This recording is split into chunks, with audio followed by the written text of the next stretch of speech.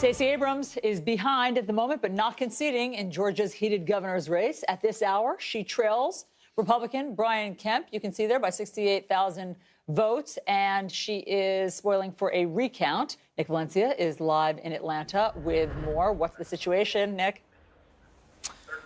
Good morning, Allison. It was a bitter race. It was expected to be a very close race, and it is still not over. 99% of the precincts reporting, and Democrat Stacey Abrams still trails her Republican counterpart, Brian Kemp, by more than 75,000 votes. It is a significant number, but Stacey Abrams is hopeful, and her hope rests in tens of thousands of absentee ballots, particularly here in the metro Atlanta area, which is part of her progressive base. She addressed her supporters last night, saying it's going to be an uphill battle, but is not without or not outside the realm of possibility. Both Abrams and Kemp sounding confident, speaking to their supporters. Votes remain to be counted. There are voices that were waiting to be heard. Across our state, folks are opening up the dreams of voters in absentee ballots, and we believe our chance for a stronger Georgia is just within reach. But we cannot seize it until all voices are heard. We are waiting on the final results, but I'm confident that victory is near. Abrams didn't mention Kemp by name, but did allude to people hard at work trying to keep our voice away, alluding to allegations of voter suppression. Leading up to this election, there was an estimated 47,000 pending voter registrations, disproportionately affecting the minority community. It's because of that she labeled Kemp, who's a Secretary of State that oversees the elections here in Georgia, as a vote suppressor. Many people seeing Kemp's role as a Secretary of State and him running in this race as a conflict of interest. For Abrams, she's counting on these absentee ballots and says that she is not going to concede until all of them are counted. John? All right, Nick Valencia in Atlanta. We're watching that very closely. The Georgia governor's race, not the only big race in the country. You know, Scott Walker, after what seems like 100 re-election battles that he won, lost one.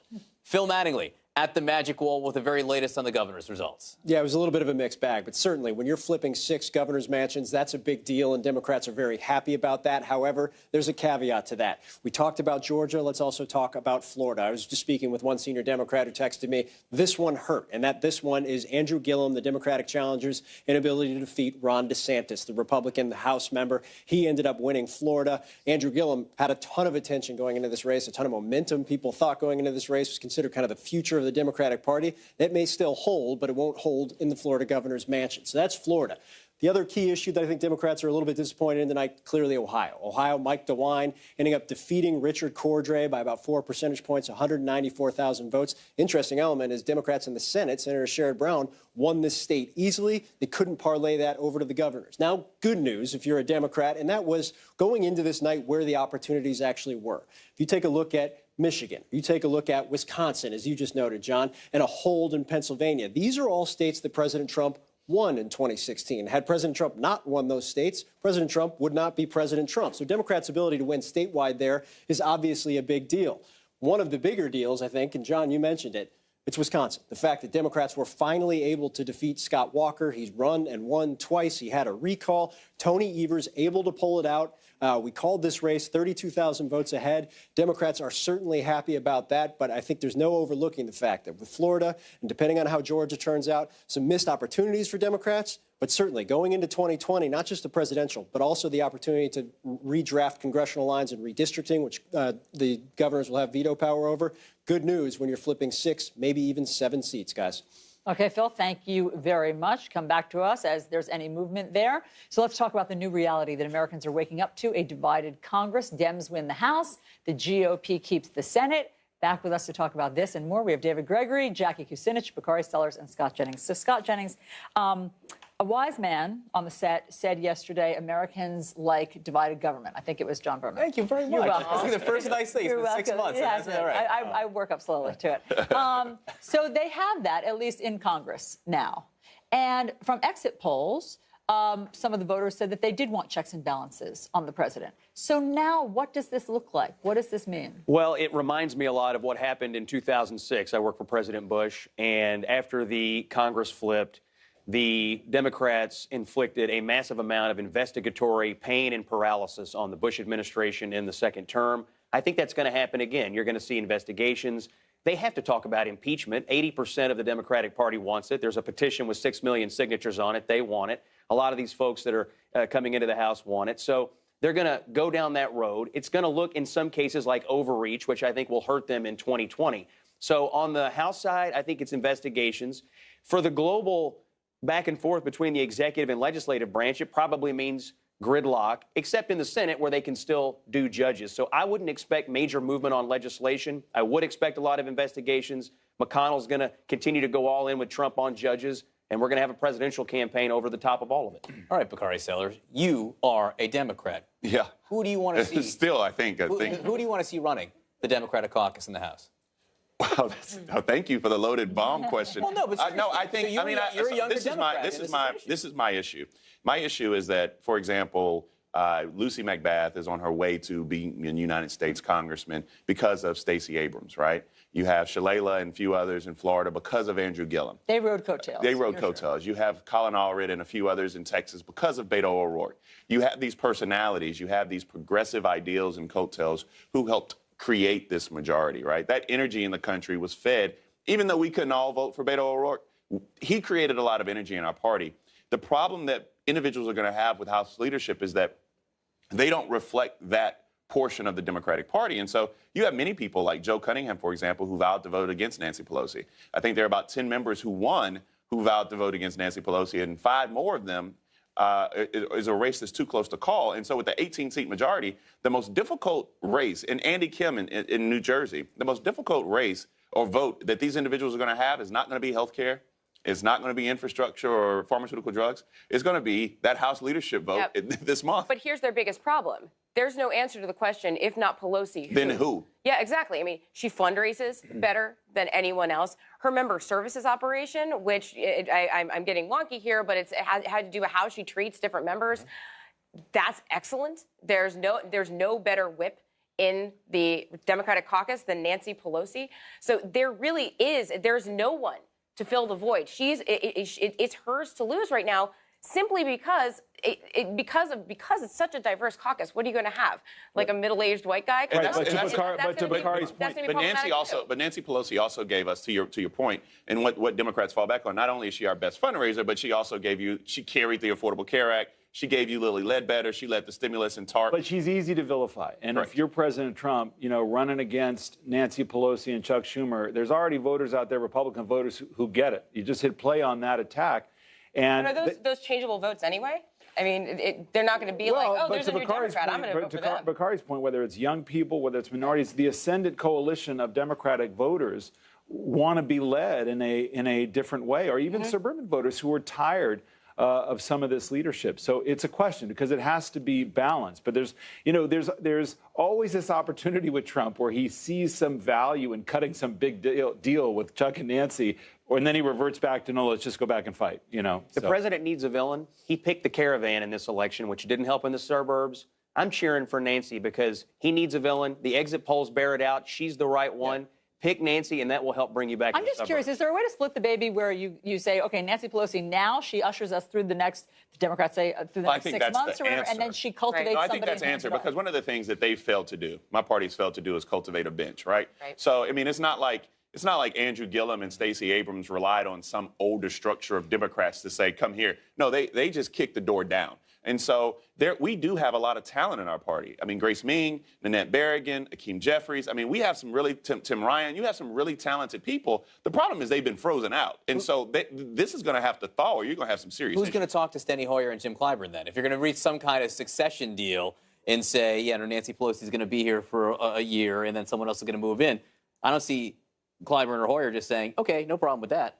That's right. And that's going to be, I mean, what's going to happen inside that Democratic caucus, and particularly in these first couple weeks, is going to be fascinating. We're going to see what direction they're going to take and where the lines start to be drawn, because it's one of the kind of double-edged sword. When you take the majority, your caucus becomes more ideologically diverse. And we saw Pelosi try to manage that when the last time they were in control, and they're going to have to do it now with a more progressive caucus in a lot of ways on that left side. Let's just remember how much energy there's going to be around impeachment with whatever Mueller produces. there's going to be an effort to try to tamp down that enthusiasm, and there is the risk of overreach. Yes. And just as you said, Bakari, that a lot of progressives thought the country was changing not quite as quickly, I think there's a lot of voters out there who feel that they're being talked down to. I agree with And I think that is a problem for progressives, and I think it will continue to be, and there's nobody who knows how to exploit that better than President Trump. I think you brought up a good point, and I think that we have to do a better job. We always talk about Donald Trump's tone, but Democrats have to do a better job tonally and with their rhetoric and not being some highfalutin person who talks down to voters. The only pushback I give to you on that is that we did pick up 7 governor's seats last night, and we picked them up along that blue wall, as it's called, in Michigan, Wisconsin. And so, when you look at those things, the Democratic Party did not have an awful night. But to Scott's point, one of the things that the Democrats have to do is tone back the impeachment talk. I don't want to have impeachment hearings, but what I do want them to talk about are prescription drug prices and infrastructure, and work with Trump to make it happen. Do you guys want to hear from President Trump? Because No. he's up. Oh, boy. He's up. Is he watching us? President is up. Good morning, Mr. President. This is what he writes moments ago. Received so many congratulations from so many on our capital B, capital V big victory last night, including from foreign nations, friends, that were waiting me out and hoping on trade deals. Now we can all get back to work and get things done.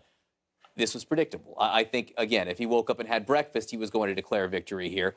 He can rightly declare that they expanded their majority. But an interesting message that what he's saying there is there are foreign leaders who thought he was in big trouble and who now think he's strong enough to do some deals with. That's what he's saying. As President Trump would say, I don't know we'll if see. that's true. I mean, I don't know if that's true, but that's what he's saying. And I know that foreign leaders certainly know how Congress works and knows that the House of Representatives is now in Democratic hands. So any legislation that might have been passed seems less likely now. It's also just interesting because everybody is claiming victory this morning. So Democrats can claim victory, and the president can claim victory, and Republicans can claim victory. That doesn't often happen. So there we are. It's a national moment of unity. It is. Not really. Everybody's a winner. You get a victory. And you get a victory. Everybody's voting and everybody's happy. It is morning in America. Yeah. It's great. Wow. Thank you all very much for the great conversation. So Democratic Congressman Conor Lamb wins the only race with 2 incumbents. How did he do it? We ask him next.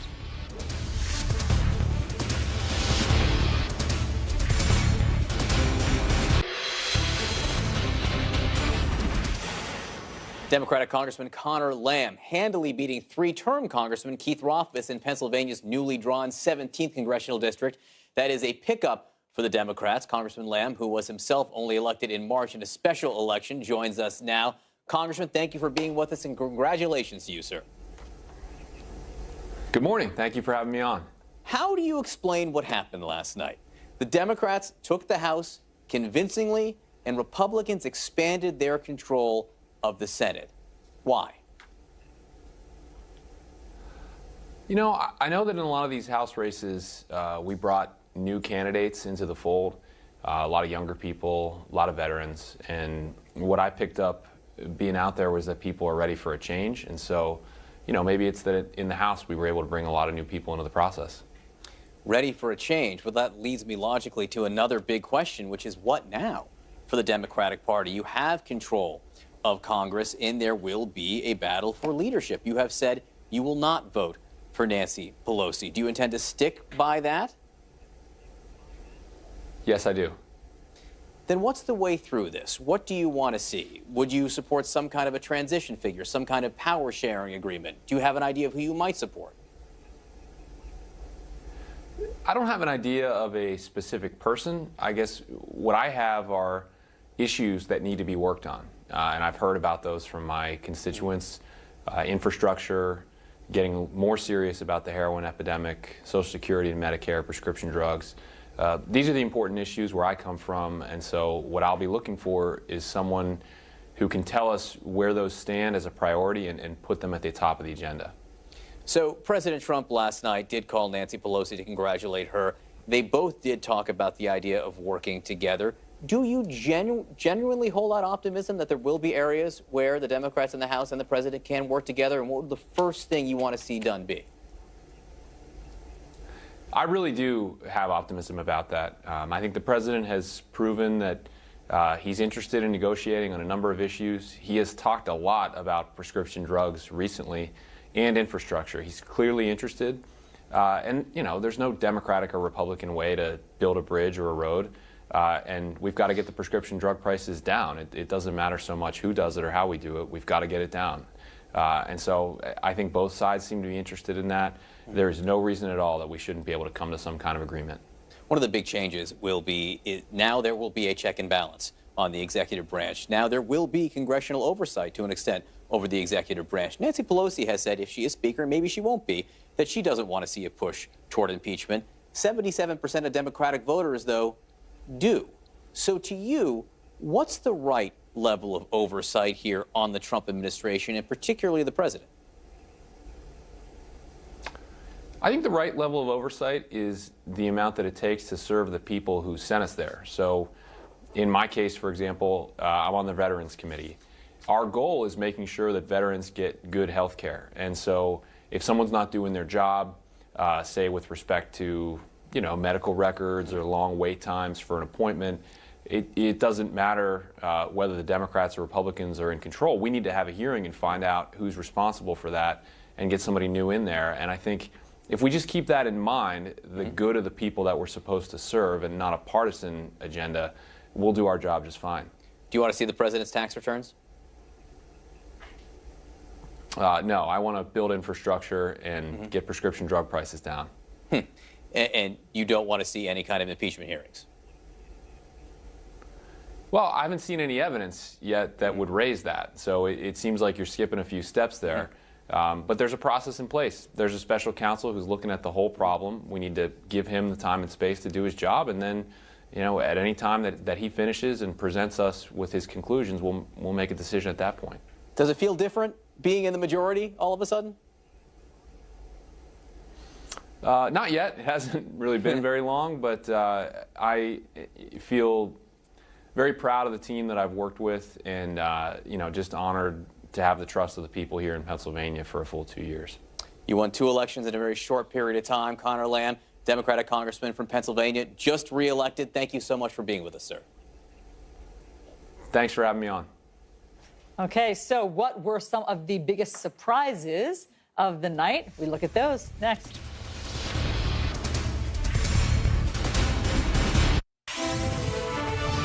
Fascinating midterm results they are in. Look at that. Democrats take control of the House of Representatives, at least 222 seats. Our forecast has it going up as high as 229 or 230. They are still counting votes in some places. As for the Senate, look at this. Still counting in Montana. Jon Tester about 1,400 votes, 1,500 votes behind. The people who know that state say there are enough votes perhaps out there for Tester to pull ahead. We're watching that very, very closely. Whatever happens there, Republicans have already had a huge night in the Senate. They widened their majority there. So a divergent, really, message being sent by the voters around the country.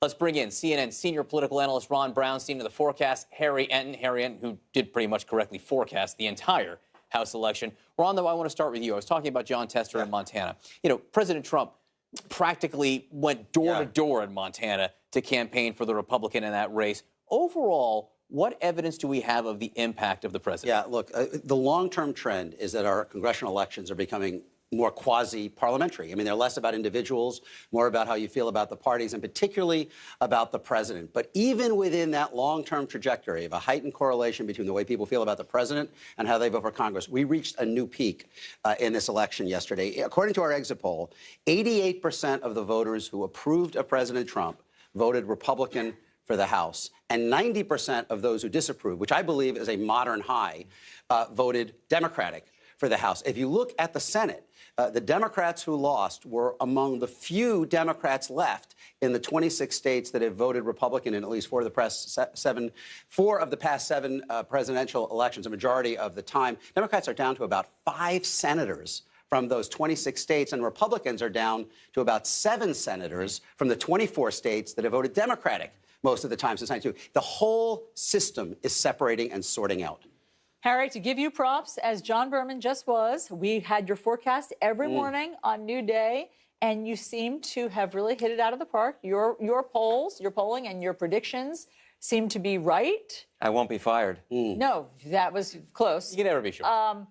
So what surprised you last night? I think that there were a few things that surprised me. I think in Texas, I think Ted Cruz did a little worse than I thought. Beto O'Rourke, I was very skeptical of his bid, but he did better than any Democrat, and certainly since I've been following this stuff statewide in Texas. Granted, I am a young man, or at least that's... You were before this election. Before I was, but now after being awake for many hours. I think the other thing that kind of surprised me was the state of Florida, right? This is a state that a lot of us still think of as a swing state. I'm not sure it necessarily is anymore. Andrew Gillum led in the vast majority of the polls in the gubernatorial contest. He lost. Bill Nelson led in the vast majority of the polls in the Senate contest. He lost.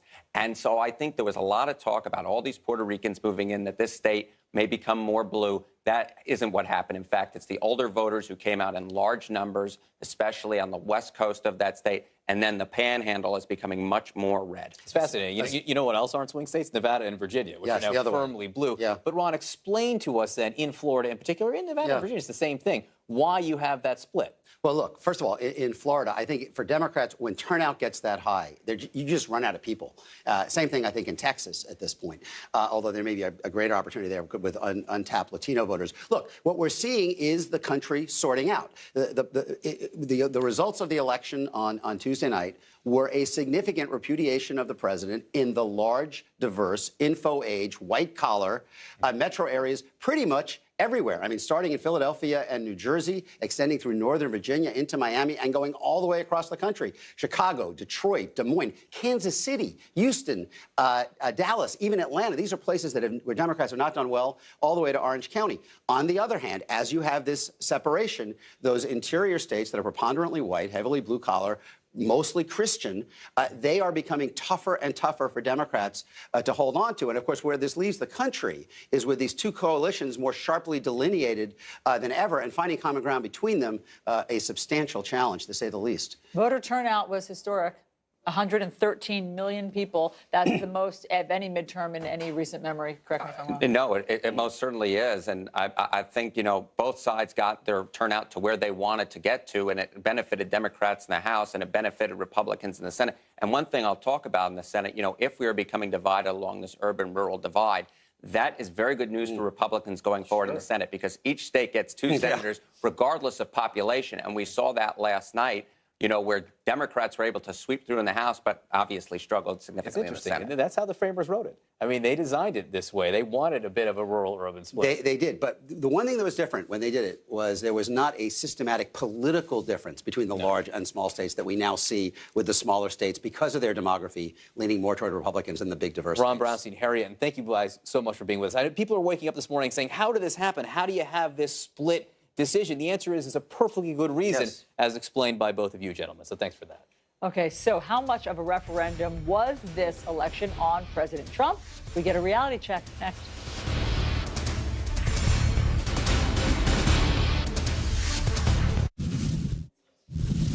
Okay, things continue to change here by the minute. The election is not yet over. Votes in some critical places are still being counted, and we are bringing you minute-by-minute updates. So, how do, thus far, this year's midterms compare to past elections? CNN senior political analyst John Avlon is here with a reality check. Hi, John. Hello. Yeah, so we've got all these numbers, and we got to focus on how they stack up. Impose some perspective on this process, people. So, split happens. But if you're feeling a little dazed and confused this morning, here's how last night compared to the benchmarks.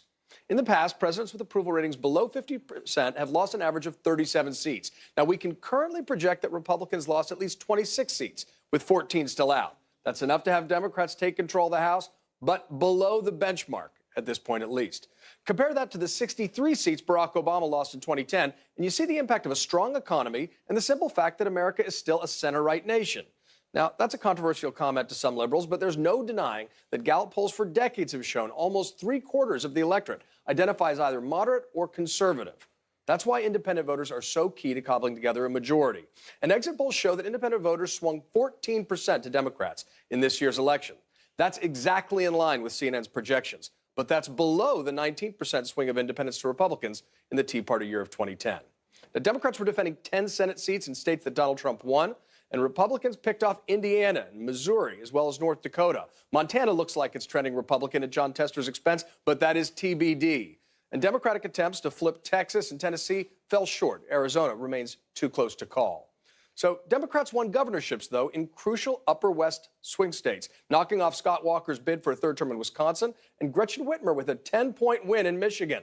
Both states Trump won in 2016. But the region remains a battleground, with Republicans holding on to governorships in Ohio and Iowa. So Democrats also picked up several high-profile Republicans in suburban districts, from Dallas to Oklahoma City to Kansas City to beautiful Charleston, South Carolina. So this split decision election was a high-intensity, high-turnout election, and that's different. The last midterm elections in 2014 had the lowest turnout in 70 years, with 36.7% of voters casting 84 million votes for the House. This year, there were an estimated 113 million votes cast. So that's pretty extraordinary. That easily surpasses the historical average of 40% by almost 10 points. So whatever party you pull for, that's a good sign about the vibrancy of our democracy, and that's your reality check. Excellent work. It's always great to have some reality at this hour in the morning. Reality and coffee. Yeah, I need the coffee, too. All right, John, thank you very much. This just in. White House Press Secretary Sarah Sanders announced moments ago that the president will hold a news conference this morning at 11:30 a.m. Eastern Time. That's in the East Room. This is a very formal news conference. I predict the president will declare victory, even though the reality, as still more votes are being counted, is much more How complicated. did you come up with that? Just because. Because I'm breathing air. All right, we'll be right back.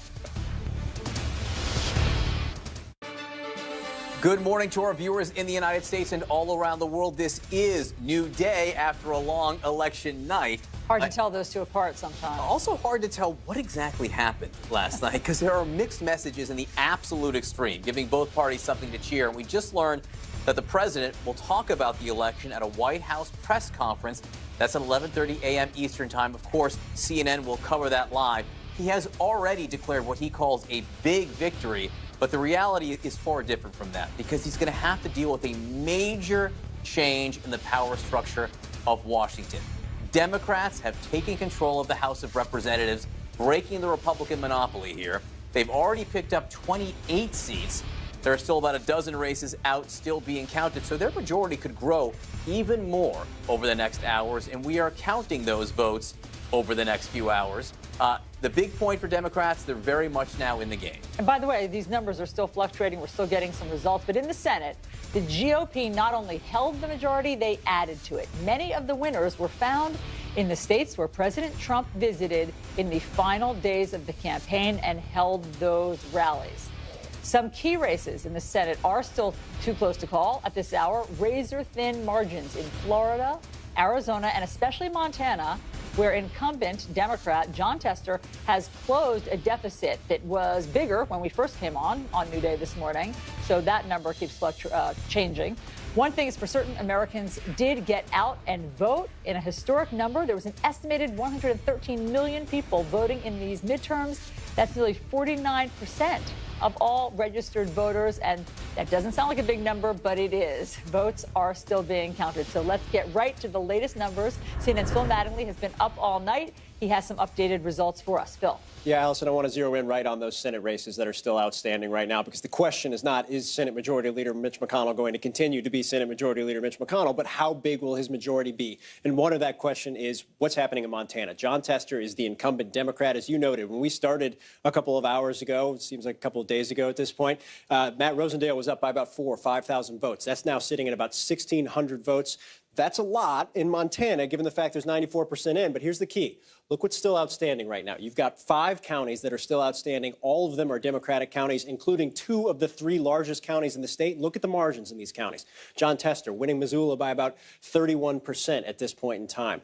Jon Tester winning Gallatin County by 21% at this time. So there are opportunities and pathways. You talk to Democrats, they feel like Jon Tester has a real opportunity here. We're going to have to keep a very close eye on that one, still continuing to fluctuate. The other one we've been keeping an eye on, Arizona. This has been pretty static over the course of the last couple of hours, with Martha McSally hanging on to her 14,500 vote lead over Kyrsten Sinema. Most of the vote that we've seen is in. And the interesting element is probably here, right here, Maricopa County, biggest county in the entire state. Kyrsten Sinema, the Democrat, is actually leading in this county and yet is still trailing statewide. Still waiting to see what else could come in there. But the fact that she's leading in Maricopa and trailing statewide, that's something that's got Democrats worried. Republicans feeling pretty good about where they stand in this race. Move over to the other outstanding race right now. It's Florida. The reason why it's outstanding, take a look at the margin. 0.4% separates Rick Scott and incumbent Democrat Bill Nelson. The reason why it's still outstanding, 0.5% is the trigger for statewide runoff in the state of Florida. There are still provisional ballots to be counted, still absentee ballots from military serving overseas to be counted. That's what the decision desk at CNN is waiting on right now. We'll see what happens when those come in. Could be a runoff. Have to wait and see. The other issue, obviously, the other thing everybody's paying attention to is what's going on in the House. And as you noted, Allison, there's still a couple dozen races, actually about a little more than a dozen races that are outstanding there. And I want to look at some of those real quick.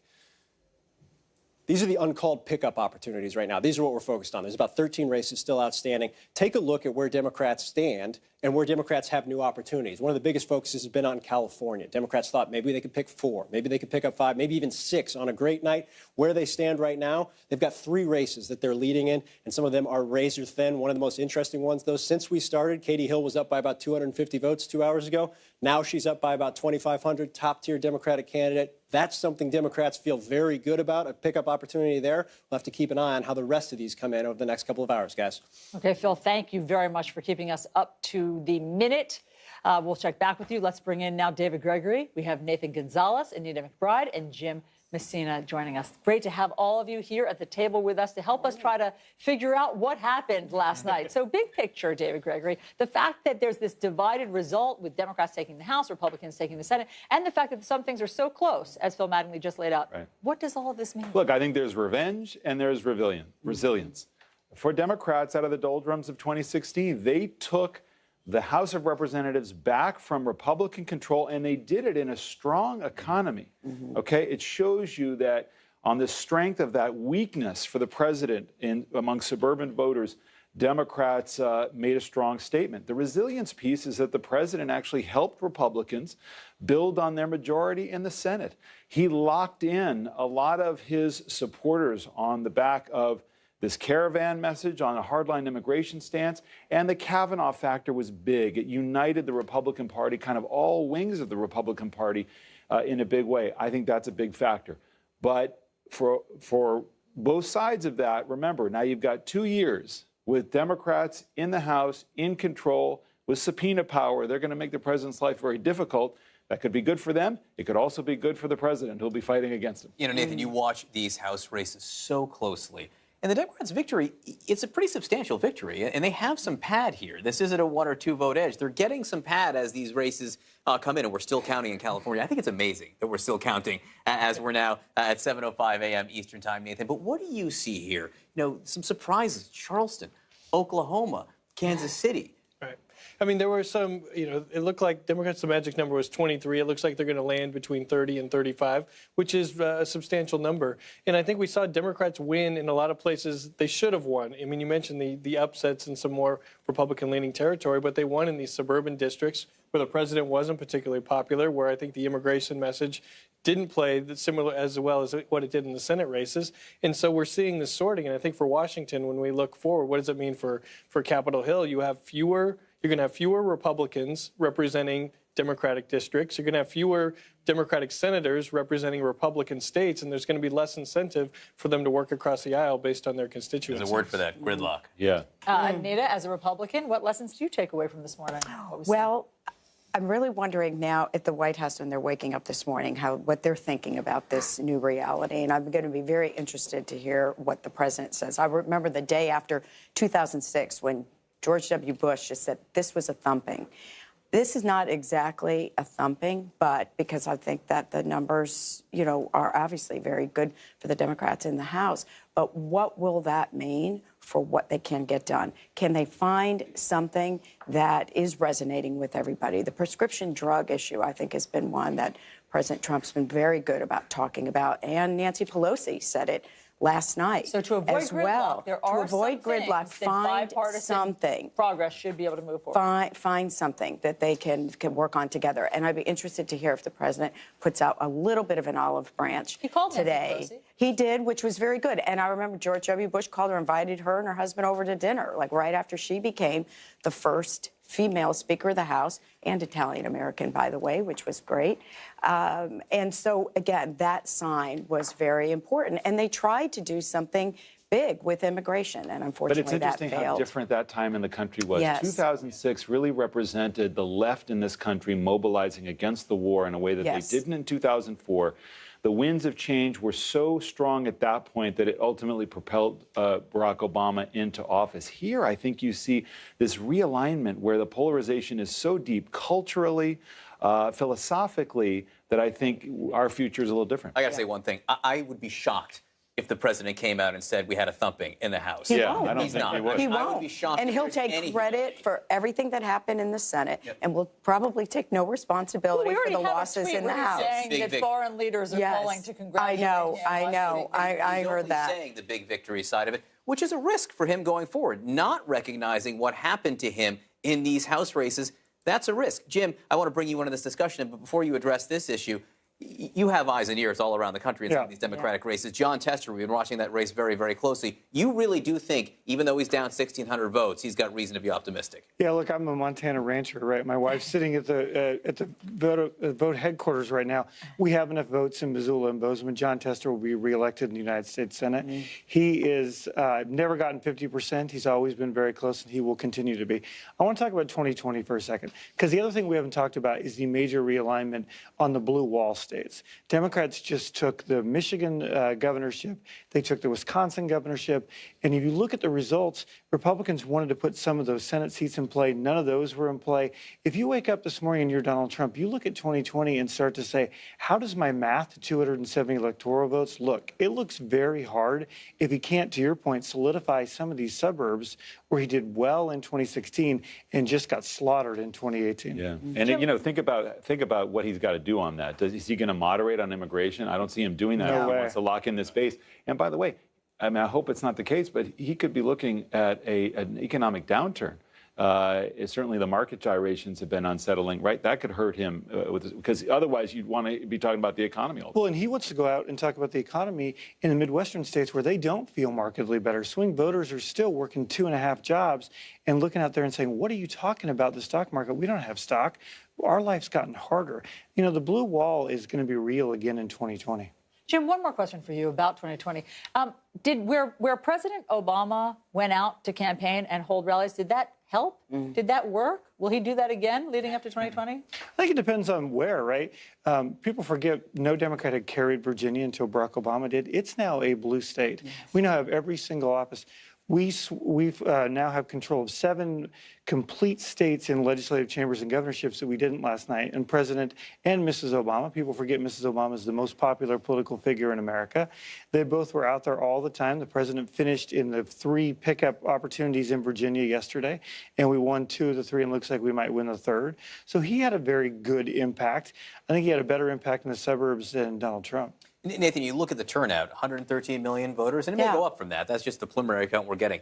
Way higher than 2014 and 2010. You know, it's great. You know, yay, democracy. It's not totally clear who it helped everywhere. In a state like Florida, it may have been decisive for the Republicans. Right. I think maybe the media got a little bit enamored with Democratic turnout and looking at lines and specific demographic groups that don't normally vote in midterm elections. But I think when you have that large of a number, your turnout was up across the board. You know, that it wasn't just Democrats that were turning out in greater numbers. It was Republicans as well, maybe as a reaction to what they were seeing on TV of Democrats being so enthusiastic. And the president, does he deserve some credit for turning out these voters in the places he went? In many of the states, not all, but many of the states he went, you know, Missouri, Tennessee, got big wins. You know, I think the president deserves credit for turning out everyone. He turned out Republicans for Republican candidates. He turned out Democrats for Democratic candidates.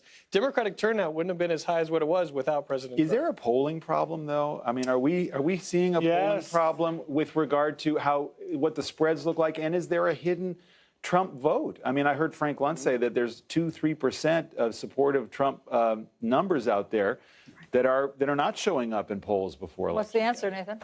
I actually think the polls were pretty good. I mean, the margins in Indiana were surprising. The margin in Missouri was surprising, but those were trending toward Republicans. I mean, but you guys feel our House and Senate projections are pretty good. You can't look at all the Andrew Gillum numbers and think polling's okay. You can't look at the turnout estimates in some of these states. No poll Although that was figured out very the close. turnout. No, but the turnout estimates, no one had 113 million voters, right? Once again, polls are broken, and we should stop being so focused on them and start looking at actual data. And you could start to see in the early votes that there was, to Nathan's point, real turnout on both sides. It wasn't just this blue wave that people were saying. I will say Harry Ann, who That's does our good. forecast for us, nailed it on the House. Like, really hit it exactly right on the House forecast, looking at the polls and other ratings there. On in the Senate, it was well within what he said the range would be. Andrew Gillum in the CNN poll that came out last week was leading by 1 point. He lost by less than a point, so that's well within the margin of error also. Anita, you know, I'm struck. George W. Bush, when he was president of the United States, the Republican Party was the party of the suburbs, among other places. I chased him around the country for a year, and we went to tons of suburbs. David was there. Carrying my bags. Yeah, no, But that seems to be slipping away from the Republican Party. And I think that President Trump has had a bit of a reluctance in accepting the fact that he is the head of the party. I mean, he actually kind of came in sort of thwarting what the Republican Party was. I mean, and to your point as well, the Kavanaugh hearings helped to galvanize a lot more Republican voters behind him. But it is changing. And to Virginia, for example, I think one of the saddest things about last night is losing one of the hardest working women in Congress, which is Barbara Comstock. I am sure Jennifer Wexton will be great, but I think that was really unfortunate. And those suburbs are changing. The only thing you say about Trump is that, and you were the guy with the ball cap and on the laptop all the time? Yeah, no, I saw you in the corner a lot. I do think that the thing about what's different here is that, you know, Trump is the manifestation of a failure to solve the immigration problem, a reaction to, you know, the financial crisis. He's such a different leader, obviously, than Trump, but the conditions are so much different now. Which is, All right, guys, stand by. We have much more to talk about. And coming up on New Day, we're going to speak to some winners, including Congressman-elect Dan Crenshaw of Texas, Michigan Governor-elect Gretchen Whitmer, Congressman-elect Kendra Horn of Oklahoma, Mike Espy, who's in a runoff for Mississippi Senate. And we'll get a preview of the president's press conference from Kellyanne Conway. We'll also have some new numbers. Okay, Stacey Abrams is behind but not conceding in Georgia's heated governor's race. At this hour, she trails the Republican Brian Kemp by, I don't know if these numbers are updated to the second, 68,000, but she wants a recount. So Nick Valencia is live in Atlanta with more, with the updated numbers. Nick, what do we know? Allison, we all expected this race to be close, and here we are a day after the election, and we officially still don't have a winner declared. 99% of the precincts are reporting, and there is a gap of roughly 68,000 votes, as you mentioned, between Democrat Stacey Abrams and Republican Brian Kemp, who is in the lead. He surpassed that 50% threshold, but Stacey Abrams believes that she has enough support in absentee ballots that are still being counted to bring Kemp below that 50% threshold, enough to force a runoff. What she is counting on is Metro Atlanta, which is part of her progressive base. She's hoping she has enough ballots to force that December 4th runoff. Yesterday, speaking to supporters, she sounded confident, but so did Brian Kemp. Votes remain to be counted. There are voices that were waiting to be heard. Across our state, folks are opening up the dreams of voters in absentee ballots, and we believe our chance for a stronger Georgia is just within reach. But we cannot seize it until all voices are heard. We are waiting on the final results, but I'm confident that victory is near. To name any names, but alluded to saying that there are people hard at work trying to keep our voice away, alluding to allegations that she made against her counterpart, Republican Brian Kemp, of vote suppression. He is the Secretary of State in that position. He oversees elections. He maintains the voter rolls. And there was an estimated 47,000 pending voter registrations that disproportionately affected African Americans and Latino voters. Because of that, Abrams called Kemp a vote suppressor. He denied those allegations. Abrams digging in, saying she is not going to concede until all those absentee ballots are counted. John? All right, just one of the races we're still watching. We are still counting votes in some places. Democrats, they will control the House of Representatives. What will they do with their newfound power? We're going to speak to the head of the Democratic National Committee coming up.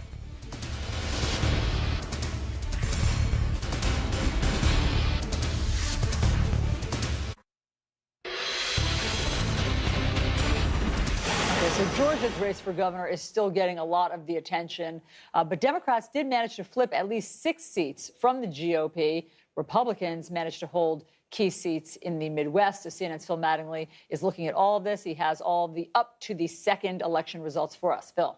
Yeah, Allison, Democrats obviously flipping at least 6 seats. That's great news, especially given what happened to the party on the state level over the course of the prior decade or so. There's one race, though, that is particularly getting under the craw of Democrats, and that's Florida, where Andrew Gillum was considered really the future of the Democratic Party. Still could be, but he won't be doing so in the governor's mansion in Florida, losing to Ron DeSantis 49.7% to 49%. That was clearly a disappointment to a lot of Democrats I was talking to. They loved the campaign he ran, loved what he might have meant for the future. He will not be governor of Florida. There's another one. We talked about Georgia. You also need to talk about Ohio, where Mike DeWine ended up winning that race, the Republican, running about 4 points ahead of where Richard Cordray was. Democrats had their eyes on this. They did very well in the U.S. Senate race in the state of Ohio. They were not able to flip the governor's race. But here's where they were able to flip, and I think this is important to point out.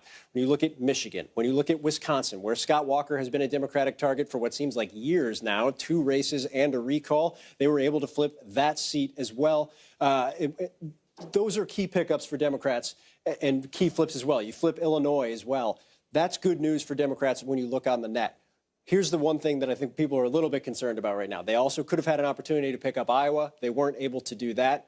In total, when you look at what they were able to do, not just because people look at these races and think, hey, 2020 statewide presidential, but what it means 2020 for redistricting, the rewriting of legislative maps, Democrats' ability to narrow the gap between governors' mansions, Republicans and Democrats by 6, maybe 7 seats is important. And John, this one's for you because I know you were very keen on this all night. Connecticut has been hanging out there, a very Democratic state, wanting to know how this was going to end up. Finally, East Hartford and Hartford have reported. We're still waiting for New Haven to come in. However, the Democrat Ned Lamont has taken a bit of a lead with 99% reporting. Looks like it's likely to stay in Democratic hands, but I'll keep a close eye on it for you. All right, Phil Mattingly, thanks so much. Important to note, we are still counting in some races, some still very, very tight, and some big calls still to come over the next few hours. Joining us now, the chairman of the Democratic National Committee, the former Secretary of Labor, Tom Perez. Mr. Secretary, thank you so much for being with us. Pleasure to be with you. Is it glass half full, glass half empty, or just half? I'm very pleased. I mean, we now have the House. I think we'll end up at about 230 seats in the House. I might be off by 1 or 2 either way. I had actually 7 flips in the governor's mansions. I had Michigan, Illinois, Wisconsin, Nevada, Kansas, New Mexico, and Maine. Mm-hmm. 4 women. Again, yesterday was clearly the year of the woman, and we saw that well. We flipped 7 state legislative chambers, and the mission of the DNC and the Democratic Party is electing Democrats up and down the ballot. And when you flip these state legislative chambers, to get back to your conversation about redistricting, that's very real. And winning in places like Wisconsin and Illinois, and then Tom Wolf won resoundingly in Pennsylvania. I mean, we're fortifying again that blue wall moving forward. And that is a very glass half full analysis. And taking the House is a big deal. Any way you look at it, that's a big deal. However, there were some very high profile races that Democrats around the country, particularly newer voters, really wanted to win. And you look at Florida as ground zero for that. Andrew Gillum, what do you think happened? Well, hey, I want to win every race. So, and I was down in Florida Friday, Georgia Saturday. And we have to continue to do what we're doing in the sense of organize. We were able to turn out young voters. We were able to turn out. But why not enough? Why not enough? Given you know they were running against the president, you thought you had a good environment. Why not enough? Well, I mean, turnout was up on both sides, and so when you look at the modeling that was in place, I mean, we turned out more voters than ever before, and we've got to keep working at it. I mean, one thing that we're going to continue to do, and I see progress both in Georgia and in Florida on this. Again, it's been, I think, 24 years since a Democrat won Florida, so it's a tall order. And in Georgia, it's been a similar amount of time. You said you turned out a lot of voters there, and you did. Do you acknowledge, though, that the president is very successful at turning out his own voters? Is he a political force that you've figured out how to reckon with? Well, I mean, the politics of fear that's his playbook, and the politics of fear can motivate people. There's no doubt about that. And what we have to do is continue to build these relationships with voters, not just in the 3-month run-up to an election, but 12 months a year. And that's exactly what we're doing. And we're going to continue to do that in Florida. We're going to continue to do that in Georgia. I share Stacey Abrams' concerns about the continuing efforts to make it harder for eligible people to vote, mostly people of color. And that's not who we are as a nation. You got the House. What's priority number 1? Health care. making sure we protect coverage for people with pre-existing conditions, a robust infrastructure bill that puts people to work in good middle-class jobs across this country, making sure that we work together with stakeholders on that.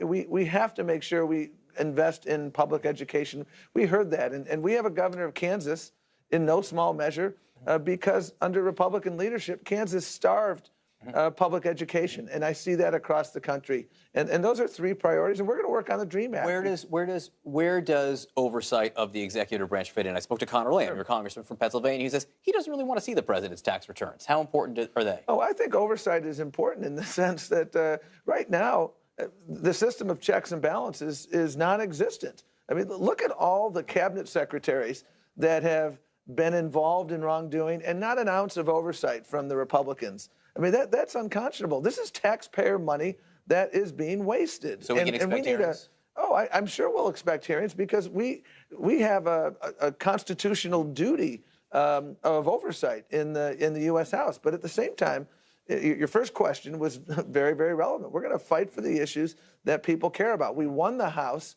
and we won all these governorships. And again, it's been, I think, 25 years since one side won 7 governorships in one race. And we won because we're focusing on the issues that people care The president has a news conference at 11:30. If he reaches out his hand and says, I want to work with the Democrats, what will you say? What Nancy Pelosi said last night. Of course we want to work in a bipartisan fashion. I think we can get an infrastructure bill. I think we can.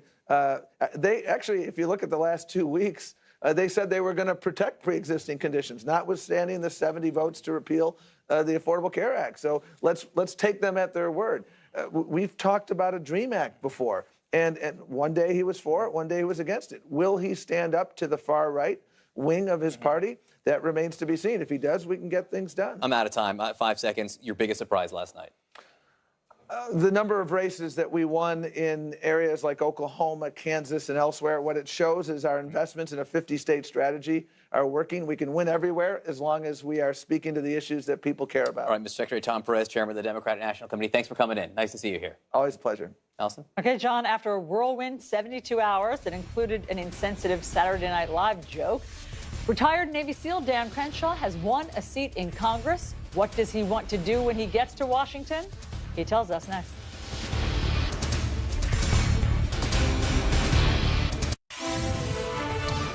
More than a dozen races for seats in the House still too close to call. The Democrats have already picked up 28 seats. How many more could they gain? Our Harry Etten has a new forecast. What do you see, Harry? So essentially what we're seeing is Democrats will end up with 229 seats, so that's a net gain of 34. Now, obviously, they could end up at 230 or 228, but our best estimate right now is they'll end up with 229. And that's a little bit of pad. You have a little bit of pad. Yeah, that's exactly right. And, you know, there's all this talk about the speakership with Nancy Pelosi and Democrats who might go against her, but if they're at 229, she's pretty much guaranteed to be elected the next speaker. And you were watching when we're talking about the outstanding races. Where are they at this point? Most of them are in California. And so there's still a few races that might go either way, in the 25th district, the 39th district. So this can plus or minus a seat. But overall, we feel pretty confident about this estimate, given there's so few races outstanding. All right, 229, Harriet, and you pretty much nailed the forecast that you've been making for the last several weeks on New Day. Thanks so much for being with us again. Thanks for always having me. Allison. You should be a meteorologist. Meanwhile, he got national attention days before the election because of an insensitive joke on Saturday Night Live. Now, former Navy SEAL Dan Crenshaw is heading to Washington as a freshman Republican in a now Democrat-controlled House. Congressman-elect Dan Crenshaw joins us now. Congratulations, Congressman-elect. Well, thank you very much. It's great to be with you here. I guess the SNL joke did not hurt your outcome. No, it didn't hurt. I don't think it helped, but we've been working hard for about a year now, connecting with voters all over the district, going from restaurant to restaurant, table to table, house to house, and it's really been an incredible journey, and it paid off last night. We're pretty excited about it. I bet you are. So what's the first thing you want to do when you get now to an even more divided Washington, given the Democrats controlling the House and the Republicans controlling the Senate? Right. It's one challenge after another, right? Well, we have issues in Houston that are pretty bipartisan.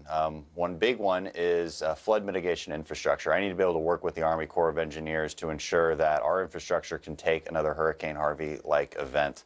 That's pretty unique to Houston, of course. I'm willing to look for ways to reduce healthcare costs. In Houston, there are some great innovative companies on the pharmaceutical side, on the direct primary care side. I can't see why on earth Democrats wouldn't want to push to expand these kind of innovative free market solutions to reducing healthcare costs. So that'll be a big one for me as well. Congressman-elect, I want to read a portion of your victory speech last night. And I'm sorry things have been happening here so quickly this morning and changing that we don't have video of it yet. So let me just read it. You say, this election and the next couple of years, and hopefully the next 50 to 100 years, is going to be about understanding what we all believe in together, understanding the foundational values that keep us together. And that used to be comedy. It used to be sports. Let's separate politics from these things. Let's enjoy life together as Americans. That's what I'd like to get back to. I think that a lot of people would like your utopian vision for getting back as Americans to enjoying life together. But let's face it, I mean, it's more divided and rhetorically more heated than ever. So what's your suggestion? Well, what I was referring to is comedy, sports. Listen, the political rhetoric will probably remain divisive. It will remain mean as ever. I'm going to try to be part of the solution there, not part of the problem. And by that, I mean, don't attack someone's core. Don't attack someone's intent if you disagree with them. And we feel, and especially on the conservative side, we feel as though every time we have a policy disagreement, the left attacks who we are. They attacked our intent as if we were bad people. On the comedy side, on the sports side, my message to Hollywood, my message to sports is just allow people to take a break from politics. Please don't politicize your comedy in a way that is just mean-spirited. And that's what happened this weekend. But it happens a lot more than just that. I think the American people could use a break. And Congressman-elect, do you have that message for the president? Do you think the president plays any role in that kind of heated rhetoric? Yeah, I would always call for him to tone down the rhetoric sometimes and lower the temperature. It would certainly help. Yes, it would certainly help. And so, Congressman, I mean, what do you think will be able to be accomplished? Well, like I said, I think there's a few things Democrats and Republicans can probably agree on. Infrastructure development, especially here in Houston, like I said before. What about workforce training? We have 7 million job openings right now. It's a good problem to have, but we don't necessarily have the workers with the right skill sets to enter into those jobs. All right, we have maybe too many young people going into four-year degrees, graduating, but not really having any skills to show for it, but they do have a lot of debt. There's a lot of workforce training programs out there, maybe apprenticeship programs that we can start to expand and look at ways to have public-private partnerships and get young people the skills they need to take on those jobs and earn higher wages and really make us a more productive nation. Okay, and last, just to bring this full SNL circle, when we last spoke to you, you said that you were not demanding an apology from Pete Davidson, but you did have a suggestion for SNL, and that was to kind of pool their money and give, I think you were calling for $1 million for veterans' causes. Have you heard from Saturday Night Live? The producer sent me an email apologizing, but I didn't hear anything about that $1 million. We're still waiting on that. All right. Well, Congressman-elect Dan Crenshaw, thanks so much for joining us with your view of the country and what is next. Thanks so much. Oh, thanks for having me. John. All right, Allison. For the first time in his presidency, Donald Trump will have to deal with a divided Congress and oversight from Democrats who will now control the House of Representatives. How do you think he'll approach that?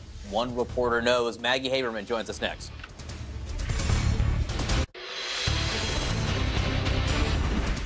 Republicans losing control of the House of Representatives. So how will the president deal with that? Joining us now to talk about the next few hours, the next few days, and the next few months, White House correspondent for the New York Times and CNN political analyst Maggie Haberman. Maggie, thanks for being here. Thanks for having me. Jeff Zeleny is reporting that the president, who's doing a news conference at 11:30, is going to come out and declare victory. Yeah. He's basically not going to focus at all on the change of power in the House of Representatives.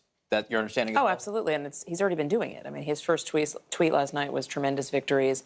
He tweeted excitedly about his press conference at 11:30. It's consistent with everything we've seen from Donald Trump in his administration. It is not consistent with what presidents do when power changes hands in midterms. We saw President Obama and George W. Bush acknowledge, a thumping or a loss or a shellacking. You're not going to hear much of that. He did call Nancy Pelosi, which I thought was striking and worth taking note of, given that what we had been hearing out of the White House was, why would he do something like that?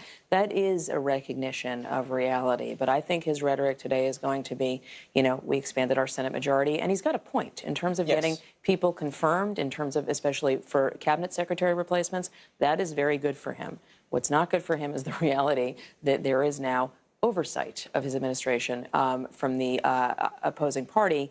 The complaint about the Republican-held Congress was they weren't doing anything to fulfill their constitutional mandate as a check on executive power. It's going to be very hard for Democrats to resist, as much pressure as there will be to have some olive branch with the White House. There are going to be a lot of investigations. The president is not, I think, quite getting what that means. Well, I was going to ask that. Does he not understand or not care that this will happen? I just think he hasn't processed the reality. He is not of Washington, and he doesn't tend to pay attention to history. I don't think that he has really absorbed the fact that when these investigations happen, it is miserable for the White House staff. I heard from a bunch of veterans of previous administrations where there were these oversight investigations and subpoenas dropping, and it's very unpleasant for them. And I think that is what you have staff weighing today is, and across at agencies everywhere. Do I stay or do I go? Okay. Segue to turnover. Do you think how much turnover will there be and when? So in the West Wing staff, it's a pretty depleted area already, but I do think you are going to see a lot of people leave. The big question mark is John Kelly. Most White House advisors anticipate he will not be there for the long 2020 haul, as we had heard earlier this year, although when and who replaces him is an open question. Likewise, with a lot of these cabinet secretary roles, there are a bunch of people who are probably going to be gone. Jeff Sessions obviously tops the list. Look, at 7:46 a.m. Should I be surprised that Jeff Sessions is still the Attorney General? No, I actually think that Jeff Sessions is going to try to be there as long as he can. I think that everybody wants to leave in a way that isn't miserable and embarrassing and, being fired by tweet. I think that Jeff Sessions, recognizes that the time is running out for him. I think he will try to find a way where it can be amicable. I think that you will see Wilbur Ross potentially pushed out the door. I think that you will possibly see Ryan Zinke pushed out the door. Those are two guys who could be under investigation by this new Democratic House. I think not could be. I think likely will be. Betsy DeVos, Department of Education, another one who I think will be under investigation.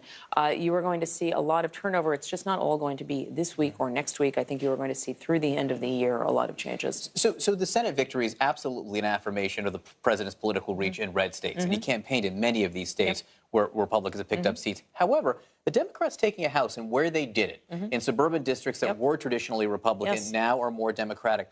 Again, does the president not appreciate his role in making this switch happen? He rejects the premise of the statement, is how I would put it. The way his argument is going to be, look at what I did, and remember, immigration was his singular focus and call. This is what he told his campaign manager to focus on, his aides to focus on. He is going to say, and they held on to governorships in Ohio and Florida. Florida, in particular, was a campaign that essentially Trump aides went in and ran. And so they're going to say, look at what we did. However, his message was incredibly racially divisive. It was incredibly explosive. It was incredibly inflammatory. Sure, it works, but it is not what we have typically seen a president do. He is going to say, however, look at what I was able to do, and you are looking at a completely divided, split America. And I'm trying to figure out what that means for the possibility, perhaps the slim possibility, of working with this new Democratic Congress. I think one of the most unusual moments of the entire presidency to date was that brief Chuck and Nancy you were going to say moment. that, Well, it was. Yeah, it was no, so it's true. interesting. And Totally you know true. what? He looked like he loved it. Well, he sounded like he loved it for that brief moment. Sure, he did. He also likes making deals, as you know. I mean, this is his whole calling card and his whole narrative. He also personally knows Chuck and Nancy in a way that he has never had chemistry with Mitch and Paul. So it's not a huge surprise. I think that his impulse is going to be to try to pivot toward working with Democrats to the extent that he can. I think that Pelosi and the Democrats in the House are going to be under some pressure to find something that is an actual issue where they can get something done, because the risk for them is he's just going to paint them as obstructionist Democrats, and that could help him in 2020. Infrastructure? I mean, it's always infrastructure week, right? I mean, look, he had actually been telling people in the White House for a very long time that he preferred the Senate plan anyway to his own plan. I still don't think that's actually going to happen, but I think you are going to hear the words infrastructure frequently. Immigration.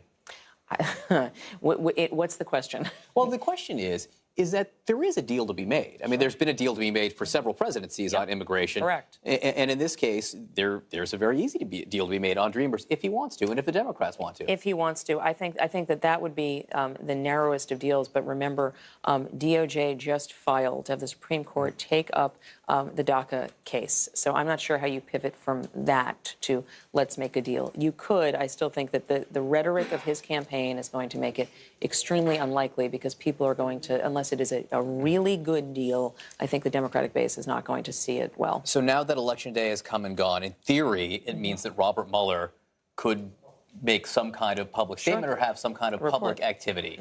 How does the White House think this will come down? What they're expecting is that there's going to be a report in the next couple of months that he will issue to Congress.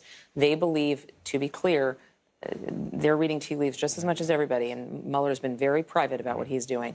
They believe / are wish casting that there will not be any indictments of his immediate circle, anyone in his family. A report comes out, they issue a counter report. He most likely does not sit for an interview. They answer written questions, and then they see how far they can take that. Interesting. Robert Mueller has a little more cover with the Democratic House, perhaps, than he would. No question. They can have him in and others in for testimony. Maggie Haberman, really great discussion. Thanks so much.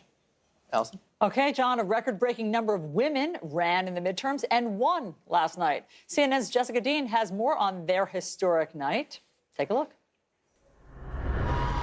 Oh, my God! Tuesday brought celebrations across the U.S. for the record-breaking number of women who made history with their victories.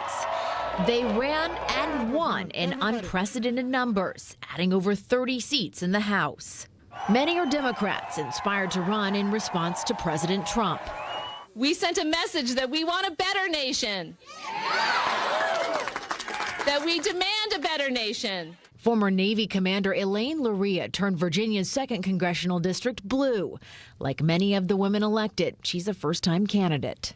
We've spent 2 years waiting for someone to stand up to the partisanship and the division in Washington. 29-year-old New York Democrat and self-described socialist Alexandria Ocasio-Cortez will be the youngest woman ever elected to Congress. That all our actions, no matter how small or how large, are powerful, worthwhile, and capable of lasting change. Diversity extended beyond their gender. Assalamu alaikum. 2018 also saw the first Muslim women elected to serve in the House. Democrats Rashida Tlaib of Michigan and Ilhan Omar of Minnesota. The first women to wear a hijab to represent us in Congress. Democrat Sharice Davids from Kansas and Deb Haaland of New Mexico earned their place in history, becoming the first Native American women in Congress. I think representation is important. I think diversity is important. Every voice deserves a seat at the table. Democrats made it a priority to get more women to that table in 2018, but Republican women made their mark Tuesday night, too. Republican Congresswoman Marsha Blackburn supports President Trump, who returned the favor, stumping for her multiple times. Blackburn will become the first female senator from Tennessee. Now you don't have to worry if you're going to call me Congressman or Congresswoman or Congress Lady. Now, Senator will do. Republican Congresswoman Kristi Noem will now answer to governor, becoming the first woman in South Dakota to do so. It wasn't all good news for women. Incumbent Democratic Senators Claire McCaskill and Heidi Heitkamp lost their seats in high-profile races. But Tuesday marked a turning point as the congressional representation of women got a little closer to matching the percentage of women in America. John and Allison? Closer. Yeah. But it's still a long way to go. Well, sure, but more women are engaged as well. I mean, more women, even for 2020, are in the mix at lower levels. I mean, I've gone to some of these campaign schools where they have record number of women signing up to learn how to become candidates and get involved in the political. And one of the things we heard overnight is that's a difference this time around, is that women are volunteering. Women are going to seek races as opposed to having to be found and dragged into it. Yeah, just really fascinating. Just one of the many historic things that we saw last night. So President Trump will hold a press conference just hours from now. He faces a new reality this morning. It is a divided Congress. We'll have White House counselor Kellyanne Conway with us live next. This is CNN Breaking News. And good morning to our viewers in the U.S. and around the world. This is New Day. It is Wednesday, November 7th, 8 o'clock. Here in Washington, the 2018 midterm elections have delivered President Trump a new challenge. As of this morning, Democrats have seized control of the House, breaking the Republican monopoly in Washington. They have, at last check, picked up 28 seats. These things keep changing. About a dozen races are still too close to call. Those races will decide the margins the Democrats will have in the new year. But the big headline, as of this morning, is that the game of checks and balances has changed. Yeah, there is now a game of checks and balances that hasn't existed in 2 years. In the Senate, though, a different story. The Republicans not only held their majority, they added to it.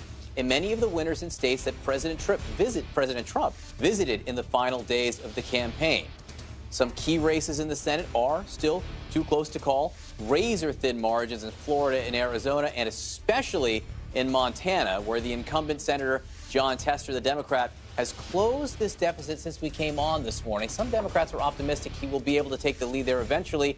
We have not seen it yet. One thing is certain, Americans, they got out and voted in big numbers. An estimated 113 million people voted in these midterms. That's nearly 49% of all registered voters. Not enough, but more than we saw in 2014 and 2010. Much more. But mean, still, the number. It's half. Sure, baby steps. Baby steps, okay. In about 3 hours, the president's going to hold a White House press conference to talk about the election results. So let's go to Jeff Zeleny at the White House with new reporting on the president's mindset. I take it, Jeff, he's not going to come out and say it was a thumping or shellacking in the House. Good morning, John and Allison. No, President Trump is not going to use either one of those words. We certainly do not expect. In fact, I am told that, quote, he feels vindicated. And that's what we were told the president is going to say as his mindset going into this press conference. He feels upbeat, largely, in fact, only because of the U.S. Senate, primarily the races that he campaigned in. He's going to talk about that. I am told he's going to give a speech before the press conference, probably a lengthy one, talking about all the places he campaigned. He, of course, will talk about those Senate races. He campaigned in Florida, in Indiana, in Missouri. He also campaigned in Montana. That was the one he really wanted to win. That is too close to call this morning. But I am told the president is going to seize victory. But one thing that is unclear is exactly how he is going to address and discuss and, in fact, work with potentially the new Democratic majority in the House. So White House Press Secretary Sarah Sanders late last evening said the president had no plans to call Nancy Pelosi. She said, why would he? Well, it turns out that's exactly what he did overnight. So talking to a White House official here this morning, I asked about what this new dynamic is like with the White House and the new soon-to-be Democrats in control of the House. They said, we are taking our cues from the president on this. So they are not yet sure what exactly he is going to say in terms of working with them, but look for the president to talk specifically about his victories. One other thing, we are talking to allies of the president, some who were with him last night here at the White House as he was watching all of these results come in. They are not sure that he fully appreciates and understands the weight of what is about to change in Washington, particularly with the prospect of those investigations. Of course, that is something that could affect people throughout the ranks of government, at agencies, other places here. So talking to one ally of the president this morning who's talked with him recently said we are not sure that they understand the weight of all of that. So this is something that will, of course, be coming into full view here, even as the Russia investigation also returns to the front burner. At the same time, the president, looking ahead to 2020, he was asking his advisors what they thought the results last night meant for him 2 years from now. John and Allison. All right, Jeff, we have the person who can answer some of those questions for us. Joining us now is counselor to President Trump, Kellyanne Conway. Great to have you here in Welcome studio. to Washington. Thank you very much. It was an exciting night. So what changes this morning? Now that Democrats control the House, what changes in Washington? Well, in large part, that's a question for the Democrats as well, Allison. The president has shown his willingness to work across the aisle on, say, the Dreamers DACA Last January, he was willing to make a deal on that. The Democrats walked away from the table. Well, hold on a second, because you know Democrats see it differently. I mean, they say that they had this bipartisan bill. We've interviewed Senator Chris Coons, who says that they were even willing to give money for the wall, and the president reneged at the last moment. That isn't exactly what happened, but immigration is also a very complicated, complex issue. It's not just the wall, and it's not just DACA. It also is the president's call to end chain migration, the visa lottery system, for example. But more to the point, this president is the consummate deal maker. He's a negotiator. He's willing to work with Democrats. He just passed historic opioid legislation with every single Democrat voting for it in the House and the Senate. So he led on that issue. They joined him. He's shown his willingness to work on infrastructure, spending bills, certainly. And really, I think the question is for the Democrats. You know, a number of Democrats won House seats last night in swing districts. Are they going to go home and say to their voters that, hey, there's a big appetite now for endless investigations and subpoenas? People like when you focus on the issues and not just investigations. So that's a question for them as well. I note last night that Nancy Pelosi did not mention investigations and subpoenas in her statements and in her phone call with the president. Let's talk about that. What did he say to Nancy Pelosi, and what did she say to him in that phone call? He's always willing to work with people across the aisle. I think that the big story from last night, though, is how his engagement made history yet again. Only 8 times in the last 80 years has the president's party in power picked up Senate seats at all. He picked up at least 3, possibly 5, as the counting goes on. But what did he say to her in that owing phone to his call? I won't say what he's going to tell you at his press conference today, how he feels about all that. But as you can imagine, I mean, we've had Speaker Pelosi, Minority Leader Pelosi to the White House many times in the past, and Mr. Schumer as well. You have to do what's good for the country, and he's willing to do that. But again, if we're going to call for unity on the one hand, and the other hand, talk about incessant investigations, that I don't see what the appetite is there. Well, let's talk about that, because there does seem to be an appetite for instance, the president's tax releases to be, tax returns to be released. You know, respectfully, is this really what we're talking about today after we had historic gains in the Senate and some of the governorships? Yes, because there will now be oversight that hasn't existed for the past 2 years. Right, but so there will be more oversight. And as you know, Democrats have long wanted there to be more oversight of this White House. Well, I'm sure. Some of them, it seems to be all they talk about. But what do their voters think? What do their constituents think?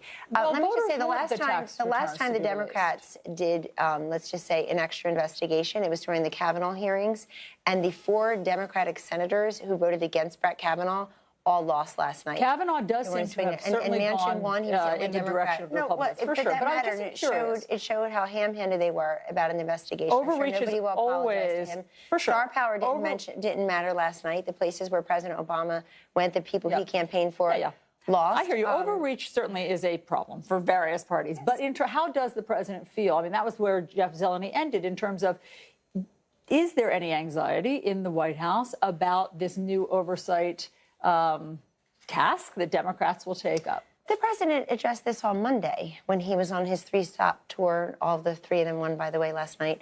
The people he was out for on Monday. He said the Democrats will do what they are going to do, and I'm going to do what I've always done, which is find a way to deal with it. And he'll do that. But that's not going to, if they want to bring Washington to a grinding halt, then they don't understand President Trump, because he's going to continue to want to do. Let's just focus on the tax returns. They just want to see the tax returns. You know what, Allison, respectfully, I'm not going to only focus on tax returns, because according to CNN's own polling, that's not what animated voters last night. I know you had a poll on October 22nd showing Gillum ahead by 12 points. That poll is a form of voter suppression. He's way ahead. Fair. He lost last night. Here's the poll. Here's the poll on the tax returns. 68% of Americans believe that the president should have released them. He promised to release them. He said absolutely. I'm just saying that seems so we're going back to 2016 now? One of the first orders of business that I think that Democrats could easily do like that. Well, they may try. The tax returns. Is the president at all nervous about that? They may try. The president is not nervous about anything. Okay. I was with him all night last night, and again this morning he's going to address the nation. What he's very excited about is that his political engagement in these key races made history again. He defied the trends again. I think it bordered on adulation for some of these candidates for governorships in Florida and Georgia, and certainly Beto in Texas. It bordered on adulation, all the positive coverage, the profiling. I think some people also, it's not their business, they're not supposed to be partisans, really being, I think, very unkind and patently unfair to some of the opponents in those races. And the voters look past all of that. So I think they're going to look past all these investigations in large part, too. Let's talk about what you've brought up with the unkindness and the tone, and if anything changes today as a result. The president, it was so interesting. He did this interview with Sinclair. Yes. And he was asked about if he has any regrets over the past 2 years. And he brought up maybe the tone, maybe my tone. Maybe I could have But play done the whole something clip. What did he say? He said, I like to soften the tone, but I can't because I get hit everywhere and not treated fairly. Does the tone come from the top or not? I think the president's a big counterpuncher, and he's always said that. He doesn't draw first blood, but he's going to defend himself and stand up for the candidates that he believes in, the principles and the policies he believes in. So in other words, no. If So he the has, tone no, isn't that's going not to true. change. He just said he'd like to change the tone, but also, tell me can this: he is the change coverage it? going to change? Is the constant racism, sexism, misogyny, is that going to change? I doubt it. Do I you think put the it'll probably president trickle on the down same it. par as a cable news anchor? No, not at all. He's the president of the United States. That's And right. by the So way, why he doesn't knows he it. set the tone? And he knows it, by the way. Why doesn't he We set look the tone? right past people who have no business treating the president of the United States the way he is treated. Do you look right past it? And Because the you said rest he's a of us. counterpuncher. I mean, which He's a one is it? counterpuncher. He has a right to defend himself and defend policies and principles. So, for example, when we heard about a year ago this time, Allison, the tax cut will never pass. It will never pass. It will destroy the economy. It has been part of the economic boom. We have record unemployment numbers. I know you don't want me to say it, but I'm going to say it since we don't hear it much on Claire, CNN. we cover it all among the time. African Don't be Americans, silly. Hispanic Americans, Asian Americans, 65-year low among women. That mattered to female voters. Understood, They can but do the math. you still lost the House. Right, so the that was to be economy expected. is fine, But not the is way going President well, Obama lost but it, you still lost 63 House seats. I understand, and that was Not a a much shellacking. tougher economy. So the economy is, He going lost because of really Obamacare. well, and you still lost the House. So clearly, voters are displeased with something. No, that's a historical trend. But this president's engagement and the vice president's engagement helped to mitigate those trends. You know, the president, since he was elected, did 53 rallies specifically for candidates in about 25 different states. Since Labor Day, just 2 short months ago, Allison, 30 rallies. He packs the houses. I know the big question is, we see all these people here, but will they vote? Yes, they went and they voted, especially in states where he showed up and he endorsed the candidates. Yes. And he was talking about policy each and every time. Even Well, someone like hold on a Claire second. McCaskill, I Hold know. on a second, Kellyanne.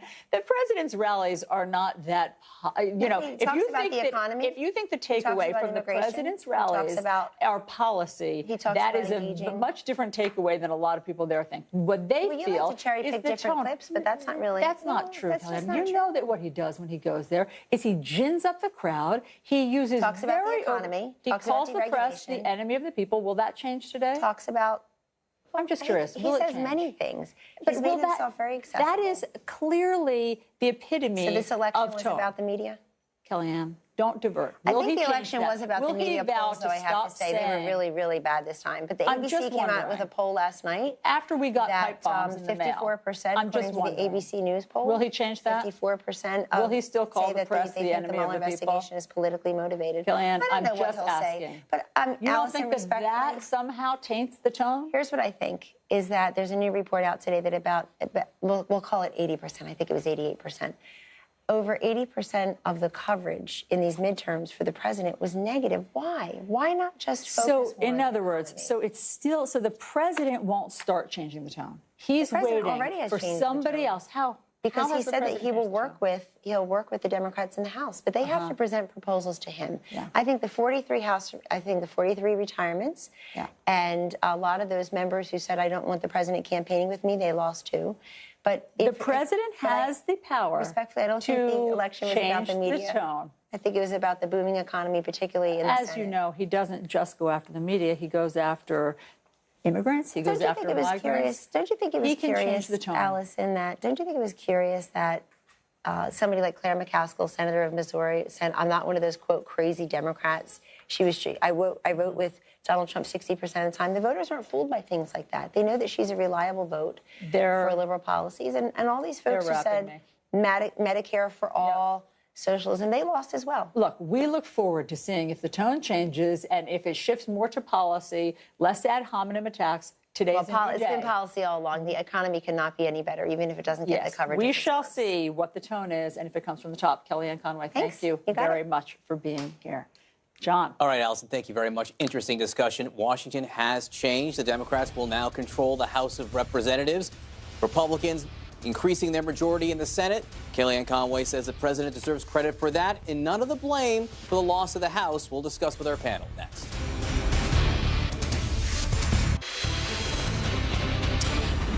All right, for the first time, President Trump is up against a divided Congress. The Democrats have taken control of the House of Representatives. We believe at this point they'll have at least 229 seats. The Republicans, they continue to hold the Senate. We are still counting votes in some key races, including Montana.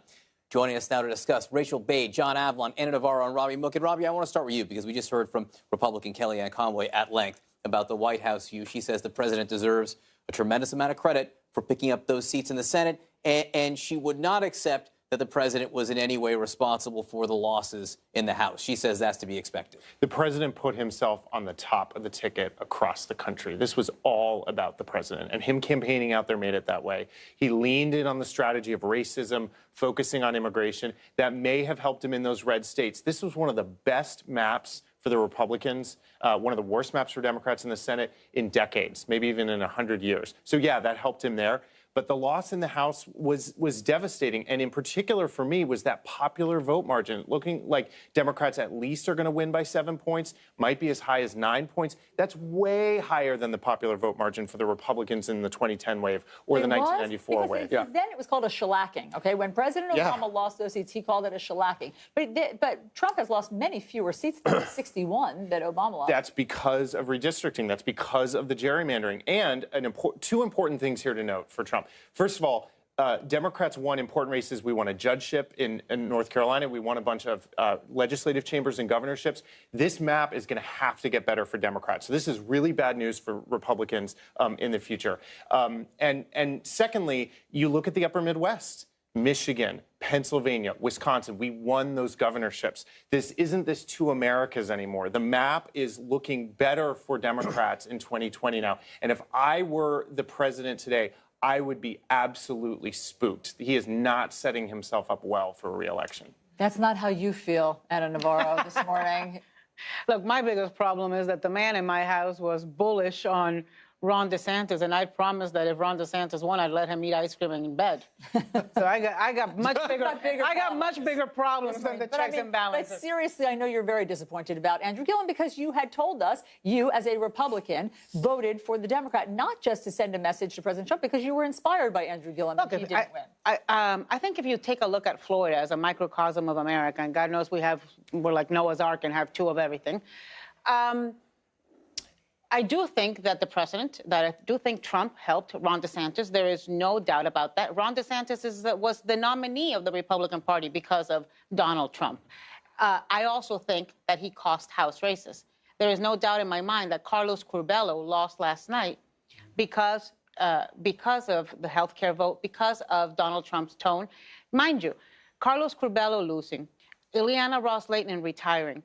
That means that, yes, there's going to be more Democrats in the Congress, but there's also going to be less Republicans who speak up against Donald Trump's tones and abuses of power in Congress. It is now a much more Trumpian and much redder Republican party that's going to be in Congress with, some very few exceptions like a Mitt Romney.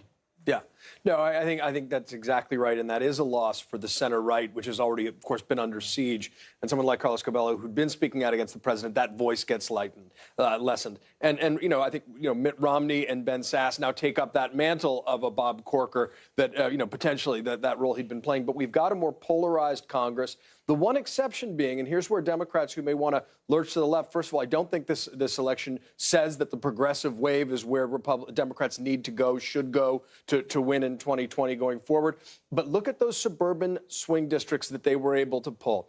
This is not, Pennsylvania 1, which actually Republicans held on to.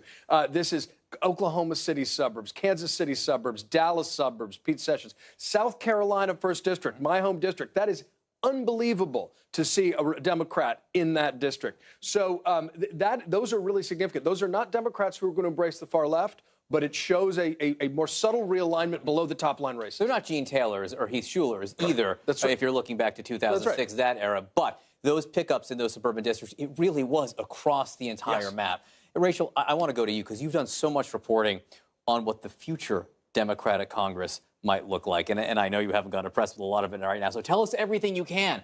What's going to happen with Nancy Pelosi? Is she going to be the next speaker? Too early to tell. I think that if your number's right, 229, she can only lose 11 votes on the floor. And right now, of the candidates that won last night, there are at least 5 who have said point blank, I will not back Nancy Pelosi. And a number of them have also said they want new leadership to try to fend off these attacks from Republicans and suggest that they wouldn't back her without actually cornering themselves against, voting for her. So she is working behind the scenes right now. We know she was making calls to candidates last night, including some of these candidates who said they will not vote for her. And she, she's a seasoned poll. She knows how to do this. If you remember back 2 years ago, there were 63 Democrats who voted for her privately in caucus. But then when the vote came to the floor, all but 4 of them folded to her. So she knows what she's doing. I've also heard that there's about a dozen incumbent Democrats who are really hoping that these new candidates band together and push her out. And these dozen Democrats apparently are willing to say that they're going to vote against her on the floor. But I'm very skeptical because they haven't come out publicly, which is very telling in and of itself. So it's going to be a battle for her. As looking at it from the other side, she sounded so off message to me this entire time, particularly the recent days. She sounded very, very confident, overconfident, when I think she should have been sending the message, and every Democrat should have been sending the message: run and run scared. Don't believe the polls. Don't get complacent. Stop measuring for drapes in the majority office. Yeah. And she was already celebrating much more before. And the polls is another untold story here. Yeah. Honest to goodness, every pollster needs to be tarred and feathered. Why? What's your take? What do you think they got? Oh, John, CNN had a poll with Andrew Gillum 12 points ahead. He was up 1 point last week in our poll, and he lost by less than a point. That's well within the margin of error. I think there were errors in some of the polls, particularly in Missouri and Indiana, where it was on the margins for some of those Republicans. I think we do have a problem picking up some red state pro-Trump voters. But by and large, Harry Itten told us there'd be 227 Democratic House members. They're going to be 229, it looks like. You can't get much more right than that. They're not perfect, but I don't think they're the villain in this story. Oh, I think the turnout model is getting impossible to predict. And we saw a replay of 2016. Yeah, look, I do think I actually think, John, you put it very well. We do have a problem. We saw it in Florida, detecting some of this Republican support in the polls. But I think we misuse them sometimes. I think we see a race as close, and then we say, well, we're going to win it. Look, Texas was never a toss-up. It was a real reach for Democrats. Georgia was a real reach. Florida was a genuine toss-up. It looks like we'll lose by a point, maybe less than a point. That's a toss-up. So I think sometimes we need to look at these things and think of them as a probability and not as well, that's close, that means we'll win. That's not a responsible way to look at polls. And just in terms of turnout, I want to emphasize that again. It was extraordinary turnout last night, and 113 million votes cast compared to around 88 million in 2014. That's an incredible surge. The Democratic margin, the point that Robbie was making, is probably the largest we've seen since 2008. Those are significant trends, not from a partisan perspective, but from a voter participation, from people engaged with their democracy standpoint, and that's a good thing. All right. Thank you, one and all. Thank you, panel. Great conversation. So a record-breaking number of women are winners this morning. We will talk to 2 of them next.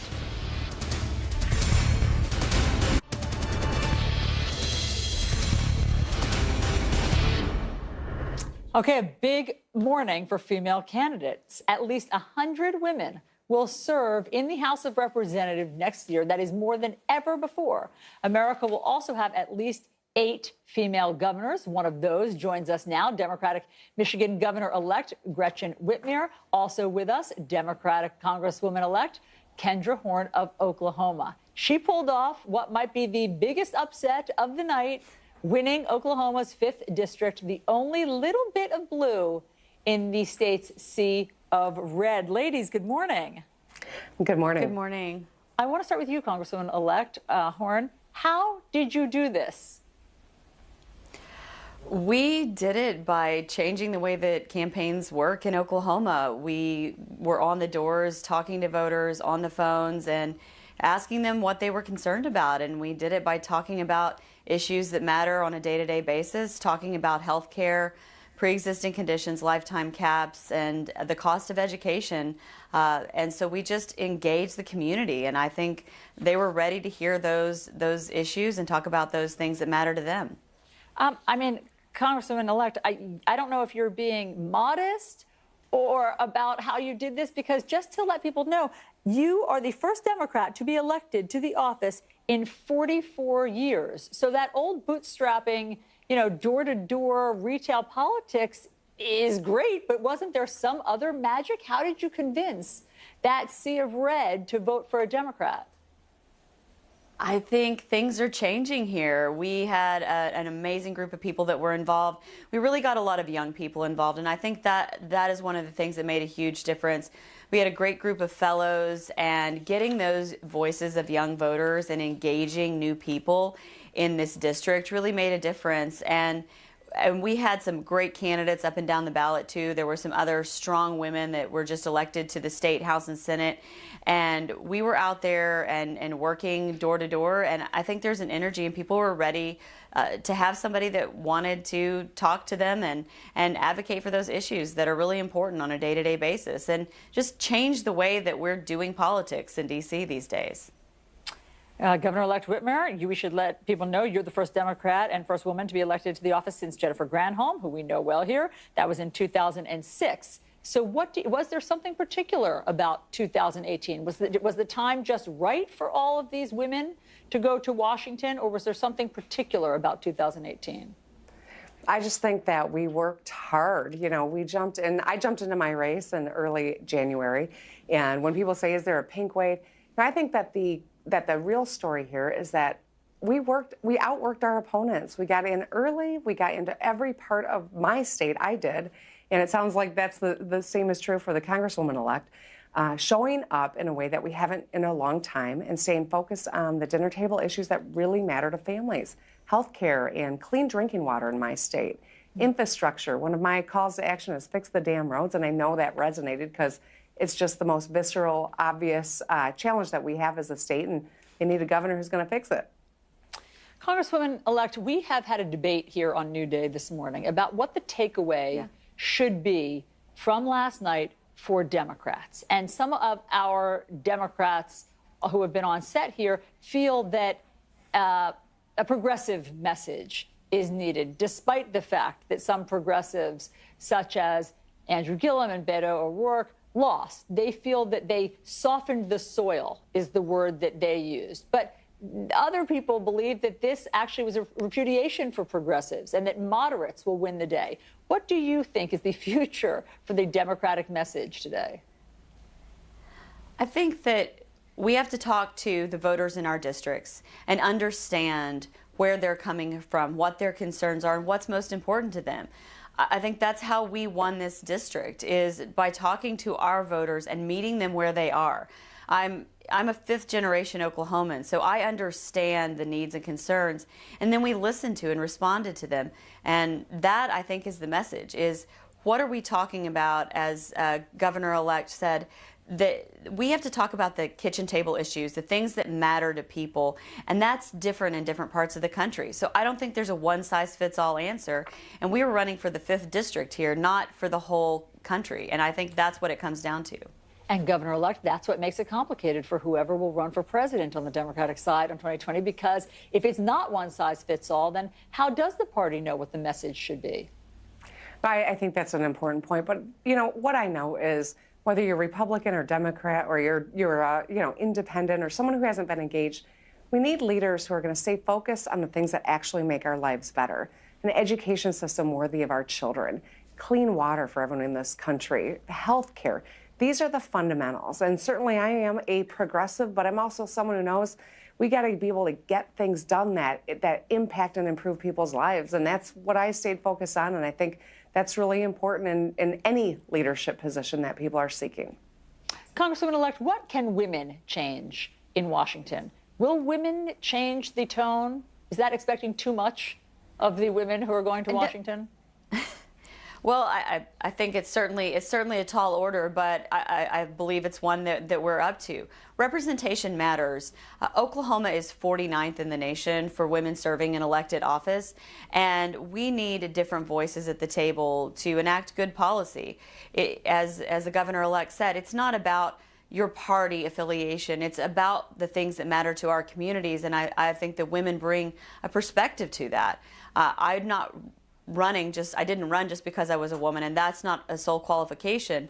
I'm an attorney, a mediator. We've done a lot of things, but the fact that I am a woman impacts the way that we see the world, and I think that's one of the things that the women that are coming into office are going to bring to the table, the ability to reach across the aisle and get things done for education, for health care, for the things that matter most to Oklahomans and people across the nation.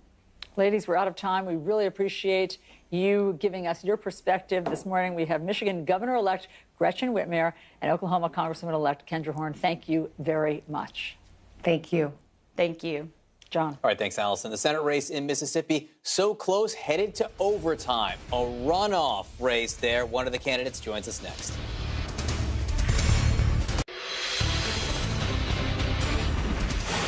The special election for a Mississippi Senate seat remains undecided. Incumbent Cindy Hyde-Smith and Democratic challenger Mike Espy headed for a runoff in 20 days because neither candidate reached the 50% threshold. Now, Hyde-Smith was appointed to the Senate seat in April of this year after Senator Thad Cochran resigned amid health concerns. Joining us now is Mike Espy, the Democratic candidate in Mississippi, headed to the runoff. Secretary Espy, thank you so much for being with us. Overtime, how does that feel? Good morning. Good morning, John. Overtime. Well, you know, we all knew that this would be a two-step process. So now we're moved now into, if you will, the second quarter past our halftime. So we're crunching the numbers, and I'll tell you what, we really like what we see. We fought the incumbent senator to a virtual tie. Now, I think that favors us. We have seen now that 60% last night, 60% of the voters consciously voted against the incumbent senator. And on our side, there was unprecedented turnout. We got 120,000 new voters than in midterms before. We almost got 400,000 voters. So, you know, we sort of like what we see. Now we're into our plan B. We start this morning, and we're moving forward. Yeah, no sleep for you. Explain to me why, and let's put the numbers back up on the screen here. You can look at this, and I don't think you have to be a math expert to say, look, if you add up the vote for the Republicans there between Chris McDaniel and Senator Cindy Hyde-Smith, that gets well over 50%. Why wouldn't the McDaniel voters just go to the senator? Well, I mean, they made a conscious decision not to vote for the incumbent senator, and they have their reasons, and those reasons remain.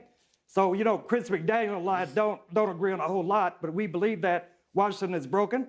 So what we have to do is just make sure that we could get our vote out, make sure that we could continue to expand those voters, you know, who are, who maybe are registered but did not vote yesterday, and just do everything we can to enlarge the base and bring them out. So what's your message to the McDaniel voters? Why should they vote for you? What's the one issue you will deliver to them?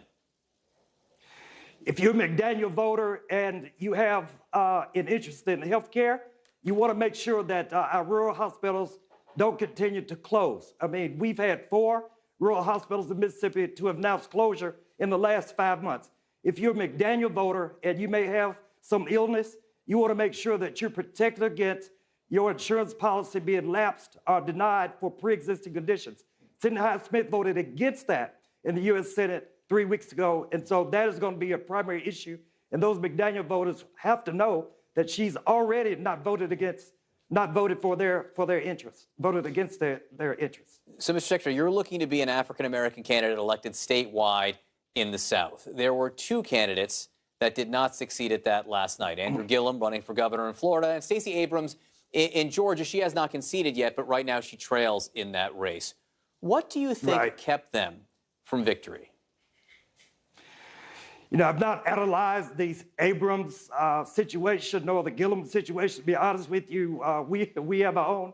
Yes. We have our own race here in Mississippi, so I've kept my head down. I've really not looked at why they perhaps came short, but we think that we fought the incumbent senator to a tie here in Mississippi, and that is a win for us.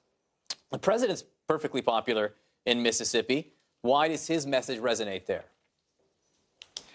Well, I mean, he's the president of the United States, and, but he got less vote in Mississippi than he did in Louisiana, in Arkansas, and in Alabama. So, all we have to do is put our heads down and get our vote out in 3 weeks, and we're doing that. All right, Secretary Mike Espy, headed to a runoff, 20 days, as I said, no sleep, no chance for rest for you. Thanks so much for being with us. Thank you very much. All right, President Trump's new reality, working with a Democrat-led House, trying to get some sort of legislative agenda pushed through Congress. How will that work? We get the bottom line on everything next.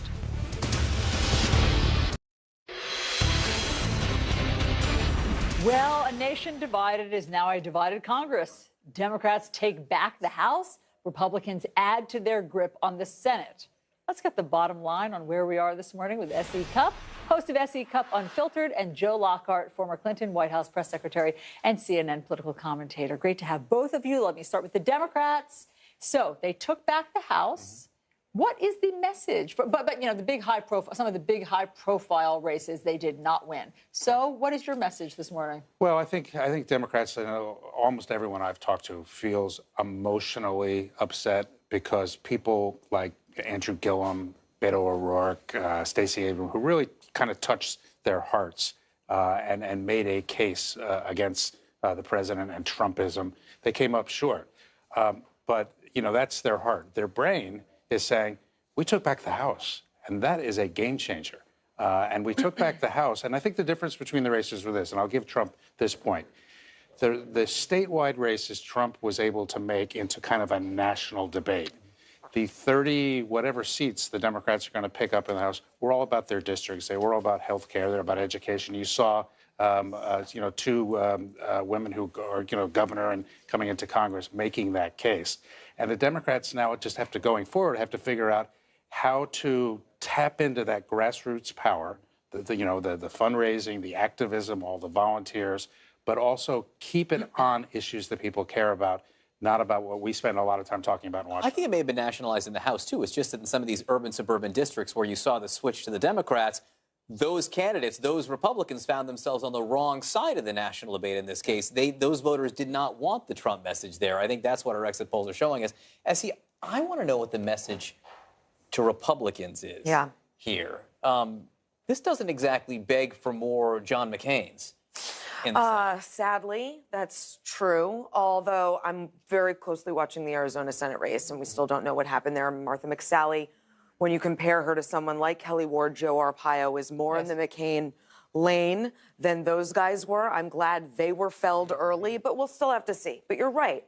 Look, I think if Republicans think they can keep squeezing by on the backs of older white men, they're in for a rude awakening. Women came out in record numbers. Women in suburbs came out in record numbers. Women and minorities were elected in record numbers. So they're in for a rude awakening. That awakening was not yesterday. In the House, it was a little bit of it. It was maybe like a one-eye open awakening. I think we have so collectively lowered expectations for Democrats over the past months. I mean, September, Chuck Schumer was saying, I think we could win the Senate. I get the map. I get all of our sort of contingencies, but in a midterm election year, the party in power is not supposed to do well, and this party in power is especially not supposed to do well. And I think what it shows is Democrats have not figured out Trump. Trump's fear-mongering and fear and loathing message, which was abhorrent to people like me, was not abhorrent enough in places like Florida, Texas, Missouri, Tennessee, Ohio. In other words, big states for 2020.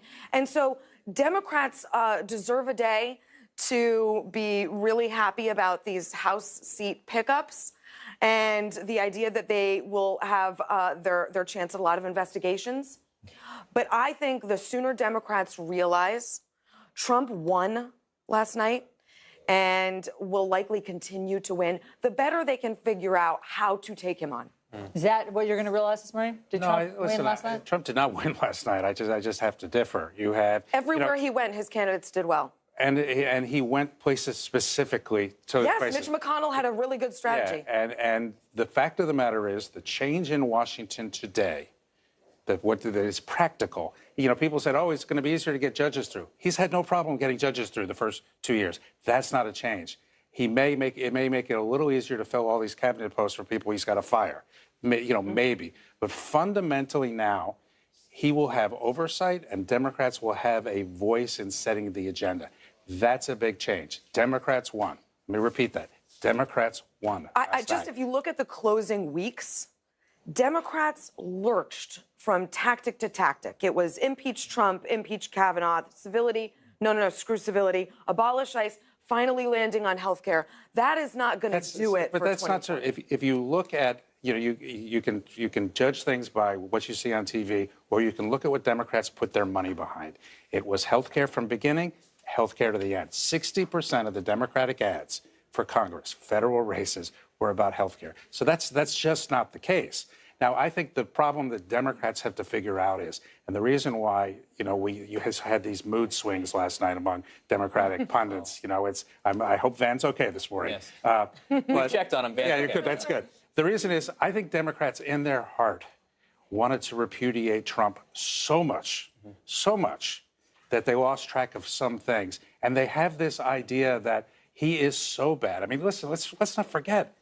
This is a guy who said pipe bombs and 11 synagogue members were a distraction to his campaign. I think in their hearts they said that has to be wrong. Well, I think what yesterday told us is for a lot of Republicans, they're okay with that. So going forward, we have to figure out how do you make the affirmative case. It's not just enough to say the president's a jerk or the president's a bad guy. You guys are saying the same thing. thing. That's right. And so the only thing we're not agreeing on is Democrats won. Can I say one thing? I think the timeline. I'll give you a day, Joe. I'll give you a day. I think the timeline of last night also played into the psyche. It explains why we saw Van, among other liberals, so upset last night. If you had told Democrats at 5:30, you're going to win the House. The House is done. You've won the House. I don't think you would have seen that collective mourning at 9:15 when it looked like Gillum was. If you had told Democrats in June, July, August that you're going to pick up 30-something seats in the House and you're going to have a couple losses, Democrats would have said, that's great. We got caught up a little bit in, I don't want to put it on him, but like Beto mania, which he was such a powerful candidate. There was a movement there in a race that he never really had a chance. And so that's why I think there's this. Beto was going to be the Wendy Davis of 2018. Texas is still Texas. Sure. And Democrats do what Republicans have done before, this cult of personality. They really invest emotionally in the person without sort of recognizing where the country is, what state they're running in. And so I think I understand that setting up that expectation was probably very emotionally devastating, Joe. But unlike Van, I'm giving you I'll be day. fine. I can't tell if she's actually reaching out to take care of your. Yes. Joe, do you have a sense if there's we only have 25 seconds, so in 10 seconds or less, progressive versus centrist Democrat, is there a lesson to be learned last night? I think good candidates win, whether they're progressive or centrist, and we're going to find that in our presidential candidate. I have no idea who it is, but is someone who can bridge the gap. Joe Lockhart, SC Cup. Thanks for helping us get through Thanks so much, guys. Appreciate it. President Trump will hold a news conference at the White House at 11:30. Our special live coverage of the aftermath of election 2018 continues right after this.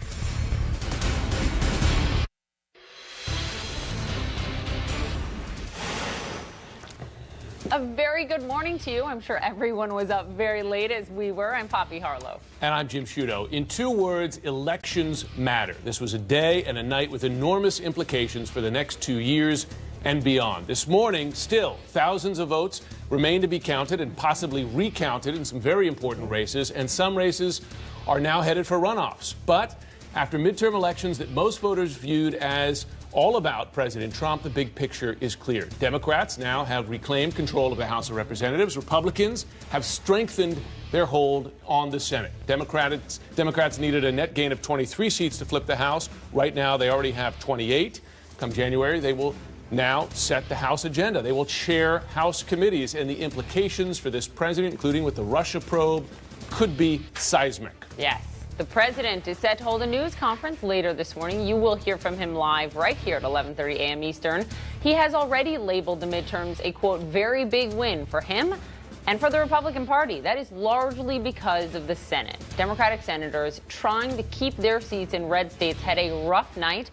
Just one Republican senator was toppled. As of now, Republicans have a net gain of 2 Senate seats, With 4 races still this morning undecided in that chamber, all of this brings us to CNN senior political analyst Mark Preston, who has had, count them, 45 minutes of sleep in the last 24 hours. Luxury. It's been a big night. Of course, it's going to be a very big day. Well, let's just start with the House of Representatives as we're talking about what has happened so far right now. If we look at what's going on right now, Democrats have actually won the House of Representatives. They have 229 seats at this point. They only needed 218. But the reason why I have up this map right here is that I want to go in and show you where we are right now and what is left outstanding, because Democrats can add more seats to their majority. Specifically, here in California, we have 3 seats right down here. Of course, we have a seat out here in Utah as well that we're still waiting on.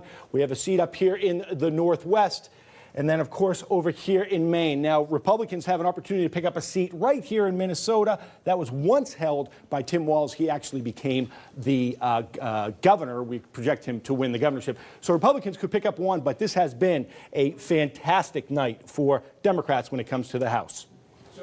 Outside, bottom line, Democrats could be picking up mid-30s, even high 30s. But the Senate, of course, different story there, but still some undecided races, including Jon Tester. Yeah, no question right here. Look at this right now. I mean, Republicans coming into this, I don't think they thought that they would get as high as 55. But look where they are right now. This is extremely important as we head into the new Congress. Where are we right now? When you look at what races we haven't called, look at, we are going to head right up here. You talk about Jon Tester right now. This is a squeaker. 95% is reporting right now. Jon Tester is down. Let's just see where the vote is in Missoula, if we can. 73% reporting. This is good news for Jon Tester, the Democrat, the incumbent. Reason being is, look at this. He has about a 9 or 10,000 point vote advantage in this area, and a quarter of that vote is still out there. In addition to that, we're not only looking at Montana, we're also looking down here when you get into Arizona, another race we haven't called yet. And the reason being is that only 75% of the vote is in at this time. They're waiting to see what happens with absentee votes, mail-in votes, and what have you. We'll see what happens in that race. If Democrats were to win that, that would be a Democratic pickup. Republicans, McSally pulls it off. She will hold it. And then we go down to the great state of Florida. That's right. We always seem to talk about problems in Florida. 0.4 percentage separates now Rick Scott, the governor, who is challenging Bill Nelson, the incumbent senator. The reason why we haven't called this race right now is because less than 0.5%, it goes to an automatic recount in the state. If you're talking about legal challenges, think about Florida. Yeah. We've never seen that before. Yeah, legal challenges in Florida. So unfamiliar. Before you go, key governor's race, and that is in Georgia. Stacey Abrams' camp not conceding this morning. What can you tell us? Yeah, well, look, as we're saying, what's going on here in Georgia is we haven't been able to call this race right now. Stacey Abrams is not conceding. She thinks that there's 77,000 votes still out there that can get her back into the game. We'll see what happens. All right, Mark Preston, go get some sleep. Thanks, my friend.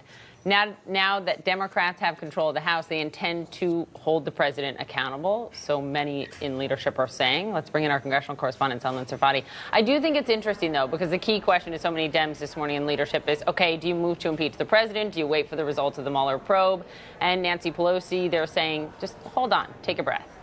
That's right, Poppy, absolutely right in that Nancy Pelosi has issued some restraint and some caution there to her members when you're talking about impeachment, but really for everything else in this new reality for the Democrats in the House this morning, it is essentially game on. We will very quickly likely start to see the oversight, the investigative committees really start to ramp things up. They will, in their new power structure in January, have Democratic heads of these committees, and that means the power to issue subpoenas, the power to launch investigations, and they have already signaled that they intend to be very aggressive and they say provide the oversight that they think has largely been lacking over the last 2 years. That could be everything from looking into Trump's ties to Russia, even more, his business dealings, focusing certainly on cabinet secretaries, providing some oversight there. And of course, the big one that they've already signaled that they intend to look and try to get is Trump's tax returns. Now, we have heard heard some very pointed language already from Elijah Cummings. He is the person that stands to take over the very powerful House Oversight Committee. He says in part this morning, I plan to shine a light on waste, fraud, and abuse in the Trump administration. I want to probe senior administration officials across the government who have abused their positions of power and wasted taxpayer money, as well as President Trump's decisions to act in his own financial self-interest rather than the best interests of the American people. And the White House this morning really already trying to downplay this new dynamic, the fact that you have House Democrats, of course, emboldened and potentially going after the administration even more. Jim Kellyanne Conway saying that it's quite the contrast that Dems will now be talking about investigations and subpoenas, and she says President Trump will be focusing on the issues. Certainly a huge new dynamic here in Washington. Jim? No question, Sullivan Serfati on the Hill. Thanks very much. The president will be speaking later this morning, this after calling the night a tremendous success. I will say a presidential advisor told me a short time ago that the president does blame Paul Ryan for losses in the House, so conscious of where he gained, where he lost. White House correspondent Jeff Zeleny joining us now from the White House. Looking at those mixed results, what is the actual feeling in the White House residence today? Sense of relief, victory? What are you hearing? Jim, it's a mix of both, no question about it. The president, I'm told by a senior White House official, quote, feels vindicated about this. And there was a sense here, really for the last several days, if not more than a week or so, that Republicans were poised to lose the House of Representatives. Now, he can blame Speaker Paul Ryan. We should fact check that every time we say that, because the reality is there's also a school of thought that the president's immigration arguments and rhetoric was also hurting those suburban districts, and they were likely to lose some anyway. But more on that in a second. But the president does believe that his campaigning worked, and it largely did. Look at those Senate races. He went down to Florida. He went to Indiana. He went to Missouri. He was campaigning aggressively in Ohio for the governor's race. It's still unclear what happens in Montana. That, of course, was the race that he most wanted to win to knock off John Tester. That is still too close to call this morning. But overall, the president feels vindicated, and that is the tone he is going to take into that news conference he's going to have later this morning. He's going to declare victory, and he's also going to set the tone for House Democrats. But just a short time ago this morning, he already started that, got a bit of a head start setting the tone about what he is expecting from House Democrats. Take a look at this tweet he sent out a few minutes ago. He says this: if Democrats think they are going to waste taxpayer money investigating us at the House level, then we will likewise be forced to consider investigating them for all of the leaks of classified information and much else at the Senate level. Two can play at that game. So that is not a very sign of working together on something, but officials do say the president wants to have serious conversations with Nancy Pelosi or whoever the leader is on infrastructure. We'll see how much that happens. But Poppy, there's no question here the president will declare victory, even though the fine print is a little more complicated than that. Poppy. Yeah, just a little bit. All right, Jeff Zeleny, thank you. With us now, Robbie Mook, Alice Stewart, Ron Brownstein, Wes Lowry. Thank you all. An important morning. Wes, to you, I heard Van Jones last night early in the evening say it's not a blue wave, but it's still a blue war. And the way that former Republican Congressman Charlie Dent put it this morning, the red areas got redder, the blue got bluer. Are we just in a more divided America this morning? And what does it mean, if that's the case, for the next 2 years? Well, certainly, one of the things that was really interesting last night was the level of turnout across the board, across states, both Republican voters and Democratic voters.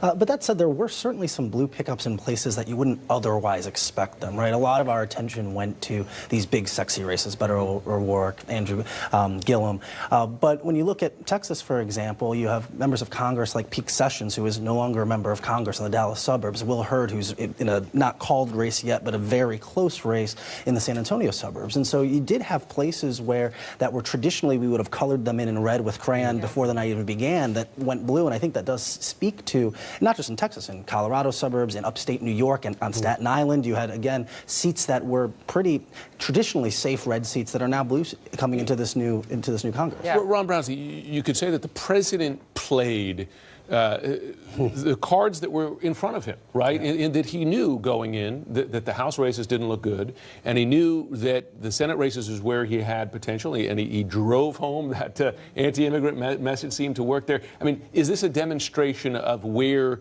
the Senate and the House really stand with the American where the country stands? I mean, you know, I've been saying for the last few weeks, it was not a wave. It was going to be a realignment, and that's what we saw. We saw the metro areas of the country, the diverse, white-collar, dense metro areas move almost uniformly against the president in the House. It wasn't only the suburbs of Philadelphia and Chicago and Minneapolis and Denver.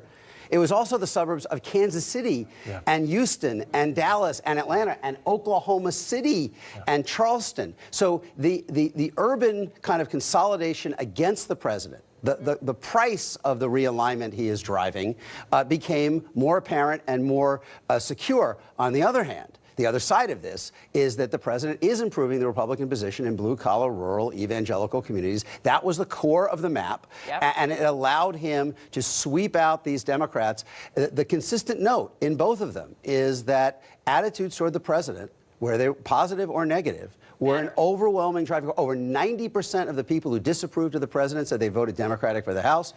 Almost 90% of the people who approved voted Republican for the House. We've been heading in that direction, but this was still the highest number in at least the last 35 years. The states is the math that matters in 2020, right? Yes. That's where the election. Oh, but by the way, just on that point, before Democrats, I mean, I know Democrats are disappointed about losing the big three heartthrobs in the Sun Belt, but they won the governor and the senator in each of the three states that decided the 20... Michigan, Wisconsin, Pennsylvania. Michigan, Wisconsin, and Pennsylvania. I was just going to say that, Robbie, to you about those gubernatorial races in Michigan, Pennsylvania, and Wisconsin. The president won them all. Dems took them for last night in terms of the governor races. And also a strong showing for Democrats in the House and those governor's races, despite the really strong economy. Yeah, I mean, that to me is the failure for the president here. Is he lost? If you look at the House map nationally, he lost this election by 7 to 9 points. That's more than the Republican wave in 1994, more than the Republican wave in 2010. Gerrymandering is a real thing, and it made the districts harder for Democrats to win. So you have, it's kind of like 2016, where you have this huge popular vote win, second biggest ever, but the way that the system is set up, it doesn't work out. But you're exactly right. We won the upper Midwest. That's really good for 2020. I think we need to continue to figure out Florida. That's just been a real sticky wicket. And the other thing I'd say, you know, Ron Brownstein called them the heartthrobs. You know, I just looked before we came on here. Texas, Hillary lost Texas by 9 points. Beto O'Rourke lost it only by 2.5. Arizona, Hillary lost by 3.5. Looks like we're losing there by 1. There's a lot to go. Too much money pouring in for Beto in Texas, a miscalculation by the party? I think it was, no, I think it's good that these candidates ran, but we can't expect miracles. I think we need to celebrate that we closed this gap by 7 points. That's a huge accomplishment. He won more votes in Texas than Hillary Clinton did. I think that's unimaginable. People are too quick to blame the losses on Trump. In the House, we have to look at, there's several factors that go into it. As we know, history is generally not kind to the party in power. In this instance, we have many Republicans who have retired, which opened up a lot of seats and created opportunities for Democrats. So, right.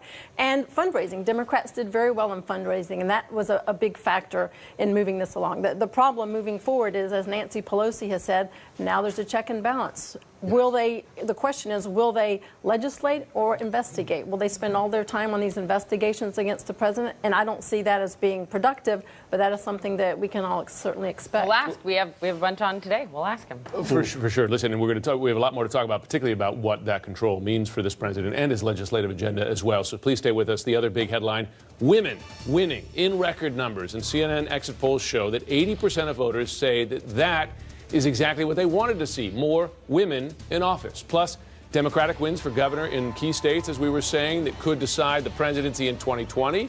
Is it setting the stage for the 2020 battle? And it was a night of firsts. Candidates making history from coast to coast. Some of them will join us. Stay with us.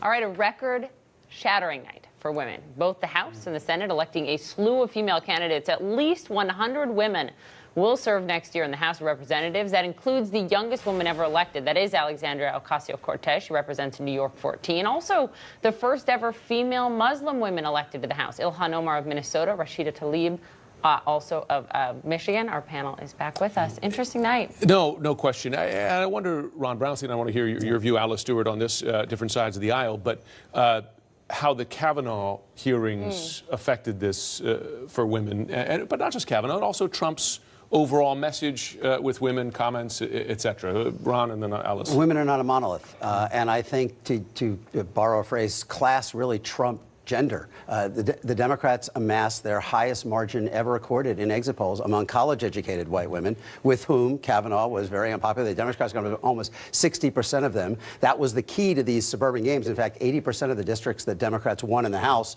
according to the CNN analysis, had a higher college education level than the national average. On the other hand, Republicans, although the margin was somewhat diminished, still won a clear majority of blue-collar white women, and that was important for their gains in the Senate. Trump is strengthening the Republicans on one side of the playing field, weakening them on the other, and that is the dynamic we faced in 2016. It's moving, and it continues to grow. And I'm just thinking, for Republican, conservative women as well, like yourself, you have Arizona. We'll see what happens there, but both are female candidates. How much was this about, even before Kavanaugh, getting women to run? Our colleague Brooke Baldwin did this great series before the Kavanaugh hearings called American Woman, and it was about both parties getting women to run. And I think Democrats did a better job of recruiting women and getting them not just to run for office, but organizing campaigns, being activists, organizing these marches, and getting women out to vote. And that is critical. And I hope that Republicans learn on that and we do much better in 2020 and beyond. And I think that's critical.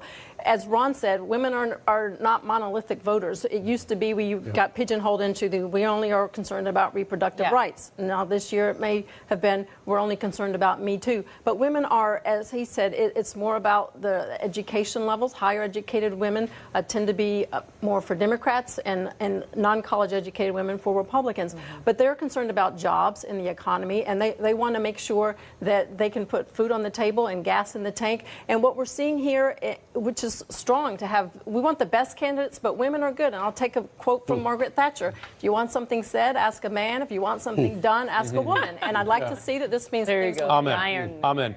Robbie Mook, you have a lot of great stories here, a lot of firsts. What you don't have is a clear national standard bearer for the Democratic Party. And a lot of folks that the party invested that hope in, Andrew Gillum in Florida, Beto O'Rourke in Texas, Stacey Abrams in Georgia, look like they're on the losing side of those races. So where is the national star power? Who carries that banner to 2020? That's such a great question. Some of this will just work out, right? People will declare their candidacy for president and leaders will emerge. But I would look at these House members. We've got some amazing people who are elected to the House. Military veterans, former police, intelligence officials. You know, I was just watching the interview with the new member elected in Oklahoma City. I think you're going to see a lot of people rise up, and I feel like the Democratic bench is so much fuller today than it's been in a long time. So what should, Wes, Republicans do about that when it comes to the next 2 years and women and matching what Democrats were able to do, as Alice pointed out? Of course. I mean, what was interesting in this cycle was Democrats were able to make an argument across their House races that their candidates were representative of the country, right? When this next Congress gavels in, it will be more representative of the country than the last Congress was. There are, in addition to the first we talked about, the first black woman to ever represent Massachusetts, the first Native women ever elected to Congress, which is actually pretty stunning when we think about that, right? One joining us later. You know, and in many ways, that was, while maybe not explicitly, an ideological grapple with Trump. Who are we as Americans, right? Who do we represent? And what the Republicans will have to do is, we approach 2020, is they have to make a decision. Are they going to continue to double and triple down on a messaging that, well, we are kind of the aggrieved white party versus everyone else?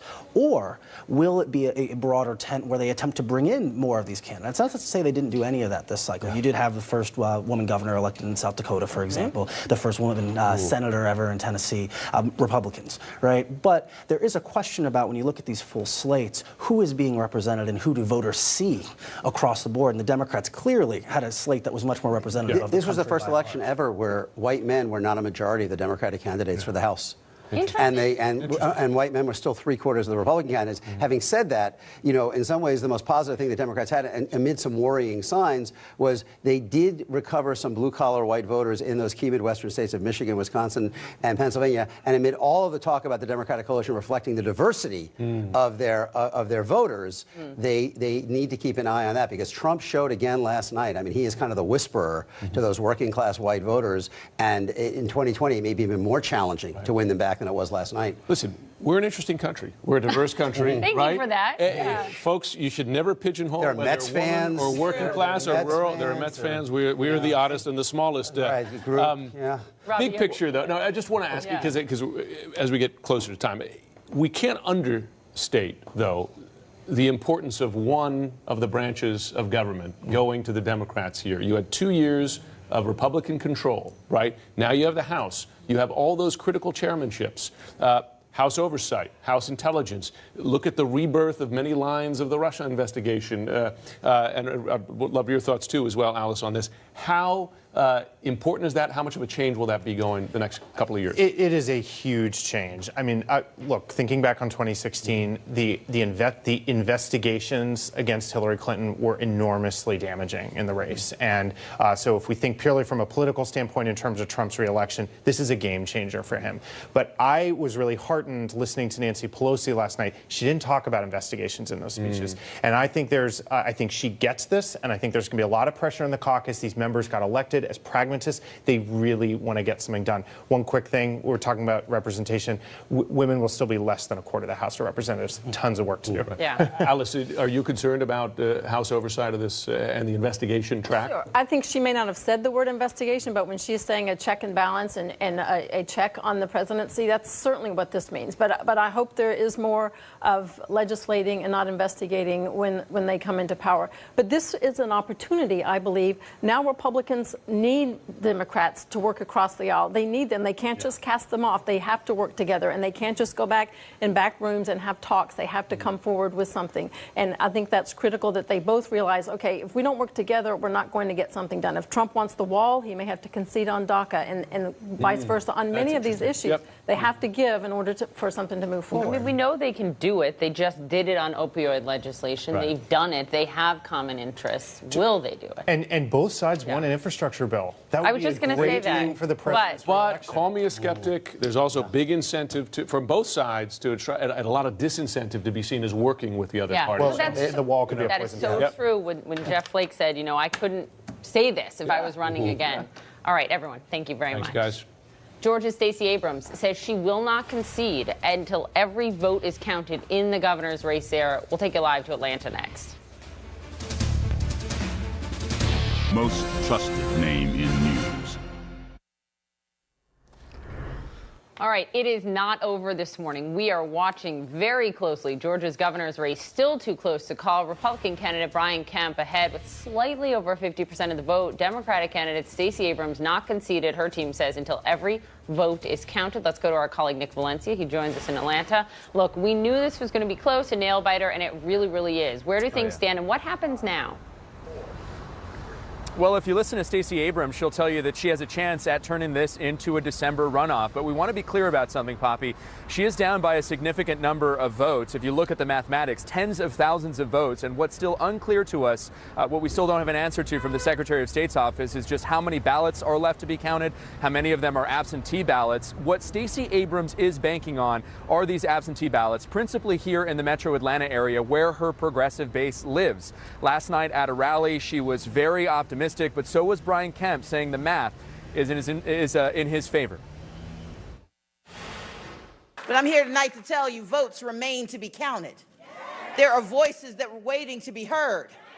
Across our state, folks are opening up the dreams of voters in absentee ballots, and we believe our chance for a stronger Georgia is just within reach. There are votes left to be count, but we have a very strong lead. And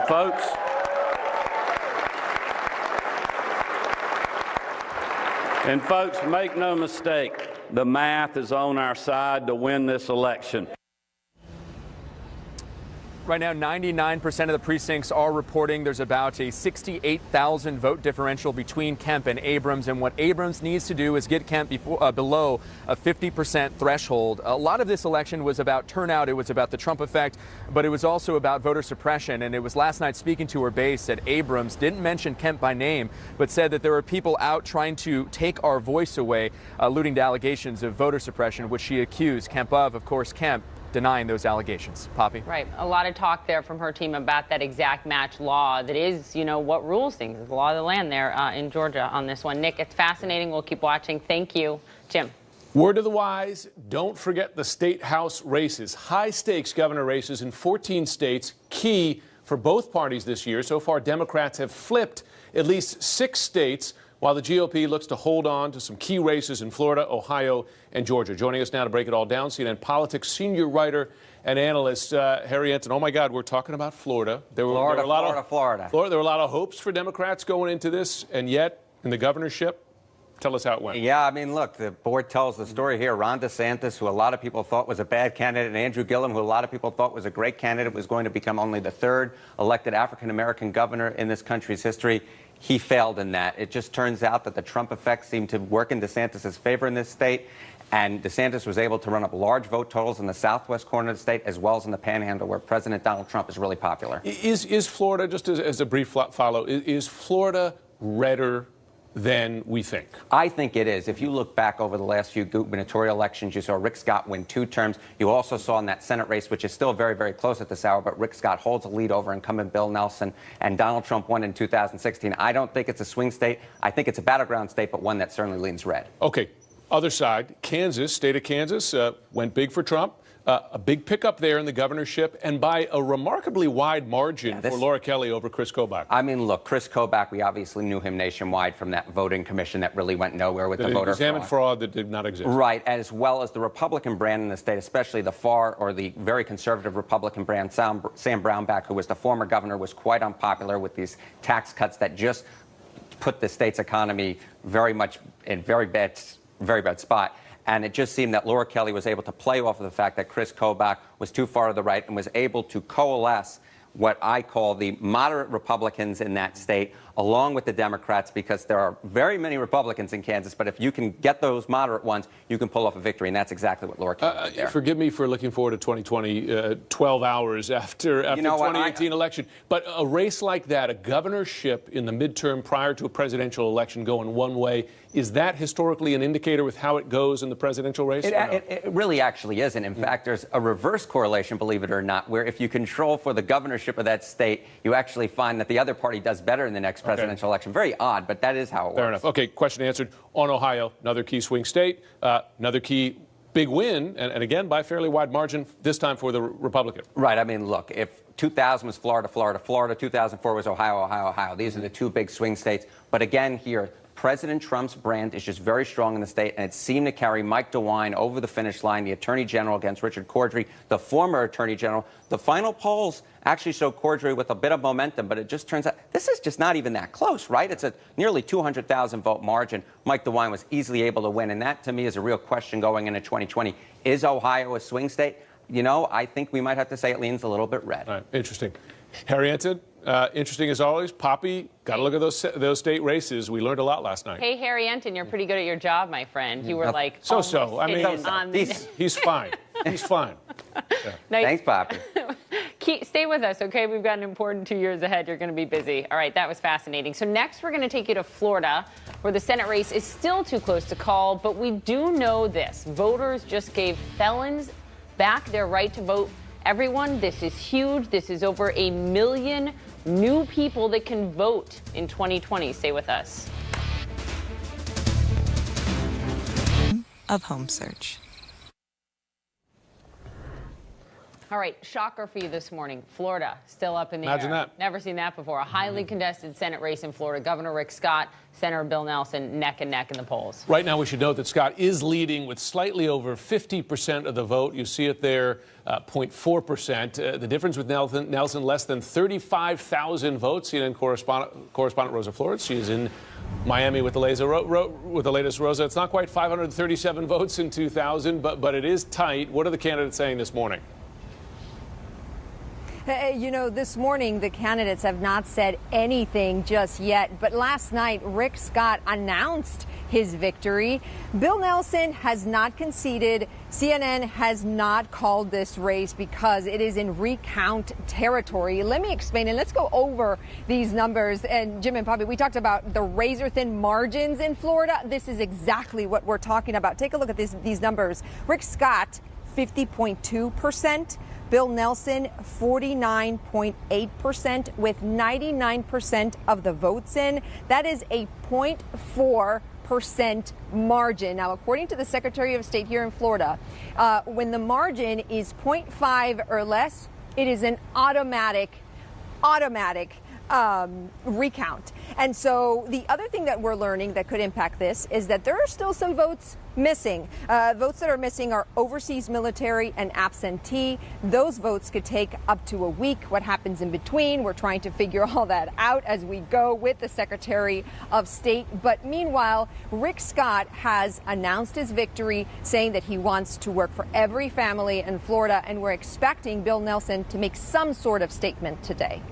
Okay, Jim Rosa, before you go, something Jim and I are fascinated by, and that is Amendment 4 that passed in Florida. It didn't get a whole lot of attention before the election, but now the nation should pay attention because this is restoring voting rights for more than 1 million people that are convicted felons. You know, you're absolutely right, and this law was seen as a tactic to suppress votes, specifically in the African American community, because of the disproportionate amount of African Americans who are incarcerated. And so, what this amendment does is it restores the voting rights of about 1.5 million individuals, and of course, they have to meet their sentence, pay their fines, paroles, and any penalties. But Poppy and Jim, you're absolutely right. Some people saying that, you know, if those 1.5 million people could have voted this time, maybe Gillum could have won the race. Yeah. Well, yeah, you don't know how they're going to vote, but I mean, 2020 implications. Here you go. 1 million votes, and yeah. we're seeing a race there divided by a few thousand. Yeah. All right, Rosa. Thanks. Great reporting all the way through. So ahead for us, a history-making night for candidates who are part of the LGBTQ community. Next, we will talk to the first openly gay congressman ever elected from the state of New Hampshire. Vote now for the CNN Hero of the Year at cnnheroes.com. Welcome back. We told you they were still counting the votes, and we have a key race alert this morning. This in the state of Connecticut. The Democrat there, Ned Lamont, holding out over the Republican Bob Stefanowski. This is a hold for the Democrats. Lamont will succeed the prior governor, Dan Malloy, also a Democrat. Fairly tight margin there, about 1.3%. But again, Connecticut governor, we are now calling for the Democrat, Poppy, and lots of votes still to be counted across the country in other close races. Right, a lot of this far from over. Jim, thank you very much. So women didn't just make history last night. It was also a big night of firsts for the LGBTQ community. Voters in Colorado elected Democrat Jared Polis, making him the first openly gay man elected in a gubernatorial race in the country. And Democrat Chris Pappas of New Hampshire will become the first openly gay man elected to Congress from the Granite State. Congressman-elect Chris Pappas of New Hampshire joins us. Good morning. Good morning. It's great to be with you. And congratulations. We're really glad to have you. So, I mean, just so many firsts, whether it comes to the number of women representing us in Congress, whether it comes to Native American women, now first time elected to Congress, first Muslim women elected to Congress, you were first for your state, the list goes on and on. What do you think it says about the country right now? I think it says that everyone deserves a seat at the table and that we benefit in terms of public policies that we see being pushed in Congress when everyone is represented. And so I think it's really exciting to be a part of an incoming class in Congress that looks a lot more like America. And I think we're going to be able to come together in a way that's going to lift people up, that's going to respect the dignity of each and every person in this country, and make sure that we get back to making progress again for people. Congressman-elect, I think it's really interesting to see what you did in your state, and that is you didn't just win the blue parts, you won some of the red parts, whether you talk about Bedford or Derry or Londonderry. We had your opponent, Mr. Edwards, on earlier this week, and he said to us, quote, they're not, meaning the voters of your state, they're not really interested in whether you're black, gay, straight, male, or female. Do you agree with him? Is he right? Well, I think voters are looking for results, and I didn't run to make history. I really ran to make a difference for the people of New Hampshire, And this is a real swing district. Most voters are independents. They tend to choose based on the individuals and the issues and not based on party affiliation. And so I think the message that the voters of New Hampshire sent last night was that they want checks and balances in Washington, D.C. They want someone who's going to be willing to work across the aisle to get results and who will also be willing to stand up to the president when he's wrong. And that's the type of leadership that I'll bring to the table. And when you have experience at this... Yep, go ahead. I was just going to say, talking about some of the issues. I mean, let's take health care, for example. That was the biggest issue, right, that Democrats ran on. And it worked for many of them in the House. You have declined, unlike some of your fellow Democrats running, to support a Medicare for All proposal.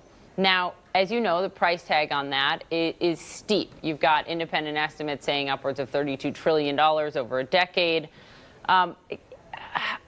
Do you have a message to your fellow Democrats who are pushing that on why you don't support it and you know, to caution them on moving forward? Well, look, I believe that health care should be a right and not a privilege. In New Hampshire, we expanded Medicaid. We did it in a bipartisan way that expanded coverage. And I believe we can look for ways to expand coverage and make sure that everyone has access to affordable health care. It's going to take a president who's going to help to lead the charge, and we don't have that right now. You've said not this way. You've said, you know, essentially not with that price tag, not Medicare for all. And my question is it because it's just impossible, some argue, to do it without raising taxes? No, look, I think we need to start with what we have. We should keep our eye on that end goal of covering everyone. And let's put the political assault on the Affordable Care Act behind us. Look for ways to expand coverage and to bring down costs. As I traveled around my district over the course of this campaign the past year, that was the top concern.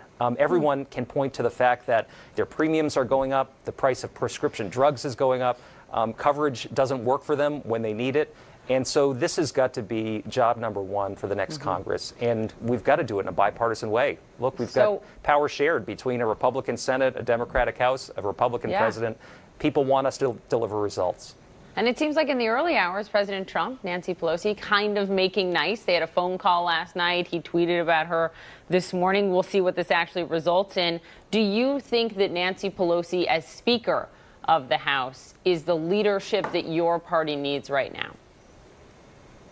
Well, we'll see how this all shakes out. I think it's really exciting to see the results you have an from across opinion, the country today. Congressman-elect, respectfully, you have an opinion. I mean, you're going to get to vote on this. Are you going to vote for her? Do you support her? Or do you need newer, younger leadership? I think we do need new voices in the leadership that represent the new generation that stepped forward to run for office. And we'll see what the contours of the leadership race looks like as it unfolds over the next few weeks. But I think at the end of the day, we do need checks and balances, and we need a Democratic caucus that's going to be willing to stand up to this president when he's wrong. We appreciate your time this morning, Chris Pappas. You've certainly made history, and we wish you and all of those elected the best of luck. Thank you. Thank you. All right, we're on top of the latest midterm headlines. The president will speak in a little bit over an hour. We'll be right back.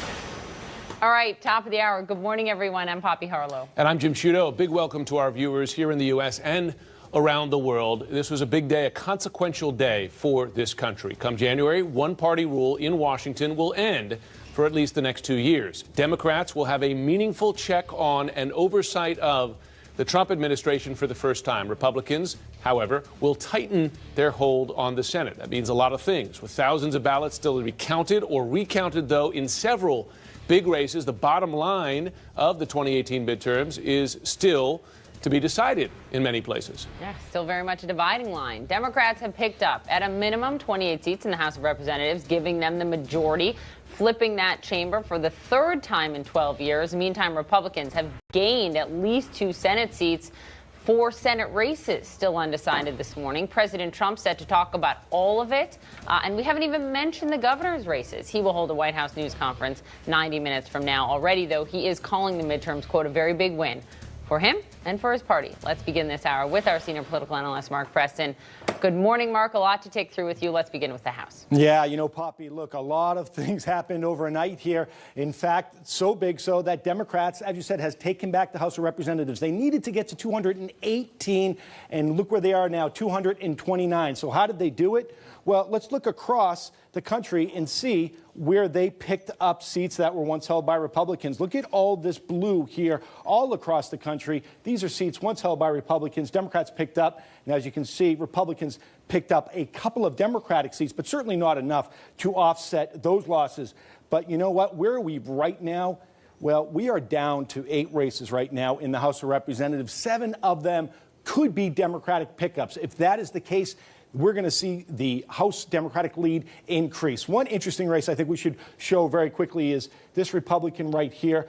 We haven't called this race yet. This is Mia Love. She is a Republican African-American woman in the House of Representatives. It looks like she's going to lose right now. We haven't called that race yet, but that was an interesting race that we've seen one of many across the country in the past 24 hours. So, Mark, on the House side, at the higher end of projections in terms of Democratic pickups, on the Senate side, on the higher end of projections on Republican pickups. Yeah, Jim, you're absolutely right. If you look at here right now, Republicans started at 51. They are up now to 55. They have picked up 3 Democratic seats. Let's see. Just show what we did there with the House. We can show with the Senate. Let's see what happened. These races right here, very, very important. Look at Claire McCaskill in Missouri. She loses. Over here in the Midwest, Indiana, look what happens. Joe Donnelly loses. And then, of course, when you head out here to North Dakota, Heidi Heitkamp loses as well. But now, where do we stand? We've got a couple more races that are outstanding. I should point out, Democrats did pick up Nevada, but again, certainly not enough to offset what Republicans have done so far. Here we are right now in Montana. We haven't called this race. 95% is reporting. Look at how close that is. Less than 2,000 votes. Wow. I think we're looking for votes right here in Missoula. The reason why is we see about a 10,000 point difference between Matt Rosendale and John Tester, and a quarter of that vote still needs to come in Missoula. And then, of course, we come out here. We go down to Arizona. This is looking better right now for Republicans, but look at this right here, how close that is. 75% reporting they're waiting for mail-in votes and absentee votes as well there. And then, of course, down in Florida, where we are waiting an outcome. Before you go, Mark, what about the governor's race in Georgia? Got so much attention, so contentious. Now what? Well, right now, Stacey Abrams is asking for we probably would expect her to ask for a recount. Right now, she's refusing to concede. She thinks that there's about 77,000 votes that are out there right now. She believes that she can make up those votes once they come in. But the fact of the matter is, at this point, we see Brian Kemp has a pretty healthy lead at this point. But again, this has been a very divisive race. We'll see what happens. Yeah. One of the races to watch, certainly, in the last 24 hours. Mark Preston, thanks very much. Let's go to the White House now. CNN senior White House correspondent Jeff Zeleny. The president, positive. Is he right to be positive this morning? Well, Jim, good morning. There's no question that the president, in the words of how he's describing himself to aides, he feels vindicated. And sure, there's some vindication in the fact that Republicans expanded their grip on the Senate, particularly if the state of Florida holds there. That is something that the president feels vindicated by. But there's no question. The world order, the political order has changed in Washington because of the House of Representatives. Everything the president does in the second 2 years of his first term in office are going to be different, largely because of the checks and balances that really have not been there at all for the president during the first half of his first term. But the president will be talking about all of this. He'll be celebrating his victories, trying to brush off the House defeats at his news conference here. But he's tweeting this morning about House Democrats, trying to fire a warning shot about that investigation. Let's take a look at what he said. He said, if the Democrats think that they're going to waste the taxpayer money investigating us at the House level, then we will likewise be forced to consider investigating them for all of the leaks of classified information and much else at the Senate level. Two can play at that game. But the reality here is the House Democrats can decide what to investigate. Who knows if the Senate Republicans would agree to do that? He doesn't control the Senate Intelligence Committee there. But one thing we are picking up here, Poppy, is that there are confidants and allies and indeed supporters of the president wondering if he has the full grasp of how much this House Democratic control could change his presidency in terms of everything. So midterm elections, as he said throughout, no one knew about midterm elections. People are now beginning to describe what this very different sense will be for House Democrats. And he may play ball on some things like infrastructure and other matters. So a new day here. We'll see how he plays it, Poppy. What will happen with, requests for tax returns with Democrats in control in the House? What will happen? Where do articles of impeachment begin in the House? How will they play all of this? We'll see. Jeff Zeleny, thank you. Some breaking news. Incumbent Democratic Senator in Florida, Bill Nelson, has just called for a recount. It's a tight race, as you see there, separated by just 0.4% at this point between him and the current Republican governor of Florida, Rick Scott. Let's go to our Manu Raju, who joins us now with more, our senior congressional correspondent. So, look, Florida, again, so close. Bill Nelson's calling for a recount. What else can you tell us? Yeah, that's right. And the Democrats hope that there's some way that Bill Nelson could salvage this seat. This was a surprise for Democrats going in. They knew this was going to be a very close race in Florida, but him being on the side that appears to be losing this race, a cause of concern as the Republicans padding their majority in the Senate. If the recount changes anything, of course, that will be welcome news for Democrats who are all about pushing for that going forward. Of course, the state has an automatic recount if it's within a certain margin, so that may be the case anyways. So a lot of attention going to be paid here on the Hill from Florida, Montana. The Democratic Senator John Tester in that race has not been called yet, as well as that Arizona Senate race, open seat between Martha McSally, the Republican candidate, and the Democrat Kristen Sinema, also not been called yet, but McSally has the lead. So we'll see if the margin changes any more after those final races are called, guys. Yeah, it's tight, few thousand votes, nothing like a few hundred votes in 2000, but here we are again, recount in the state of Florida. Joining us now to talk about all this, we got Julie Hirschfeld, Davis, Ryan Lizza, Kristen Soltis Anderson, and Bakari Sellers. Ryan, if I could begin with you, you covered Washington for a long time. Does anything get done in Washington with this split? With split in Congress, no. I mean, there's some potential for Trump, who, let's be honest, is not that moored to any specific ideology, right, to perhaps go into a deal-making phase with Democrats. But the more ideological factions in the Republican Party in the Senate I don't really see the Venn diagram of policy that gets done in the next 2 years based on the current composition. Right? I mean, the House, there's so much pent-up demand among Democrats for oversight, right? The Intelligence Committee and the House Oversight Trump's taxes. That is going to dominate so much in the next 2 years. And in the Senate, there's going to be a lot. The main thing will be, well, we've got the Republicans have the majority. We're going to confirm as many of Trump's judges and members of his administration. And that, I think those are the two big things that are likely to get done in this town. So, Julie, to Ryan's point about these committees, you've got Elijah Cummings, who would now chair the Oversight Committee. He just said this morning, yeah, we want to look at the president's tax returns as it relates to the emoluments clause, and they will have a lot of power on that front.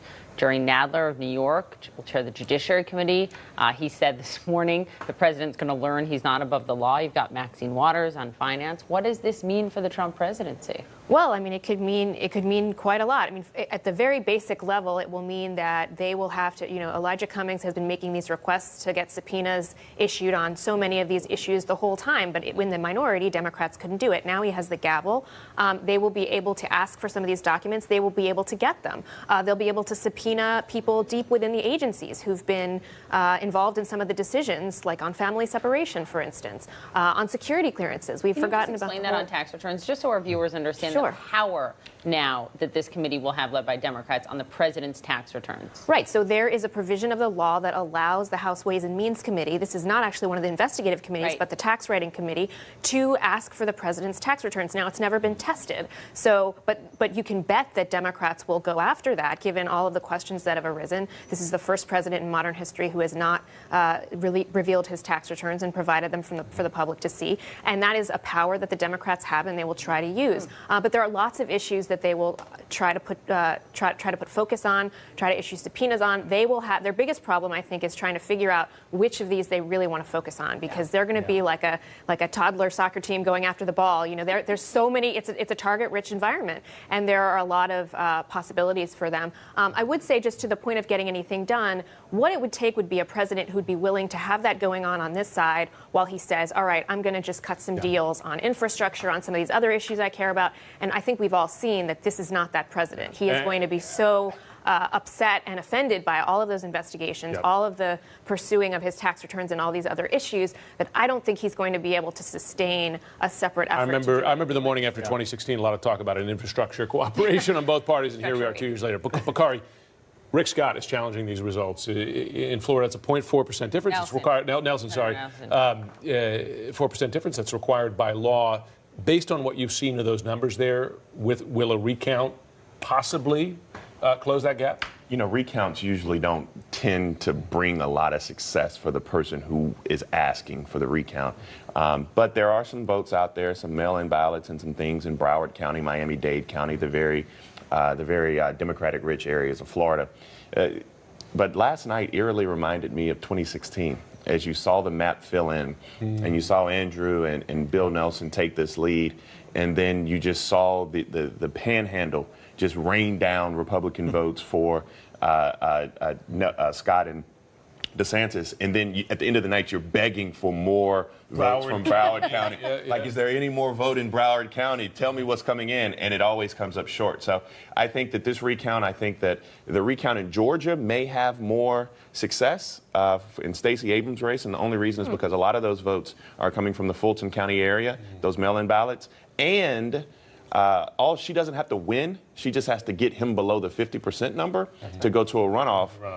And so this is a different. That's more interesting. It's a more interesting and it's more nuanced for the audience. Okay, Kristen, the state of Florida, is that becoming more reliably red in your view after all these high hopes in repeated cycles? These were purple results. I mean, we're having a recount in the governor's race. So even though the results are certainly ones at this point that make Republicans happy, keeping the governor's mansion, which they've had since the mid-90s, good news for Republicans. But Florida remains a purple state where Republicans have the upper hand, in large part because there are a lot of retirees there. Republicans doing much better among older voters than younger voters.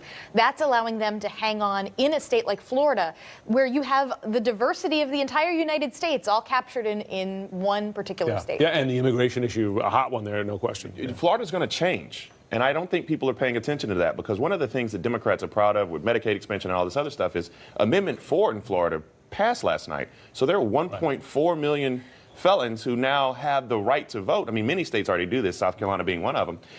500,000 of those individuals are black. And so if this was not a ballot initiative, if this was signed into law by Governor Rick Scott, then Andrew Gillum is the next governor of Florida. And I think that Republicans are now looking at a new terrain with 1.4 million new voters.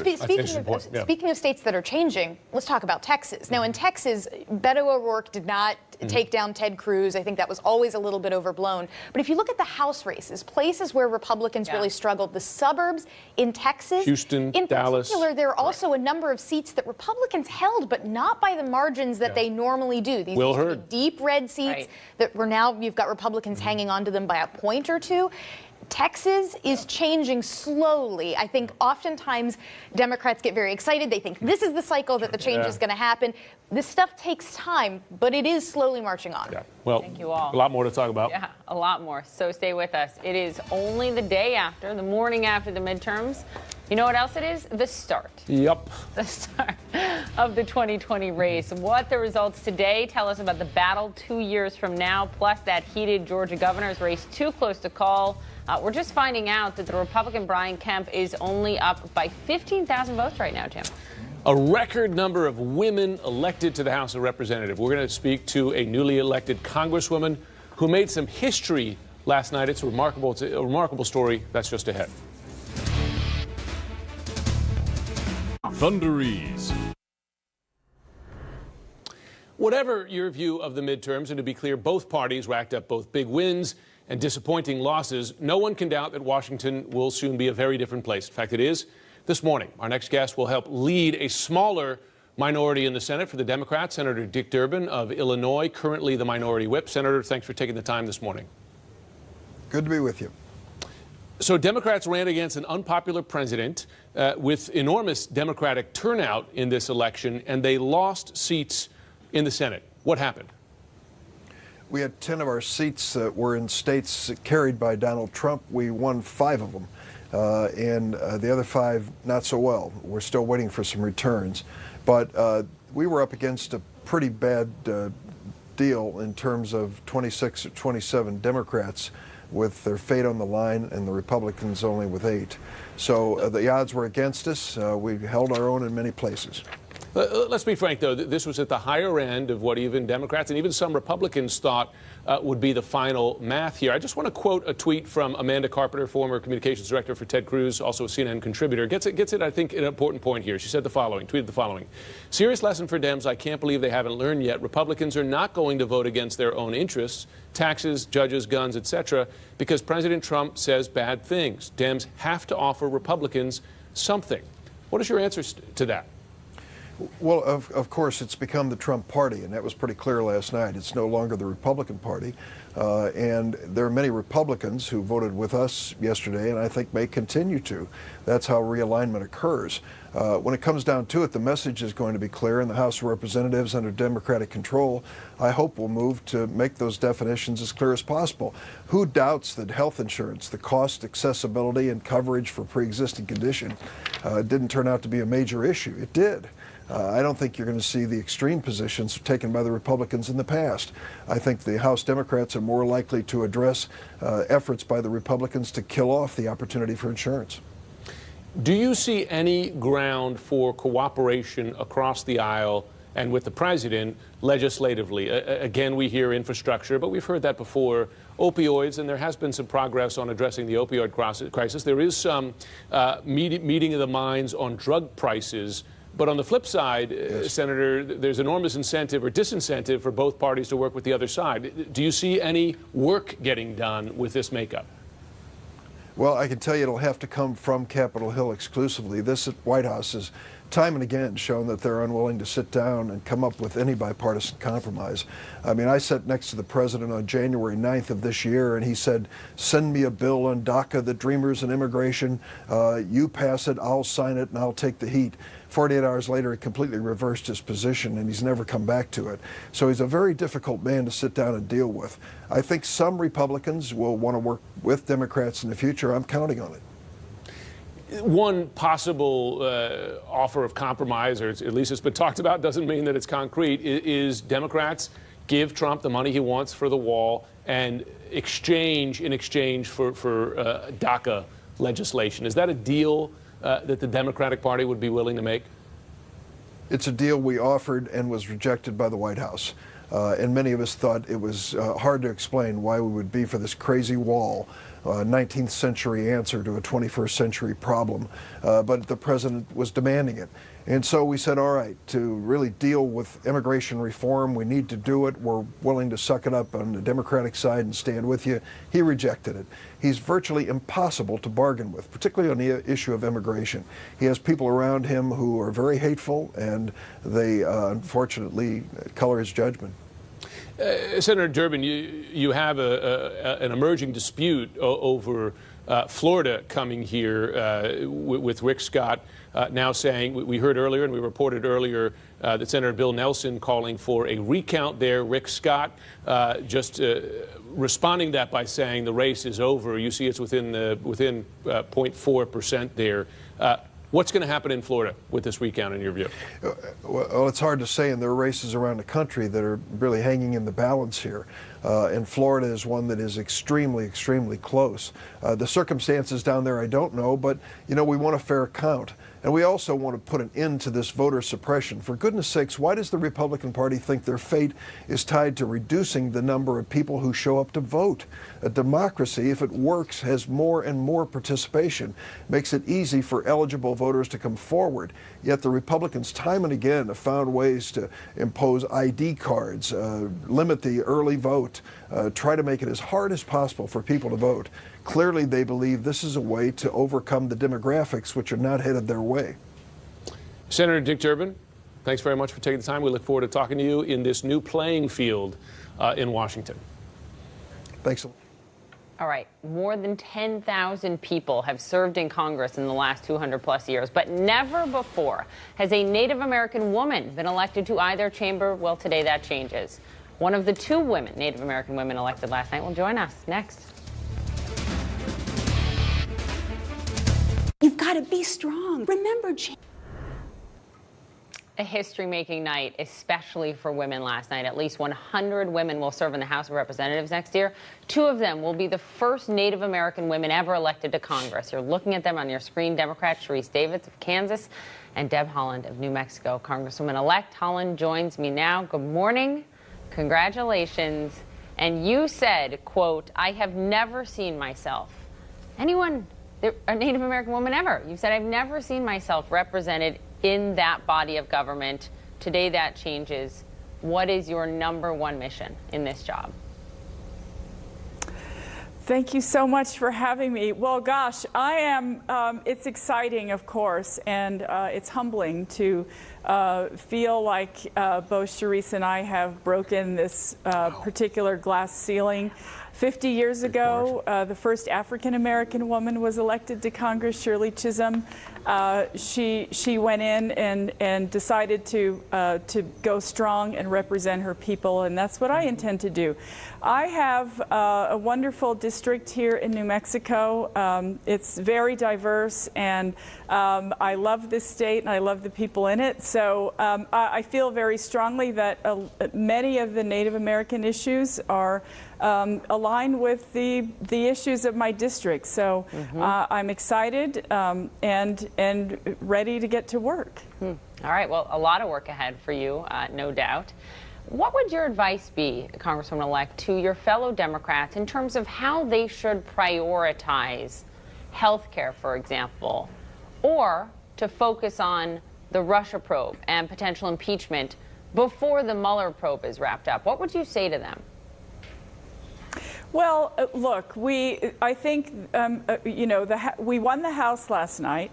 Americans want Democrats to lead on all of these issues. And so I mean, it almost feels like everything's a priority.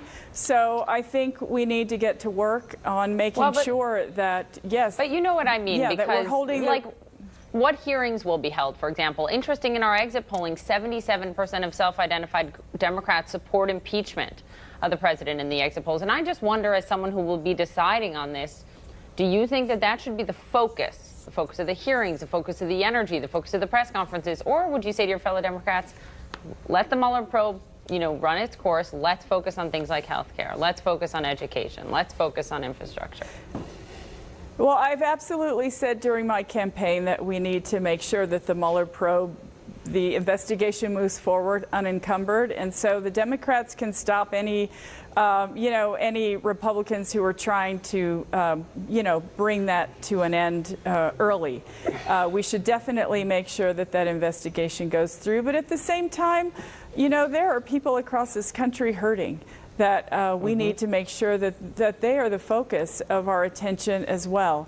So I really feel strongly that we can multitask, if you will.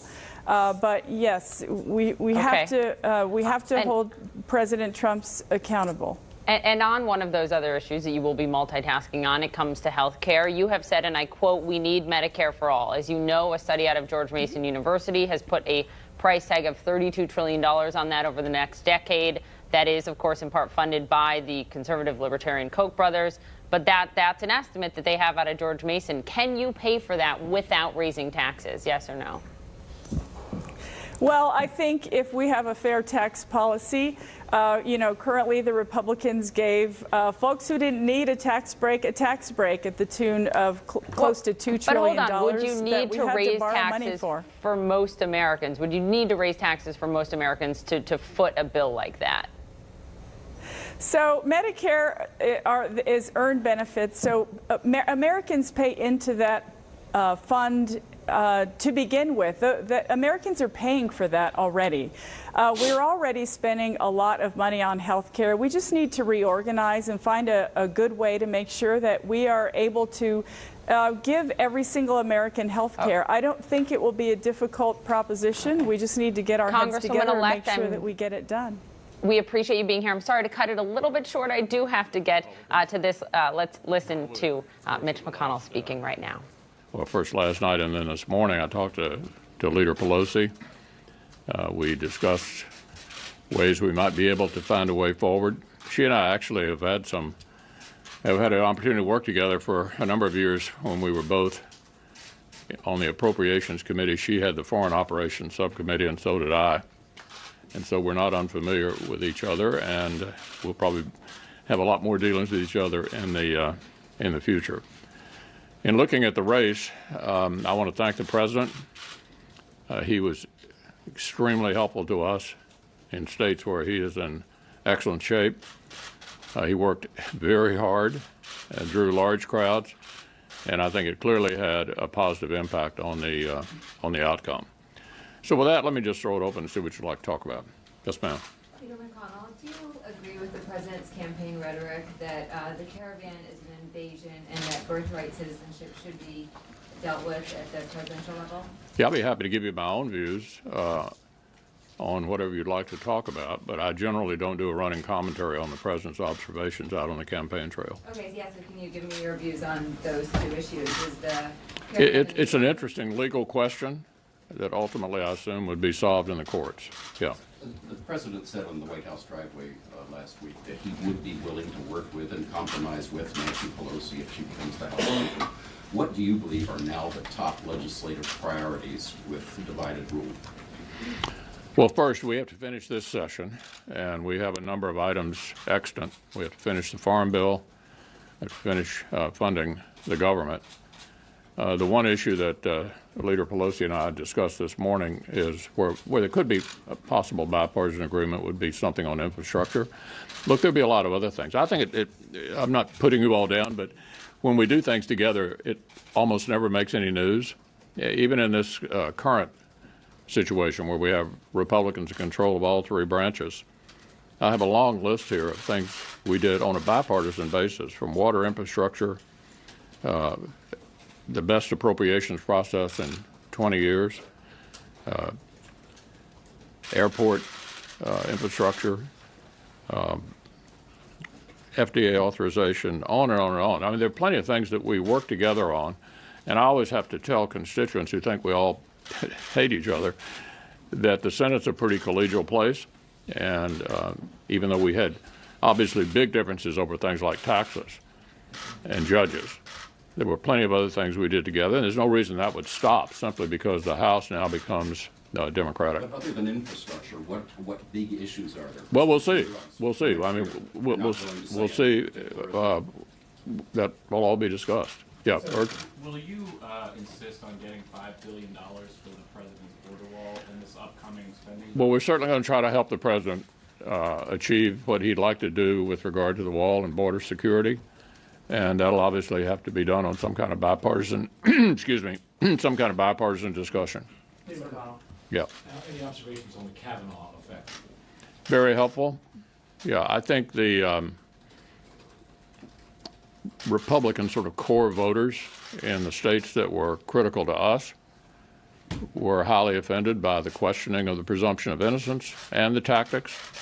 And I think it was like an adrenaline shot.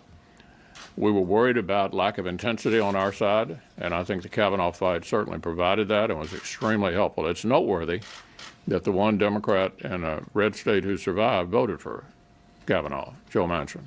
You credited the president for his work for the Senate Democrats in red states, but you obviously lost the House last night, too. So I'm wondering what kind of impact do you think the president's rhetoric in the last couple of weeks is having on your party, particularly with women voters and suburban voters in some of those key races? Yeah, I'm going to try not to have us waste our time on sort of routine questions about what the president may say at any given moment. Look, I'm here to talk about the Senate. We had a very good day. Proud of what happened. The president was very helpful to us. Yeah. Leader McConnell, if you look at the exit polls, one of the most important issues to voters was health care. Did you take away from that the message that any effort to repeal ACA at this point is dead? Well, I think it's pretty obvious the Democratic House is not going to be interested in that. There are serious problems with Obamacare, serious problems that need to get fixed. They raised the phony issue of whether or not we were for or against pre-existing conditions. And I suspect it may have worked some places, fortunately, in our races, even though they tried to define health care on that issue. I think all of our candidates who subsequently won were able to make clear to the voters that that everybody we knew was in favor of covering pre-existing conditions, including the candidates like Hawley and Braun and others. So the rhetoric doesn't solve the problem, and there are serious problems with Obamacare, and I think we're going to have to obviously now try to address that on a bipartisan basis. Yeah. Both Leader Pelosi and the President talked about fighting high prescription drug prices. Do you think that that's something the Senate could work with Pelosi on? Yeah, I can't imagine that won't be on the agenda. Yeah. Is there anything that the Senate Republicans could or would do to help President Trump in the event that Democrats in the House attempt to seize his tax returns? I'm sorry, I'm having a hard time with you. What would Senate Republicans do in the event that the House Democrats try to obtain President Trump's tax records? Well, you know, the whole issue of presidential harassment is interesting. I remember when we tried it in the late 90s. We impeached President Clinton. His numbers went up and ours went down, and we underperformed in the next election. So the Democrats in the House will have to decide just how much presidential harassment they think is good strategy. I'm not so sure it'll work for them. Yeah. So just to go back to that, are you recommending that for House Democrats that the oversight that they have said that they're going to do might backfire on them? Are you saying that they... No, they're not interested in my recommendations. All I'm doing is making a historical observation that the business of presidential harassment, which we were deeply engaged in the late 90s, improved the president's approval rating and tanked ours. Thus, my observation that might not be a smart strategy, but it's up to them to decide how they want to handle that. All the way in the back. Senator McConnell, is there anything that you're going to be doing in the coming months to increase the number of women who are being recruited on the Republican side to run for office? It's been a frustration. I think I've mentioned to you before that we've had plenty of women candidates. A lot of them have not won. Marsha Blackburn won. We're hopeful that Martha McSally will win. I'm going to be trying to convince one of our women, for example, to go on the Judiciary Committee, something I've tried and failed the last couple of Congresses. Yeah, I mean, we need to do a better job of recruiting women candidates and getting them elected. Hopefully, we'll have 2 new women Republican senators here shortly. Senator? Yeah. Talking about the House oversight that is likely to come, the president tweeted this morning saying that that if the House continues with their investigations, that we will likewise be forced to consider investigating them for all the leaks of classified information and much else at the Senate level. 2 can play at that game. Can you respond to that? What do you think about that? Well, I'd like to focus on finishing up this session. We've got work left to do, and we'll see what happens next year. Yeah. Have you had discussions with the president about any of that? I know you're trying to avoid that right now, but... Yeah. On this session, can you rule out a government shutdown? Yeah, hopefully that will, you know, look, we need to work this out. We had the most successful appropriations process already in 20 years. 75% of the government got funded before the end of September. And we all know we need to work together here toward the end to finish that up. And we're going to do the best we can to try to achieve the president's priorities. And hopefully we'll not be headed down that path. Yeah. What do you think of doing a DACA fix, either lame duck or next year? What? DACA fix. Oh my goodness. Well, you know, I can't imagine with all the things that we have to do here to wrap up this Congress that we would revisit immigration, but who knows? What about next year? It's on the, you know, it's on the agenda every year because we have serious immigration issues. I would remind all of you all the Democrats had total control of the government in 2009 and 2010 and never dealt with the immigration issue. So it seems that no matter who's up or who's down, we have not been able to come to some kind of conclusion about what to do on immigration. The one thing I thought we all agreed on was this border security issue. Most Democrats voted for it 10 years ago. But we've had a challenge on that as well, as evidenced by the president's desire to build a wall, and the reluctance on the other side to support it. So I can't imagine we'll do anything beyond trying to deal with this funding issue on the wall here at the end of the session.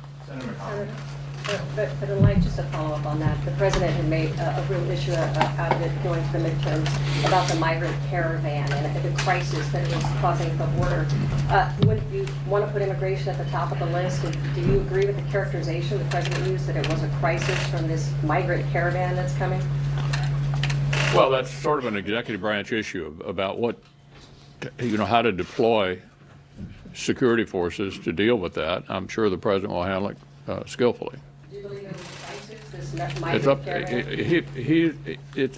It's not a legislative issue. It's a question of how you want to deal with the security at the border. The president has wide latitude to do that, and he's taking advantage of the opportunities he has.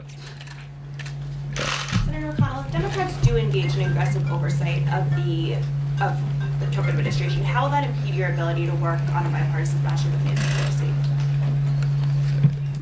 I'm having a hard time hearing you. If Democrats do engage in the House in aggressive oversight of the Trump administration, would that impede at all your ability to work with a possible Speaker Pelosi on things like infrastructure? No, I don't think so. Yeah. Senator, on health care, if the judge in Texas rules to strike down all or part of Obamacare, how do you think Senate Republicans might respond to that? If what?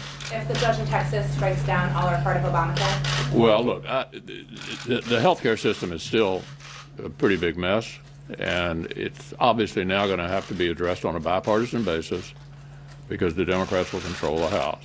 And I don't think anybody's satisfied with the status quo. And the American people have given us divided government, which they've given us most of the time since World War II. They seem to like divided government. And I think the message is figure out what you can do together and do it. And I think health care is still a crisis and needs to be fixed. Senator McConnell, if House Dems push to expand Russia probes, do you think this is an effort to undermine the president? And is there potential to get out in front of the special counsel on this? Look, on the Senate side, the Senate Intelligence Committee has been looking at that issue, and we expect them to report at some point in the future. And I look forward, and so far they've operated on a pretty bipartisan basis, Senator Burr, Senator Warner, and look forward to hearing what they have to say. Senator McConnell. Yeah. Have you spoken to Governor Scott or Congresswoman McSally about their races, and how do you feel about their state? Well, Governor Scott and I traded calls last night, so I've not actually connected with him yet. I'm going to be talking to him shortly. And I have not spoken to Martha McSally, although we traded calls too. They were pretty late at night. I decided to go to bed and talk to her this morning. Senator McConnell, yeah. Question. You're going to have an extra cushion in the Senate with extra seats on the Republican side. What will that enable you to do? Will this ease judicial nominations? What's the practical effect of all that? Well, you know what my top priority is. I've made it very clear. It's the judiciary, the 2 Supreme Court appointments, the 29 circuit judges, the 84 overall number of judges, and we're not through doing those this year. The president, I think, has done an excellent job in picking young men and women who believe the job of the judge is to follow the law, and we intend to keep confirming as many as we possibly can for as long as we're in a position to do it. So it'll still be my top priority in setting the agenda here in the Senate. Next, perhaps truer words have never been spoken, that the Senate Majority Leader is going to push hard for judges. Now he's got an even bigger majority in the Senate. There are a few headlines. He called the question of birthright citizenship an interesting legal question to be settled by the courts. There you go. He also said the president was very helpful to us in the Senate last night, back with our panel here. A lot of smart people here. Bakari, was the president very helpful to Senate Republicans? Oh, yeah. I mean, I think he was helpful to I miss you, Joe, already. He was helpful to future Senator-elect Braun. Of course, he was helpful to Kramer. And you look around the country, I think that, he actually did a good job. Donald Trump did something that Barack Obama could not do, which is drag his coalition to support these Senate candidates. And I think he deserves some credit for that. He did not do the House any favors because around these urban centers, in the suburbs and exurbs, you have, for example, new Congressman-elect Underwood right outside of Chicago. That's a seat that Democrats should have trouble winning, and she won by 5-7 points. Lucy McBath in Georgia. So he didn't do the House any favors, but they owe him, some Diet Coke and Big Macs over there because he did them a favor. Kristen, to you, we just heard McConnell at the beginning of that Q&A session there when Manu Raju, our colleague, asked him a very legitimate question about the president's rhetoric for the party and the implications when it comes to women and immigrants. He literally said, let's not waste our time on the president's rhetoric. I mean, I get that he doesn't want to answer the question, but it's partly the president's rhetoric, to Bakari's point, that helped him, that helped Republicans gain in the Senate. I completely understand why Mitch McConnell gave that answer. I don't think he's interested in picking a fight with President Trump today. I don't think he sees there's any benefit. I get that, but is he not then worried about the rhetoric and what it does for the Republican Party long term beyond yesterday? I think I have found that when you ask people in politics to think long term, it doesn't really happen. People are worried about the next election, period. And I think for Mitch McConnell, the election that just happened within the last 24 hours was very good for him. The president's rhetoric may have made things very challenging for his colleagues on the other side of Capitol Hill, but did not hurt him. So Julie, we're already hearing the Republican response to oversight from the House, now controlled by Democrats. You heard asked the Senate Majority Leader there about requests for demands rather for the president's tax return. He called it presidential harassment. The phrase we've been hearing a lot of is, will they legislate or investigate? They're preparing for this. Absolutely. And I mean, that's going to be a key part of the pushback is sort of the thematic of, they're just obstructing, they're just harassing. This is all a political score that they're trying to settle now that they have the gavels on the House side. It's a rhetorical thing, but it's also actually a substantive argument, because if this question of whether the House can subpoena the president's tax returns actually does get to the point where it's being tested in the courts, there is some question about whether, if the Democrats can't show that they have a legitimate oversight purpose for asking for these tax returns, they would be able to survive a legal challenge, because these statutes that they'd be relying on, if you read them, it's pretty clear that it's not, just for any old tax return that you may want to see or anyone you want to bother. I mean, it's specifically supposed to be because they have the authority and the obligation to be able to see into any taxpayer's tax returns for an oversight. Well, you could make that case, could you not, to look for potential conflicts of interest? Absolutely, you could. And Democrats, I'm sure, will make that case. But what I'm saying is it's more than just a sort of a thematic argument of harassment. They're trying to take down the president. It could actually be a legal strategy that they pursue. How do you think, Ryan, Democrats, or can they get on somewhat of the same page on these issues in terms of, okay, where are we going to put the bulk of our energy, our press conferences, our hearings? Are we going to put it on, this oversight before the Mueller probe wraps up? Or are we going to really pour our energy into the promises we've made on health care? Because they just seem so divided on that internally. That's a good question. And if you looked at Nancy Pelosi's comments last night, it's not like she really emphasized oversight and investigations and got into the nitty-gritty of tax returns. No. But you have some chairmen that are coming, that are taking over these committees that have been extremely frustrated by the way that the Republicans have run these committees, right? So when Adam Schiff replaces Devin Nunes on the House Intelligence Committee, that is a big difference, right? And there are a lot of questions on the Russia investigation that Adam Schiff and his Democrats have been dying to get answered. They're not going to, swat that all away because, others want to talk about health care. Those investigations are going to go forward. And Elijah Cummings, who has a lot of experience, has running these kinds of investigations. There's a lot of pent-up demand from Democrats to look into these things. But I take your point. Sometimes the public doesn't always have the appetite for that, right? And when they're looking at their health care bill every month. Going into 2020, they're going to have to strike that balance. But I think a lot of Democrats look at this election as the most important thing. Obviously, they did is they took back the House, and that House that they have now is a tool, an oversight tool. They don't really have a policy tool because they can't get anything through the Senate and get onto Trump's desk. Oversight has power, and there's another guy, another name, Robert Mueller. A report's about to drop, and you have to think this is some job security for Robert Mueller, is it not, with Democrats, with the check? Well, I think first, I think the first thing Democrats will do is pass a bill, whether or not it makes it to the Senate or not, to protect Robert Mueller. I think that's just something that they should do, they will do. But to Ryan's point, Democrats have to have some introspection right now, right? Because this is going to get me in trouble. But we did not win any races last night because of House leadership, right? We won races because of the energy that was brought by candidates like Andrew Gillum, Stacey Abrams, Beto O'Rourke. You know, we recruited great candidates, but a lot of these individuals came in with them.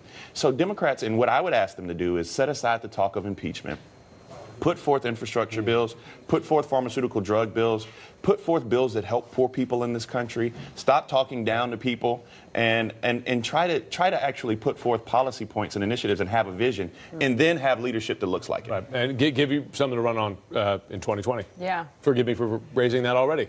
Minutes into this season. Everyone, thanks very much. In just minutes, we should remind you the president will speak for the first time since these midterm election results. We're going to bring that to you live right here on CNN.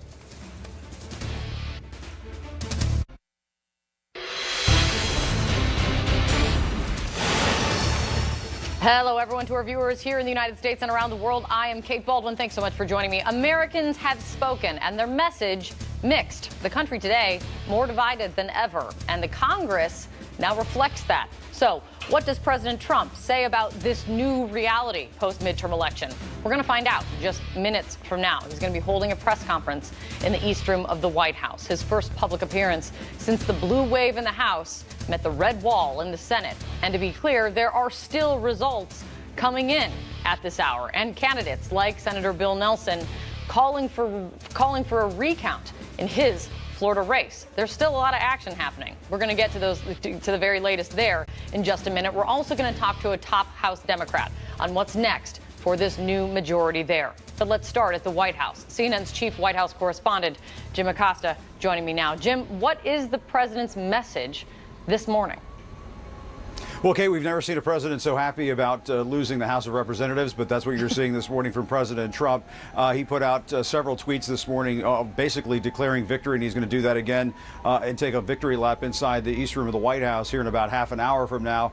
Yes, even after losing the House of Representatives to the Democrats. We saw the president this morning tweeting about the Mueller investigation. That's obviously on his mind, and also seemed to be trolling the likely incoming Speaker Nancy Pelosi, who's going to be taking the gavel in about a month and a half from now or so. And, you know, Kate, the other thing that we're looking towards in terms of what the president will have to say is exactly what he plans to do about all of these looming investigations. As we were talking about late last night into the wee morning hours, this president is going to be facing a lot of different investigations up on Capitol Hill inside the new Democratic House of Representatives. Democratic lawmakers have already indicated they want his tax returns. They want to dig deeper into the Russia investigation. They want to haul officials up on Capitol Hill to answer questions about, for example, the family separation program, taking children away from their mothers at the border, this caravan invasion, as the president calls it, and mobilizing the U.S.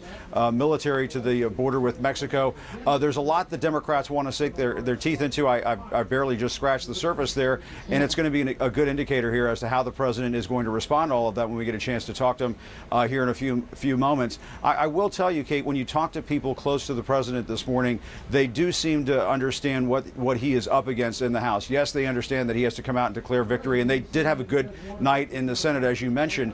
But as one close Trump advisor said to me earlier this morning, the Democrats are going to, quote, torture him when it comes to requesting these tax returns and these other investigations that they want to launch. And so the president, he's not really acquainted with all of this. He was used to sort of running roughshod over the Republican field during the 2016 campaign. He's had a Republican House and a Republican Senate, and now a conservative Supreme Court up until this moment. Now he has to deal with the other side of the aisle. He has to deal with Democrats, and the person he was going after out on the campaign trail, Nancy Pelosi, he was railing against her out on the campaign trail at rally after rally before these midterm elections, and now he has to work with her, and a lot of people across the country are going to be wondering exactly what he plans to do about that. Kate? Yeah, that I think would be a very important question for the president to be answering coming. And one thing, if there is any certainty in Washington where there is none, investigations are coming, as you mentioned. That could be maybe the only one. Thank you, Jim. It's great to see you.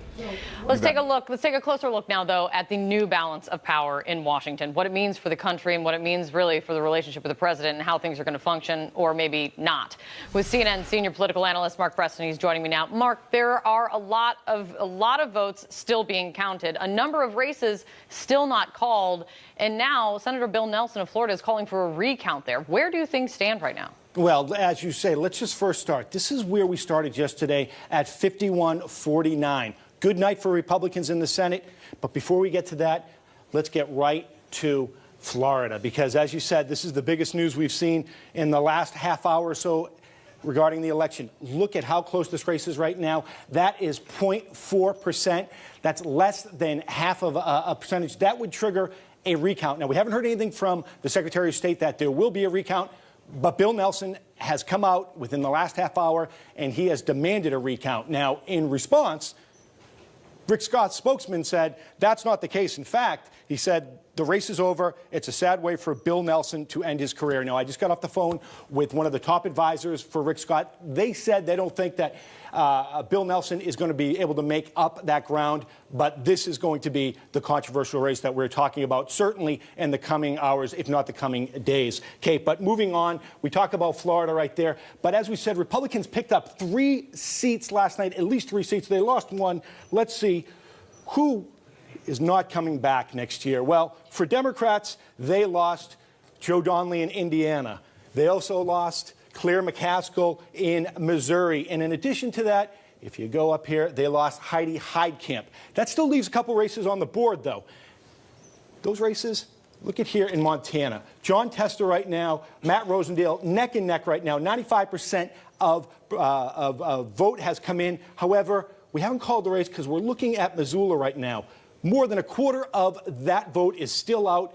And look at the advantage right now that John Tester has. So there's a lot of vote out there. We want to see what happens in there. And, of course, we get down to Arizona. This is not looking as good as perhaps Montana is for Democrats. Right now, Martha McSally has a lead in Arizona right now. About a quarter of the vote is out. Mail-in vote, military vote, what have you. So they're waiting on that. We'll see what happens down there. So a lot going on right now, certainly in the Senate. But when we get across to the House, Kate, this is where things get very interesting as well. Let's see where they are. Now, this is where Democrats right now have done incredibly well. They have done incredibly well so far. Right now, if you look at, they have 229 seats. They can add to that total. Republicans right now with 206. But where are we right now? Who lost? Because really, that's kind of an interesting story and what is still out and what we haven't counted. Well, if you look all around here, all this blue are Democratic pickups of Republican seats. And I just want to show you one race right here. Look at this. Mia Love, a Republican, the only African-American woman Republican in the Congress. Looks like she's going to lose right now. 100% of reporting, and we're still waiting, though, to count some more ballots. This is an interesting race, and then this is another interesting race, only because we talk a lot about Russia with what's going on with President Trump. If you go down here, look at this race down here. This is really interesting. Dana Rohrabaugh right now is losing to Harley Rouda. Rohrabaugh is the one who always talks very kindly about Russia. Kate?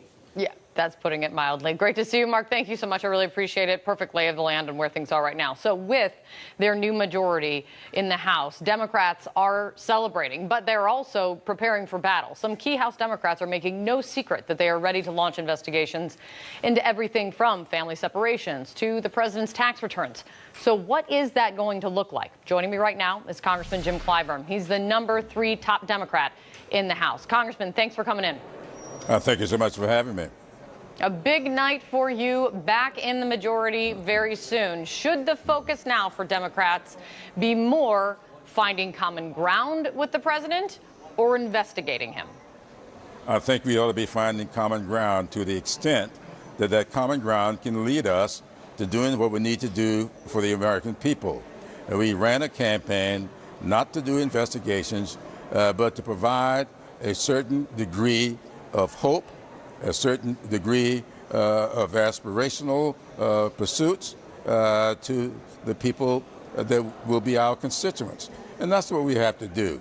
I have been saying throughout this campaign that our primary challenge is making America's greatness apply fairly and equitably to all Americans.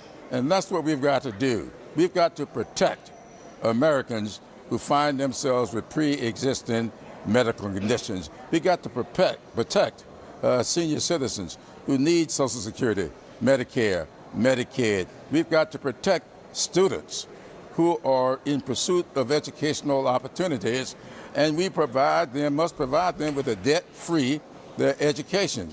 These are the things people were voting for, and these are the things that are going to be our primary mission as we move into the majority. Now, the committees will do their work. The Intelligence Committee has some work to do. The Oversight Committee has work to do. But let them do their work. But I think this caucus is going to focus like a laser beam on the future aspirations of the American people. With that in mind, do you think the Democratic majority, the committees even, should be trying to force the president to release his tax returns? Well, that's the purview of only one committee that I know about. And my good friend Elijah Cummings. Yeah, and that committee could be moving that direction. What do you think? Well, Elijah Cummings is a great chair, a great friend. His roots are in my congressional district. I know him very well.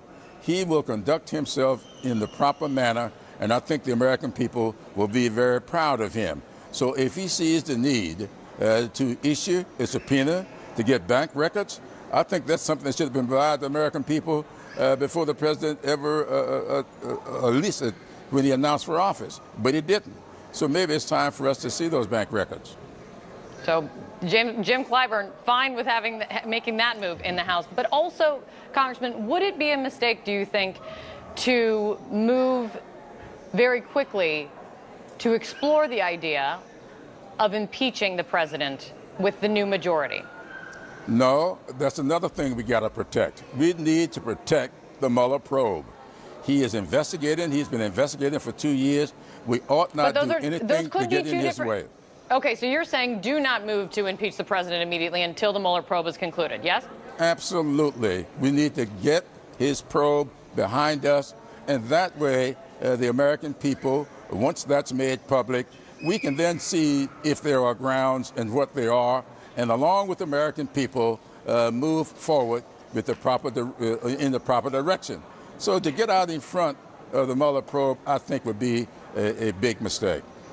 The most immediate question, I guess, maybe before the new majority is who will be leading it. The president had an idea for you this morning, if you were interested. He wrote out in tweet, in all fairness, Nancy Pelosi deserves to be chosen as Speaker by House Democrats. She has earned this great honor, he wrote. I mean, he might have ulterior motives in writing that, and saying that this morning, but do you have any doubt in your mind that she will be Speaker again? Well, let me tell you something. I don't usually find myself in agreement with this president, but on that score, I agree with him. She has earned it. I have said from day one, Nancy Pelosi has been a great speaker.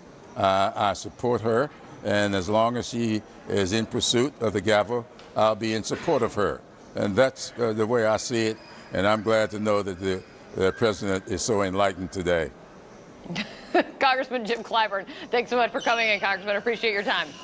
Thank you so much for having me. All right.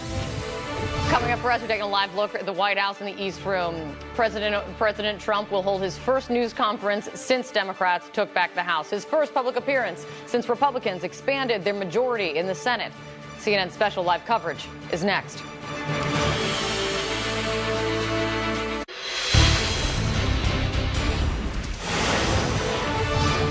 Hello and welcome to our viewers here in the United States and around the world. I'm Wolf Blitzer along with Jake Tapper, and this is CNN's special live coverage of the 2018 midterm elections. The day after, just minutes from now, we will hear directly from President Trump over at the White House. He will talk about the results of this truly historic midterm election. Yesterday's vote was considered a referendum on the first 2 years of President Trump's White House, and the outcome could alter the course of his presidency over the next 2 years. The vote saw Democrats retake the House, meaning President Trump will face the first real check of his executive powers. It also saw Republicans actually make gains in the U.S. Senate, with some races still too close to call this morning. And it saw the president's unorthodox and controversial campaign style pay off in some key races, but not necessarily in several others. Jake, first of all, what do we expect to hear from the president in the next few minutes? He's going to come out presumably swinging, as he always does. I assume that he will pretend that it's not a big deal that the Democrats have recaptured the House and that last night was a big victory. He'll look at the Senate races, the fact that they picked up races, picked up seats, which is an achievement. The Democrats had a horrible map going in, but you have to also acknowledge that Republicans got a good ground game out there, got their voters to the polls, took away Democratic Senate seats in Missouri, in Indiana, possibly in Florida, although that state looks like it's headed for a recount. So I assume he'll declare victory and pretend that the big development of the night, which is the House being recaptured by Democrats, didn't happen or isn't a big deal. It's not going. It wasn't the shellacking that Obama went through in 2010, and I assume that President Trump will not even acknowledge that it was anything of a setback. How worried should the president be right now that the Democratic majority in the new House will have subpoena power? They'll really go after oversight. They'll try to investigate what he's up to. Well, I defer to the reporter colleagues I have on the Hill and at the White House as to what the Democrats are planning and what the White House is prepared for. But my guess, based on the conversations I've had, is it's going to be a very aggressive oversight process. There are going to be subpoenas. The likely new chairman of the House Ways and Means Committee, Congressman Richie Neal, who most people have never even heard of, will be able to, with a simple majority vote on his committee, get the president's tax returns, which the president has done everything he could over the last several years to keep from the sight of the American people. I have a feeling that the White House has no idea what's headed their way at all, and really, it's going to be a tsunami. Yeah, it's going to be dramatic indeed. Let's bring in our panel. We have our CNN political director, David Chalian, our chief political analyst, Gloria Borger, our White House correspondent, Abby Phillip, and CNN political analyst, David Gregory. Well, Abby, you cover the White House for us. What do you anticipate unfolding, first of all, at the news conference, but then in the next few weeks and months? Well, President Trump is something of a glass half full kind of guy, and I think that this is going to be That's such a sweet way of putting this is going to be a victory lap for him. He's going to look at only the parts of the map that that reflect favorably on his performance in the midterms, meaning that any place that he went where his guy won, that's what he's going to be focused on. And I think that whether you like it or not, that's what he's most likely to do when we see him today. He's probably not going to talk very much about the House of Representatives. He's going to say, well, I didn't really do anything in the House of Representatives, and that's why we lost as much as we did. You're going to see him talking about his people, like Ron DeSantis, who was able to pull out a victory in that state when it looked like he could not do it. And I think President Trump is going to be setting up a foil for the rest of this year, for the rest of his term, which is going to be him against the Democrats, him against Nancy Pelosi and Chuck Schumer. And he's going to go, this is going to be, I think, one of those freewheeling press conferences that we're used to with President Trump. He has nothing else on his schedule today. He has all day to take questions and talk to reporters and spin this story exactly the way that he wants it to be told on tomorrow's front pages. And you said something to me backstage, which is, what is President Trump, what is his last tweet about? It's about the Mueller investigation. He is going to be pivoting back to that thing that he wants to finish. In his view, finish the job. He knows that it's on the horizon. The election is over. Mueller is going to be back in the news. He's not wasting any time reframing that conversation as a witch hunt. The 12 angry Democrats, it's back in a tweet this morning. It's not even been 12 hours since the midterm election. And he's going to have a villain now in House Speaker, perhaps Nancy Pelosi, and he hasn't had that before. I mean, they're going to have subpoena powers, so to your point, it's going to make things really unpleasant.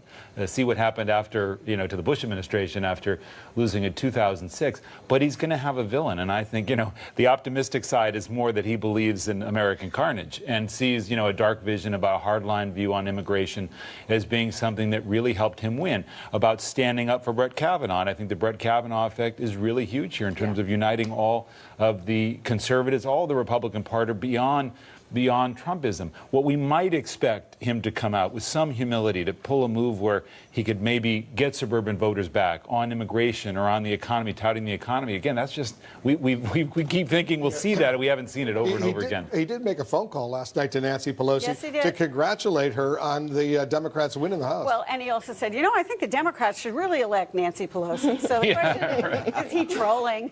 Is he doing a little trolling here because he wants Nancy Pelosi to be be, to be in charge.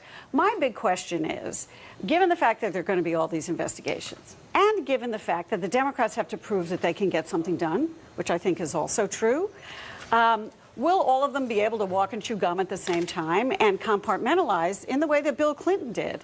When he was under investigation, he was able to pass legislation, get stuff done, and not tweet about it every day, not tweet about a witch hunt every day of Ken Starr. And I don't know that Donald Trump has that ability to do that. If he does, we certainly haven't seen it so far. So the question is, how will that, with the Robert Mueller investigation, the subpoena and the tax returns, the investigations of what happened on border policy and the hurricane in Puerto Rico, how will that impact the urge maybe to do something together on prescription drug benefits or criminal justice reform? I don't think we know the answers to that yet, because I think it largely depends on what the president is willing to do and how he can actually navigate something that's very nuanced here with Democrats. What do you think, David?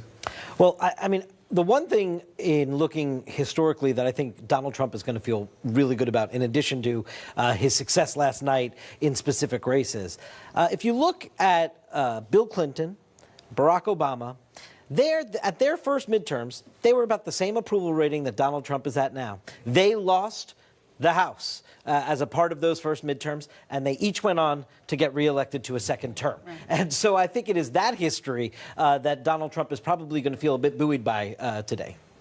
One thing that I think would be interesting, and I don't imagine he will do it, but President Trump could come out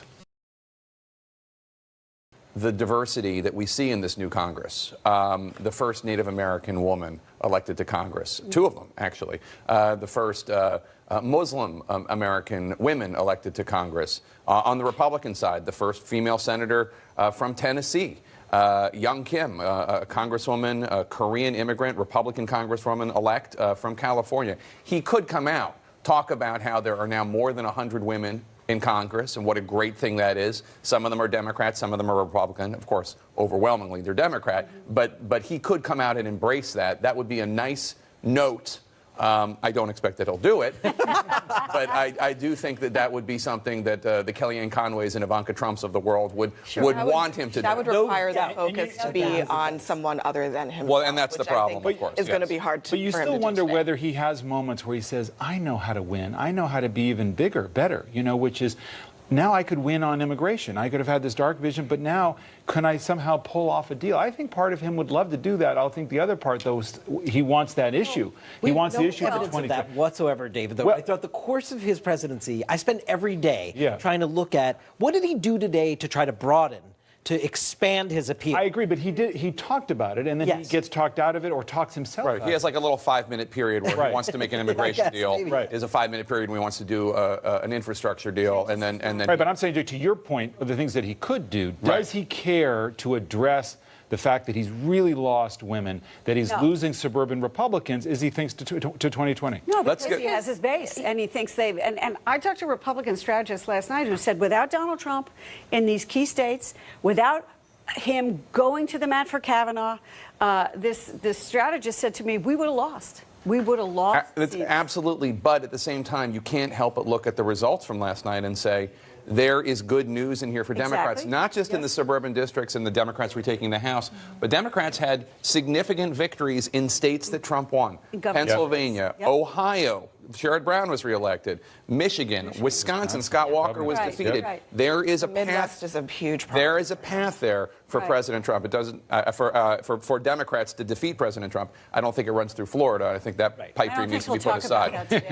I want to go to CNN's chief White House correspondent, Jim Acosta, who's in the East Room, waiting for President Trump. Jim, what are you expecting the president to talk about today? Jake, I think we're expecting a victory lap here in the East Room of the White House. Usually when a president loses the House of Representatives to the other party, there's an acknowledgement of a shellacking or whatever you want to call it, whatever we've heard from previous presidents in the past. This president is calling it a success. And frankly, I've never seen a president so happy about losing the House of Representatives. But I think the president is going to give us an indication here as to what's to come. You were having this conversation a few moments ago as whether or not he's going to extend the olive branch.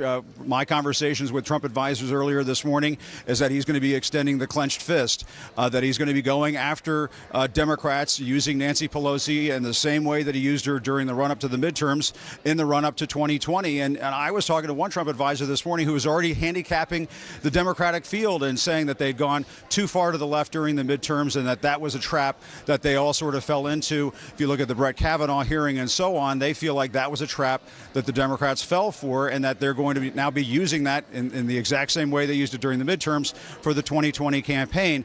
The problem for the president in all of that and all of that overconfidence is obviously because Nancy Pelosi is likely to become the Speaker of the House. The Democrats are going to take control of all those chairmanships and committees, have subpoena power, have the ability to ask for the president's tax returns and so on. And so I think this news conference is going to be very illuminating, guys, because we're going to be able to ask the president, are you going to turn over your tax returns? If they ask for your tax returns, are you going to cooperate with the Russia investigation if Adam Schiff is in charge of the House Intelligence Committee and so on? And guys, I think one other very large point needs to be made, and that is this immigration issue that the president used. Yes, you want to ask the questions about moving forward, but looking back, I think the president is going to be asked in this room, if he opens it up to a lot of questions and just doesn't look for softballs, was it a racist ploy to demonize immigrants in the run-up to the midterm elections, running that racist ad that we saw the Trump campaign running in the final days before the midterm? And will the president acknowledge that, or is he going to continue to beat this drum of really going after immigrants because it worked so well in the midterms, and they feel it worked so well for them during the midterms? And that is obviously going to be something that Democrats are going to be wanting to look at when they take control of the House. They're going to want to have hearings about what's happening down at the border. What are these troops going to be doing exactly that the president wants to send down to the border? Does the president still see this as an invasion? And will the family separations that we saw the president and his administration undertake earlier on in this administration, are we going to see a return of that moving forward? And so, yes, there'll be talk about infrastructure week and so on. We see infrastructure week come and go. But remember, guys, the president had that very big meeting of Democrats and Republicans on the issue of gun control after what happened down in Parkland. The president sounded very open to the possibility of compromise on a whole range of issues. And then he met with the NRA, and then he backpedaled. And so this is a president, when in doubt, he goes back to his base. My sense is you're going to see the president indicate that when he comes out here in just a few minutes, guys. And I assume he's going to open with an opening statement, declare victory last night. I did notice, and I want to get your reaction, Jim, this one tweet that the president posted. If the Democrats think they're going to waste taxpayer money investigating us at the House level, then we will likewise be forced to consider investigating them for all the leaks of classified information and much else at the Senate level. Two can play that game. So he's basically getting ready for a major confrontation. That's right. Well, but I do think there's a reality check that might be in order there. Yes, the Republicans did weaponize the House Intelligence Committee to some extent. Devin Nunes was sort of an attack dog, the way that Darrell Issa was. You will all recall when he was the chair of the House Oversight Committee. But I'm not sure Chairman Richard Burr of the Senate Intelligence Committee is going to be in the mood for launching investigations into House Democrats or into whoever that he thinks is leaking information. He'd like to talk about Dianne Feinstein during the run-up to the midterms as being somebody who leaked information. He was accusing her of leaking information, basically, in the Brett Kavanaugh hearings. My guess is that you're going to have chairman after chairman on the Republican side in the Senate who are just not going to be in the mood for that sort of thing. And that, I think that's bluster coming from the president, though. One thing that he also tweeted about this morning, Wolf, is the Mueller investigation. Obviously, we did not see, Robert Mueller was laying pretty low in the run-up to the midterms, very much unlike what we saw from the former FBI director Jim Comey in the run-up to 2016. Now, a lot of Democrats are saying it's Mueller time, and they're wondering what the special counsel is going to do over the next couple of months. And when that hammer comes down, and Wolf, when you talk to people inside this White House, when you talk to people inside the president's political circle privately, they are still very much worried about the Russia investigation. They still think that the president needs to get rid of Jeff Sessions, get rid of Rod Rosenstein, and there are some who are very hardline, Trump backers inside his team who would like to see the president get rid of the special counsel. Obviously, none of that is going to happen, at least in terms of firing the special counsel. At least that's the way the conventional wisdom sees it. But, Wolf, they are in no mood to play patty cake over here at this White House. This is not going to be a kumbaya moment by any stretch, I think, when the president comes out here. This is a president who feels like he's finished one battle and he's ready to start another, Wolf. All right, I know you want to sit down. The president's going to be walking out into the East Room for this news conference momentarily. Speaking about Mueller, now that the election is over, the midterm election, you've been doing a lot of reporting, Gloria, on this. What do we anticipate? Some announcements? I don't think he's done, to be honest. I think he's still very much involved in investigating Roger Stone, for example, and I think that could prove to be significant. And I don't think that he's on any particular timetable here. I mean, there are people I've heard who believe that, like, tomorrow he's going to issue a report, and I don't see that coming. They haven't finished deciding what they're going to do with the president's interviews, for example. So, I think Mueller, it may be close to wrapping up. I think but not as close as a lot of people think. I think it could be in the new year.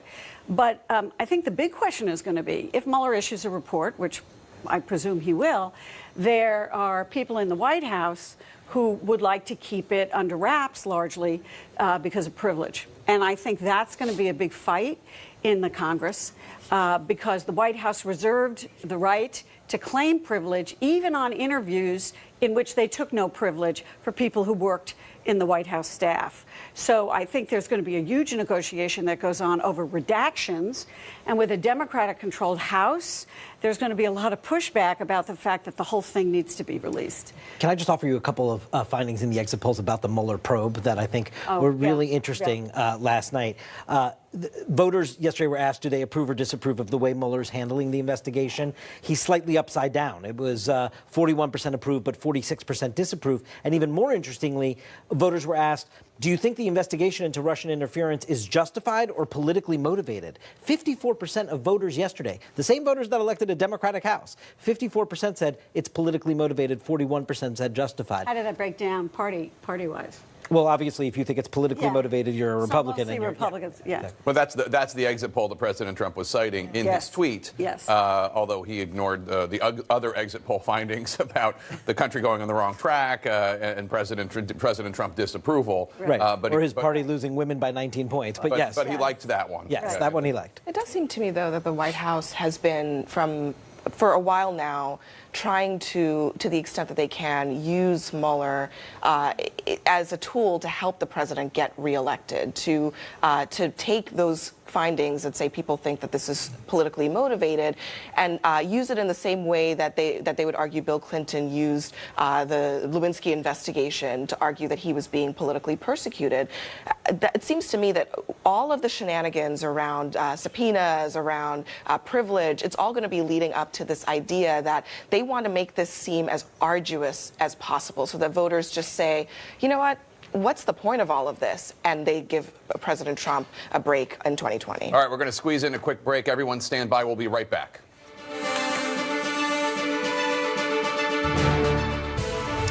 Welcome back to CNN special coverage of the 2018 midterm elections. Any minute now, we're going to hear directly from President Trump over at the White House. We'll hear his reaction to the Republican losses in the House of Representatives. We'll hear his reaction to what's going on, the impact on his presidency going forward, and his own impact on races across the country. And as we've been pointing out, he's going to come out and declare a victory, even though it wasn't exactly a victory for him. He's got a lot to worry about. But you know what's also intriguing in the immediate aftermath of a midterm election? You know what begins?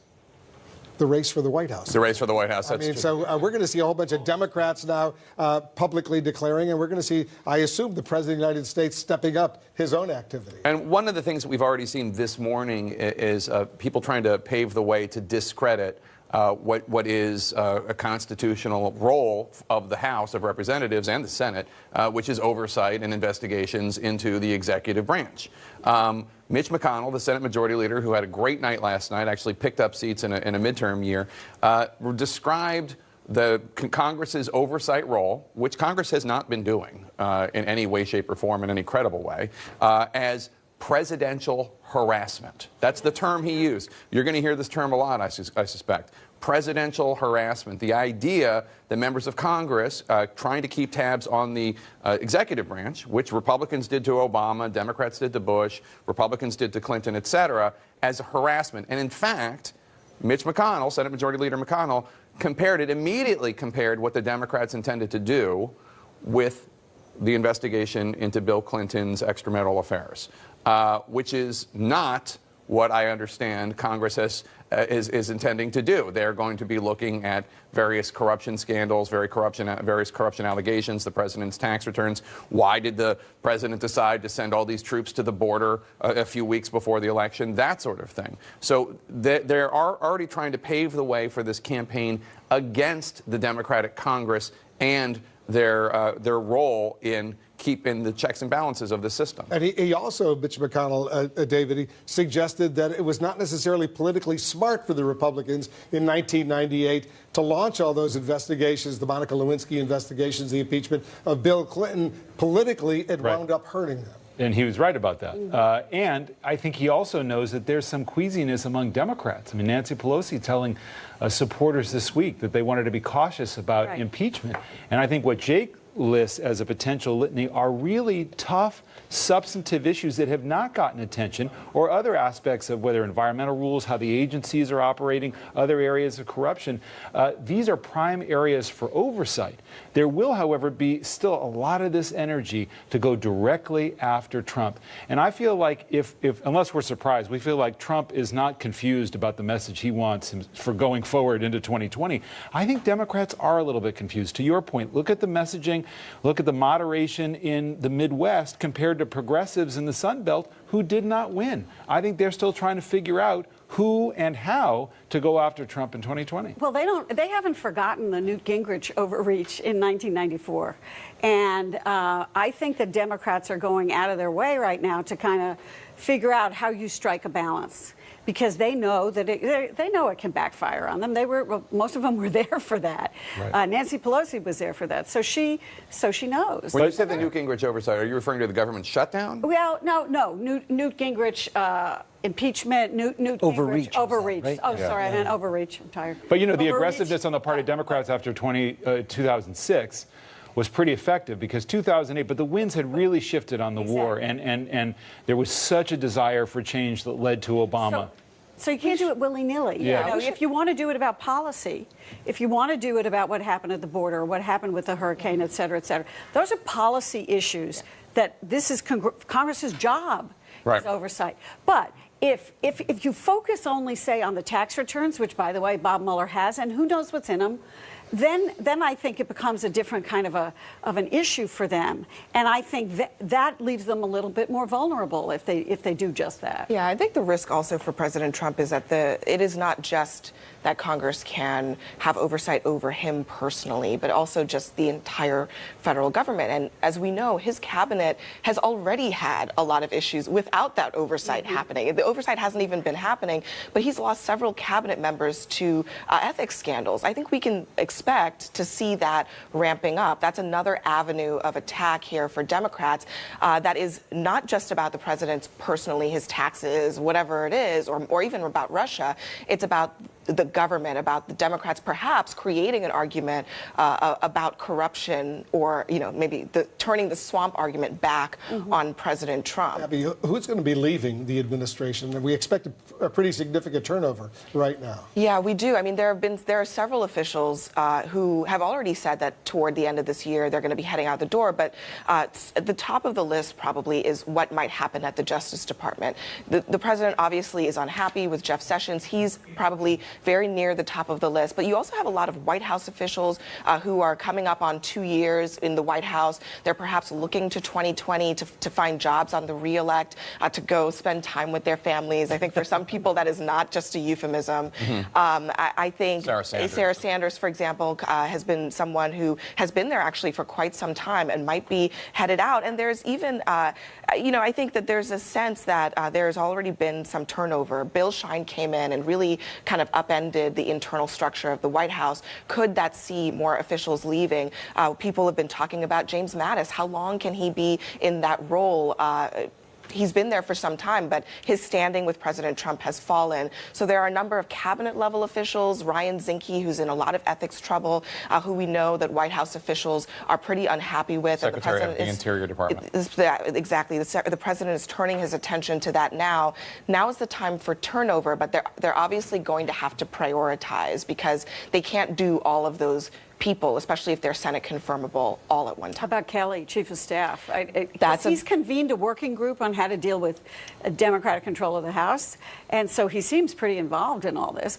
And he's told the president he would stay through 2020, but you're hearing whispers of whether or not that might actually be the case, considering how his power has eroded. But you know who he thinks deserves a promotion? Me, myself, and I. I mean, he's looking in the mirror saying, you know, my gut instinct that was better than Paul Ryan's. Like, I know how to keep my base engaged. I know I have the feel for what I want to run on. I'm in touch with my voters who are increasingly really my party. I think what's got to unnerve the president, and I, you know, in the past week, reaching out to China, for example, he wants a deal on trade that he can take credit for. He wants the markets to stop being spooked and to have some gains. I mean, for him to go into 2019 with a softening economy, maybe, you know, something worse, that's obviously something that he can compute and be afraid of.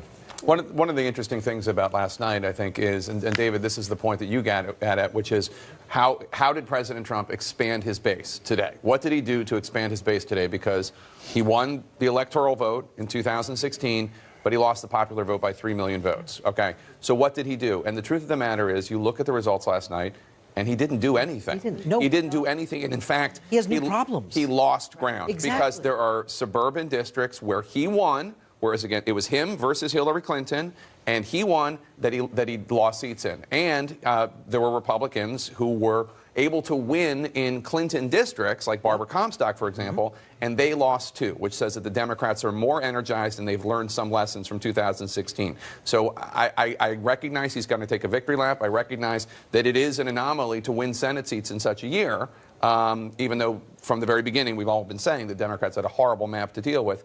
It was a bad night for President Trump, and it's about to get worse. Yeah, two things on that. The about to get worse in terms of Washington. Yeah. I just think we forget also, he's so not of Washington. I know that's an attribute for him politically, but he has no idea what's about to hit him having a party out of power. He just hasn't lived through what that's like, divided government for an administration. So I really think this is going to be new for him in many ways. Politically, Jake, you are so spot on. Do you know that 4 years ago in 2014, the Republican Party won the suburbs in that election by 12 points? Now it was an even draw. That you can't go from that big of an advantage to just dividing with the other party. Independent voters, we forget this all the time because we talk so much about his base strategy. Donald Trump won independent voters in 2016 by 4 points. His party lost them by 12 points yesterday. There is a... Hillary Clinton was potentially the first female president, and we know she was a flawed character and had questions about her. She won women by 14 points. Democrats won women by 19 points yesterday. There are clear trouble signs ahead that if Donald Trump just puts his head down and continues doing what he's doing about just quadrupling down on that base and making sure, yes, is he going to have Florida again in his column? Probably so. But as you were saying, David, that, you know, looking into Wisconsin and Michigan and Pennsylvania, which were critical to his success, he's going to need to make some sort of... But unlike a midterm, which is a referendum on him, a presidential race is a choice. Yes. He gets to run against somebody. Without a doubt. And we have to believe they'll learn some lessons and do better in those areas, and there's certainly signs for that. The race is beginning right now. There's still some empty chairs over there. The president running a little bit late for his news conference in the East Room at the White House. We'll take a quick break. We'll be right back.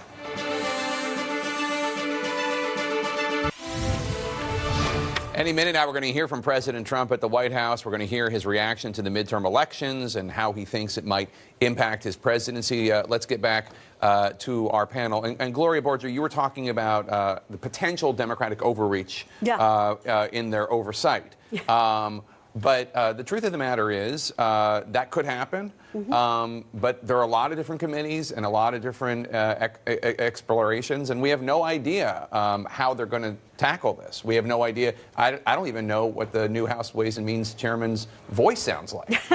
Richard Neal of Massachusetts. And he's been in the House for 30 years. For 30 years. But you know, Maxine Waters is going to head financial services, so I'm sure Donald Trump will have something to say about He'll that. have a weekly lunch. I think Nancy Pelosi has made it very clear in the interview she gave before last night that she is aware. She's not talking impeachment, for example. There are Democrats who are. Jerry Nadler, who's going to run Judiciary, he is not talking about impeachment right now. So they clearly understand that they don't want to rush into anything, because I do think that they also are running a chamber.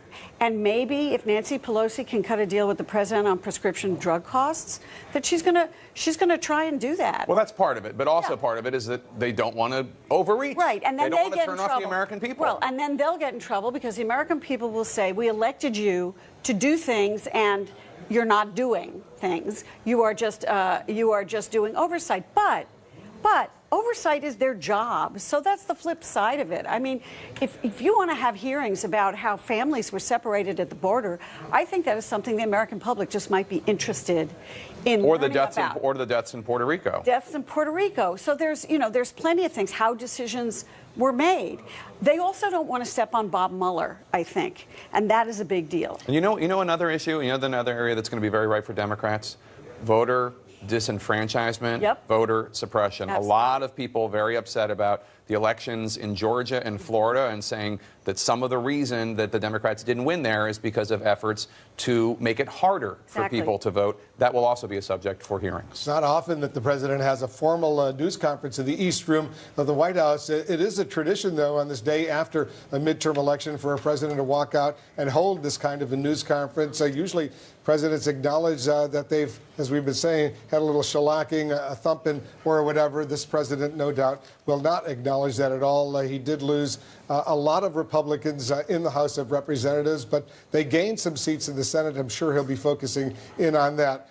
Jake, I'm sure the president will open up with an opening statement and, in effect, declare a victory for himself, for the Republicans last night, try to ignore what happened in the House of Representatives. He'll have that prepared statement, whether he reads it from a teleprompter or just sort of ad-libs something, unclear at this point. But he'll make a statement and then he'll call on reporters, and let's see how that goes. One of the things that will be interesting is oftentimes you have two completely different statements, the one that the president reads on the teleprompter or from the papers in front of him, and then the one he actually believes, which he says extemporaneously or goes off the cuff while reading the speech. We've just been told, by the way, there's no teleprompter in there, so he'll have some notes, no doubt, and he'll make a statement. I'm sure he's been thinking about it a lot, and as we all know, he watches a lot of television, a lot of cable news, so he gets a lot of information from that source. One of the things that's going to be interesting is I think when President Trump was first elected, there were a lot of people, including Chuck Schumer, who were hoping this was a president who ultimately was not wedded to any particular ideology other than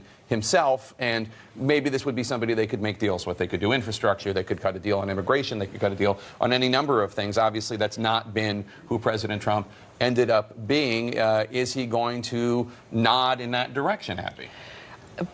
You know what? He's going to put the ball in the Democrats' court. And I think we should also be looking for him to take some of his own lessons from the way that the midterms ended out in the last couple of weeks, where he pivoted hard on immigration. You know, a lot of people are going to disagree that that was a successful strategy.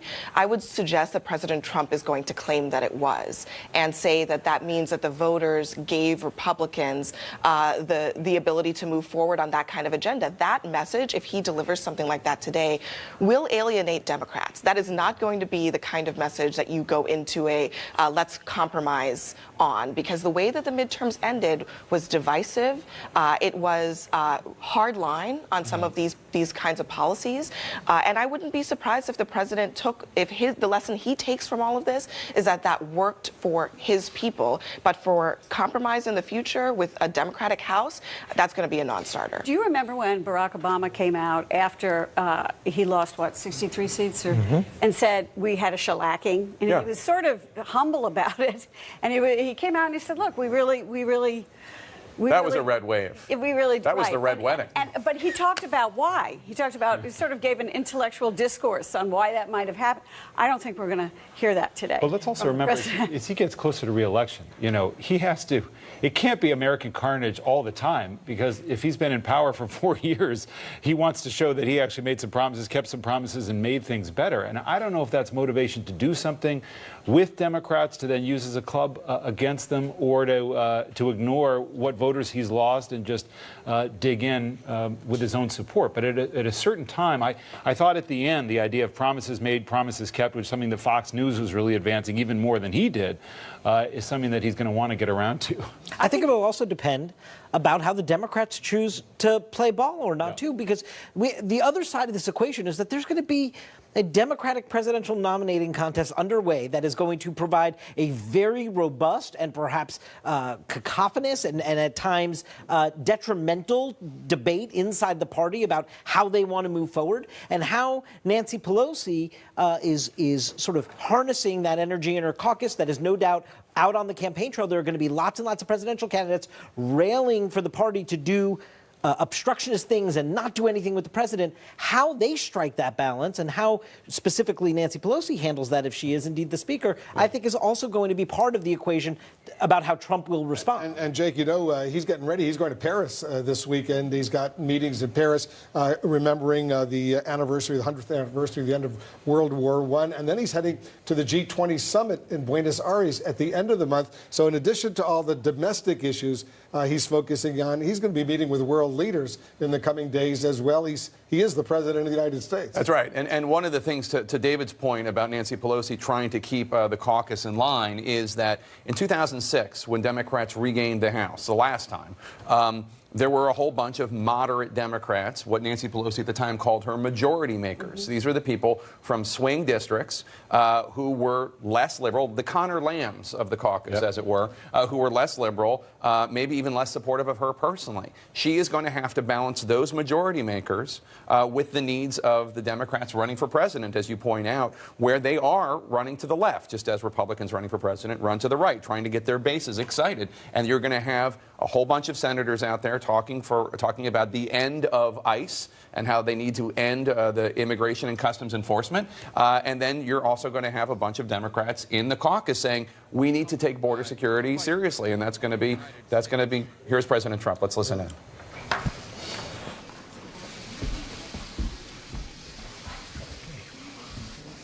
Thank you. Thank you very much. Please.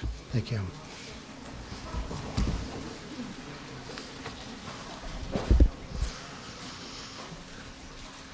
It was a big day yesterday, an incredible day. And last night, the Republican Party defied history to expand our Senate majority while significantly beating expectations in the House for the midterm and midterm year. We did this in spite of a very dramatic fundraising disadvantage driven by Democrats' wealthy donors and special interests, and a very hostile media coverage, to put it mildly. The media coverage set a new record and a new standard. We also had a staggering number of House retirements, so it's a little tough. These are seats that could have been held pretty easily, and we had newcomers going in, and a lot of them worked very hard, but it's very difficult when you have that many retirements. We held a large number of campaign rallies with large numbers of people going to everyone. To the best of my knowledge, we didn't have a vacant or an empty seat. I'm sure you would have reported it if you spotted one, including 30 rallies in the last 60 days. And we saw the candidates that I supported achieve tremendous success last night. As an example, of the 11 candidates we campaigned with during the last week, 9 won last night. This vigorous campaigning stopped the blue wave that they talked about. I don't know if there ever was such a thing, but could have been. If we didn't do the campaigning, probably there could have been. And the history really will see what a good job we did in the final couple of weeks in terms of getting some tremendous people over the finish line. They really are tremendous people, but many of them were not known, but they will be known. This election marks the largest Senate gains for a president's party in a first midterm election since at least President Kennedy's in 1962. There have been only 4 midterm elections since 1934 in which a president's party has gained even a single Senate seat. As of now, we picked up, it looks like 3. Could be 4. Perhaps it could be 2. But we picked up a lot. And most likely the number will be 3. You people probably know that better than I do at this point because you've looked at the more recent numbers. 55 is the largest number of Republican senators in the last 100 years. In the last 80 years, a sitting president's party has only gained a cumulative total of 8 Senate seats, averaging 1 per decade. So if we picked up 2, 3, or 4, that's a big percentage of that number. So in the last 80 years, you think of that, only 8 seats. In President Obama's first midterm election, he lost 6 Senate seats, including in the deep blue state of Massachusetts. Republicans captured at least 4 Senate seats held by Democrat incumbents. And these are tremendously talented, hardworking people that did this. Indiana, North Dakota, Florida, Missouri. We also won 2 open Senate seats in Tennessee. I want to congratulate our great champion who did such a great job in Tennessee, Marsha. And in Utah. And Arizona is looking very good, really very good. She's done a terrific job. That was a tough race, and she's done a fantastic job. In each of these open seats, Democrats recruited very strong candidates with substantial fundraising and media support. We were getting bombarded with money on the other side. In the House, Republicans dramatically outperformed historical precedents and overcame a historic number of retirements, the most House Republican retirements in 88 years. 43 House Republicans retired. Now, I will say this, that in many cases they were chairmen of committees, and they left because they weren't chairmen, because the Republicans have a rule for 6 years. And what that does is wonderful in one way. It lets people come through the system and become chairman. In another way, it drives people out, because when they're a chairman, they don't want to go and not be a chairman. You're the chairman of a committee, and you're a big deal, and all of a sudden, you're not doing that anymore. So they leave. We had a lot of them leave. It's, I guess you can flip a coin as to which system is better. The Democrats do the other. Some of their folks have been on those committees for a long time as chairman. In 2010, President Obama's first midterm, he lost 63 seats. By contrast, as of the most current count, it looks like around 27 House seats or something, and we'll figure that out pretty soon. We also had a slew of historic wins in the governor's races. The governor's races were incredible, against very well-funded, talented, and skilled Democrat candidates and people that worked very, very hard, respectfully, for those candidates, like Oprah Winfrey, who I like. I don't know if she likes me anymore, but that's okay. She used to. But she worked very hard in Georgia, very, very hard. And if you look at them, with 4 governor's races crucial to 2020 and the presidential race, Florida, Iowa, Ohio, and Georgia, the big ones. Florida, Iowa, Ohio, and Georgia. Can't get much more important than that. They were incredible. They were actually incredible campaigns, too. Incredible. As of right now, Republicans will control the majority of governorships across the country, including 3 great women who worked very hard, governors of Alabama, South Dakota, and Iowa. They worked very, very hard. They're very talented. By expanding our Senate majority, the voters have also clearly rebuked the Senate Democrats for their handling of the Kavanaugh hearings. That was a factor, I think maybe a very big factor. The way that was handled, I think, was tremendous energy was given to the Republican Party by the way they treated then Judge Kavanaugh, now Justice Kavanaugh. and expressed their support for confirming more great pro-Constitution judges. Candidates who embraced our message of low taxes, low regulations, low crime, strong borders, and great judges excelled last night. They excelled. They really, I mean, we have a list of people that were fantastic. And I'm just going to point them out. Mike Bost, Rodney Davis, Andy Barr was fantastic. I went to Kentucky. For the most part, I didn't campaign for the House, but I did actually make a special trip for Andy Barr because he was in a very tough race in Kentucky, and he won. That was a very tough race. The polls were all showing that he was down, and down substantially, and he won. And that one I did do. Pete Stauber of Minnesota, great guy, he's new, and ran a fantastic race. On the other hand, you had some that decided to, let's stay away. Let's stay away. They did very poorly. I'm not sure that I should be happy or sad, but I feel just fine about it. Carlos Curbelo, Mike Kaufman, too bad, Mike. Mia Love. I saw Mia Love. She'd call me all the time to help her with a hostage situation, being held hostage in Venezuela. But Mia Love gave me no love, and she lost. Too bad. Sorry about that, Mia. And Barbara Comstock was another one. I mean, I think she could have won that race, but she didn't want to have any embrace. For that, I don't blame her.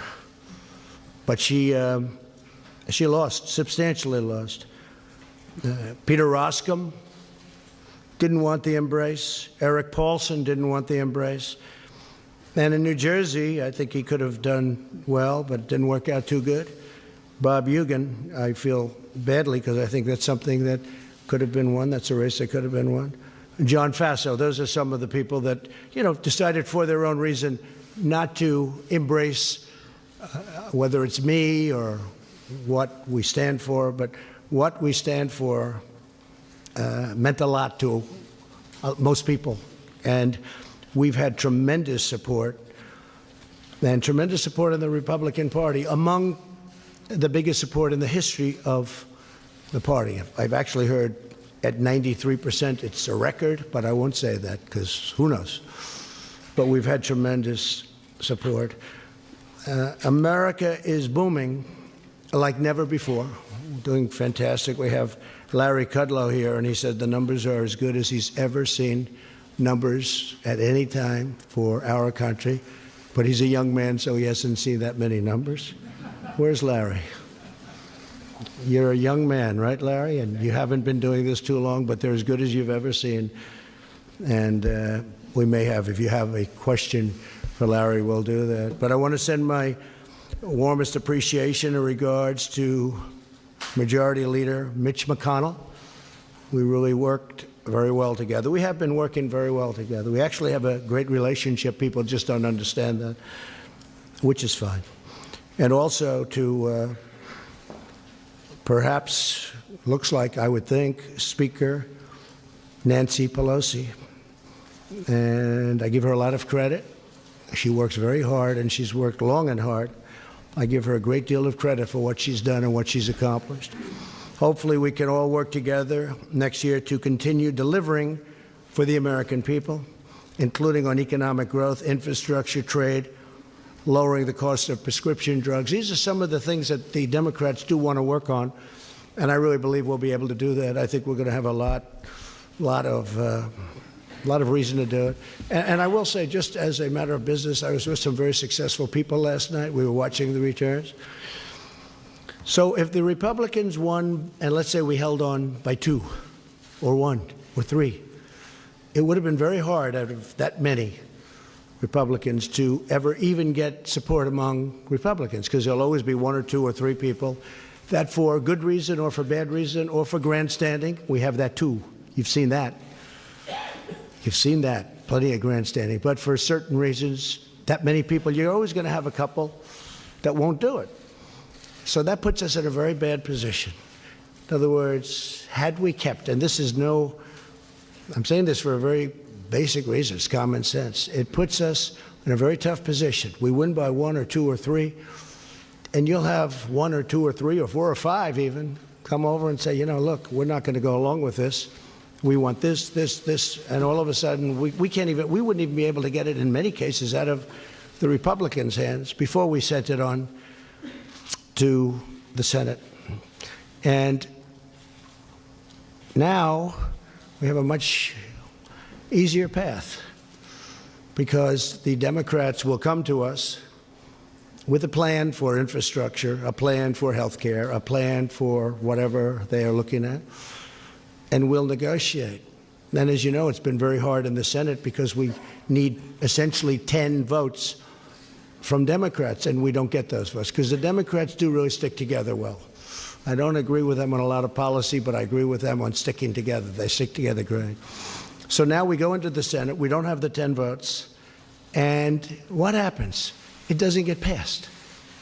Even if it gets out of the House, it doesn't get passed. So under the new concept of what we're doing, I say, come on, let me see what you have.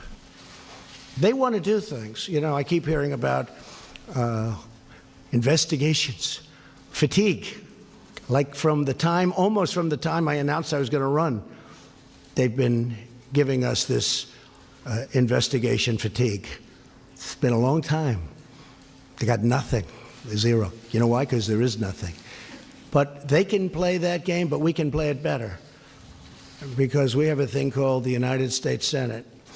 And a lot of very questionable things were done between leaks of classified information and many other elements that should not have taken place. And all you're going to do is end up in back and forth and back and forth, and 2 years is going to go up, and we won't have done a thing.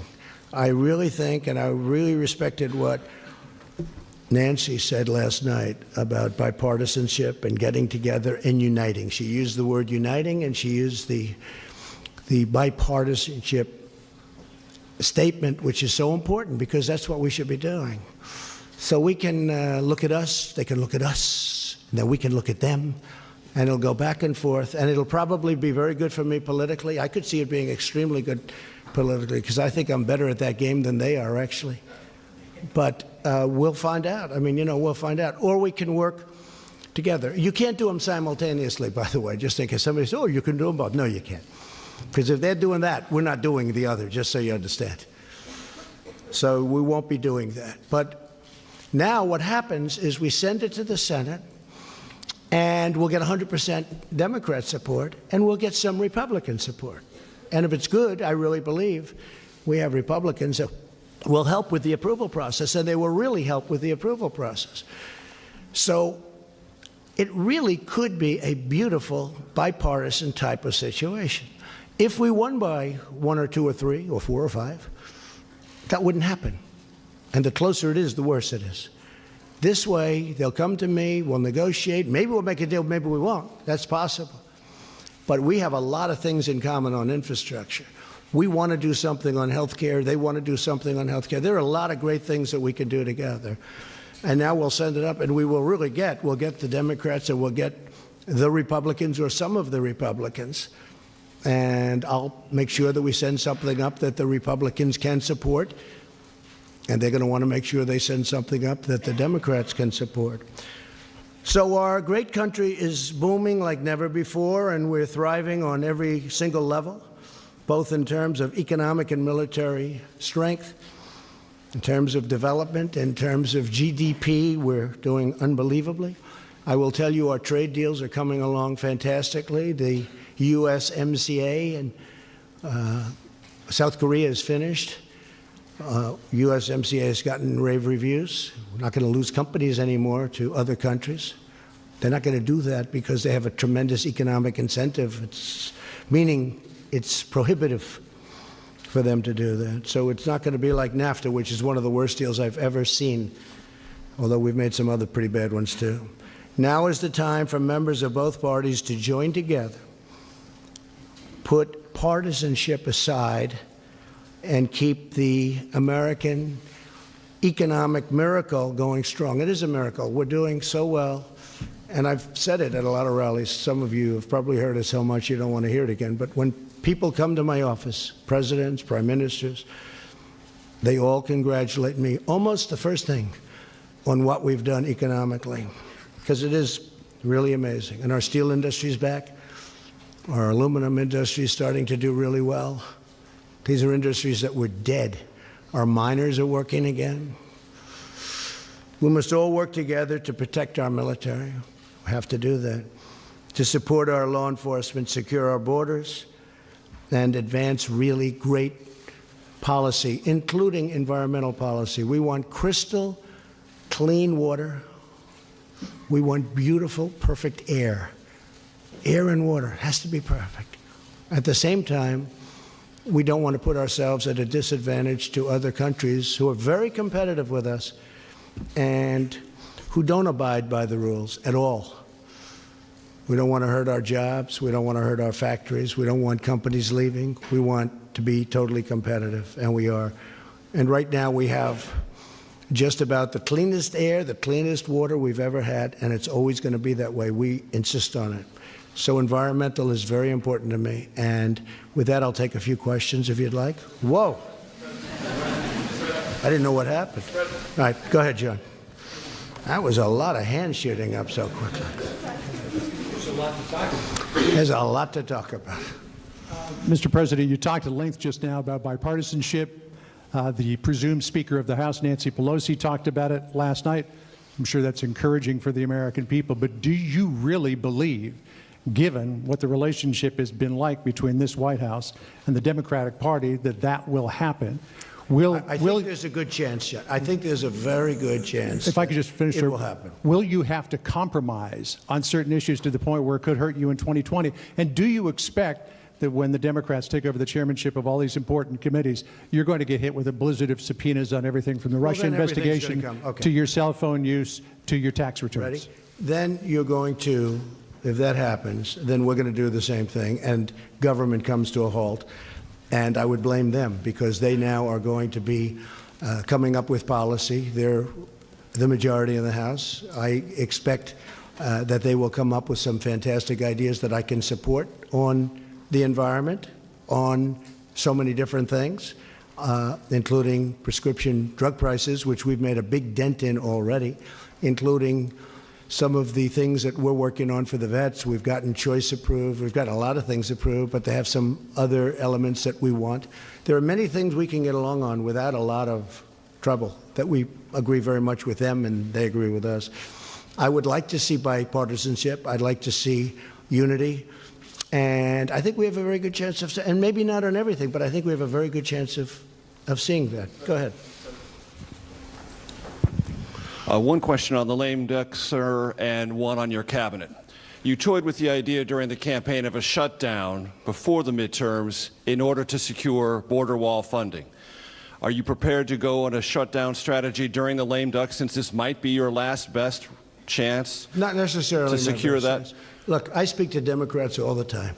They agree that a wall is necessary. A wall is necessary. And as you know, we're building the wall. We've started, but we should build it at one time, not in chunks. But you want much more money, and you want much sooner. No, we need the money to build the wall, the whole wall, not pieces of it all over. And we are doing it. Now we have the military. Now we have other elements of a wall that are pretty nasty, to be honest with you, but nevertheless, it's pretty hard to get through it. But no, I'd like to see the wall. Many of the people that we'll be dealing with, in 2006, they approved the wall, essentially. It was a very strong border fence, but it was the same thing. And they all approved it. They all agreed. I have statements from every one of them. We have them saying, we need the wall. I mean, they sound like me. Mm-hmm. But we do need it, because we have people coming, and I'm not just talking about the caravans. We have people coming through our border that you physically can't put that many people. It's a 2,000-mile stretch. You can't put that many people along that stretch to guard it. And even if you did, tremendous fighting would ensue. So we need the wall. Many Democrats know we need the wall. And we're just going to have to see what happens. I mean, I will be fighting for it. They have done everything in their power to make sure. I got the military, $700 billion and $716 billion. The wall is a tiny, tiny fraction of the cost of that. But their whole agenda has been to try not giving me anything for the wall. I really believe politically they're hurting themselves. I actually think politically that's a good thing for me, but I want to get the wall up because we need it. So no shutdown scenario. I don't know. I can't tell you that. No, I can't duck. commit to that, but it's possible. And can you give us clarity, sir, on your thinking currently, now after the midterms, about your Attorney General and your Deputy Attorney General? Do they have long-term job security? I'd rather answer that at a little bit different time. We're looking at a lot of different things, including cabinet. I'm very happy with most of my cabinet. We're looking at different people for different positions. You know, it's very common after the midterms. I didn't want to do anything before the midterms. But I will tell you that, for the most part, I'm extremely happy with my cabinet. I think Mike Pompeo has fit in so beautifully. He's done an incredible job. How about your Interior Secretary? We're looking at that, and I do want to study whatever is being said. Is he in jeopardy? I think he's doing an excellent job.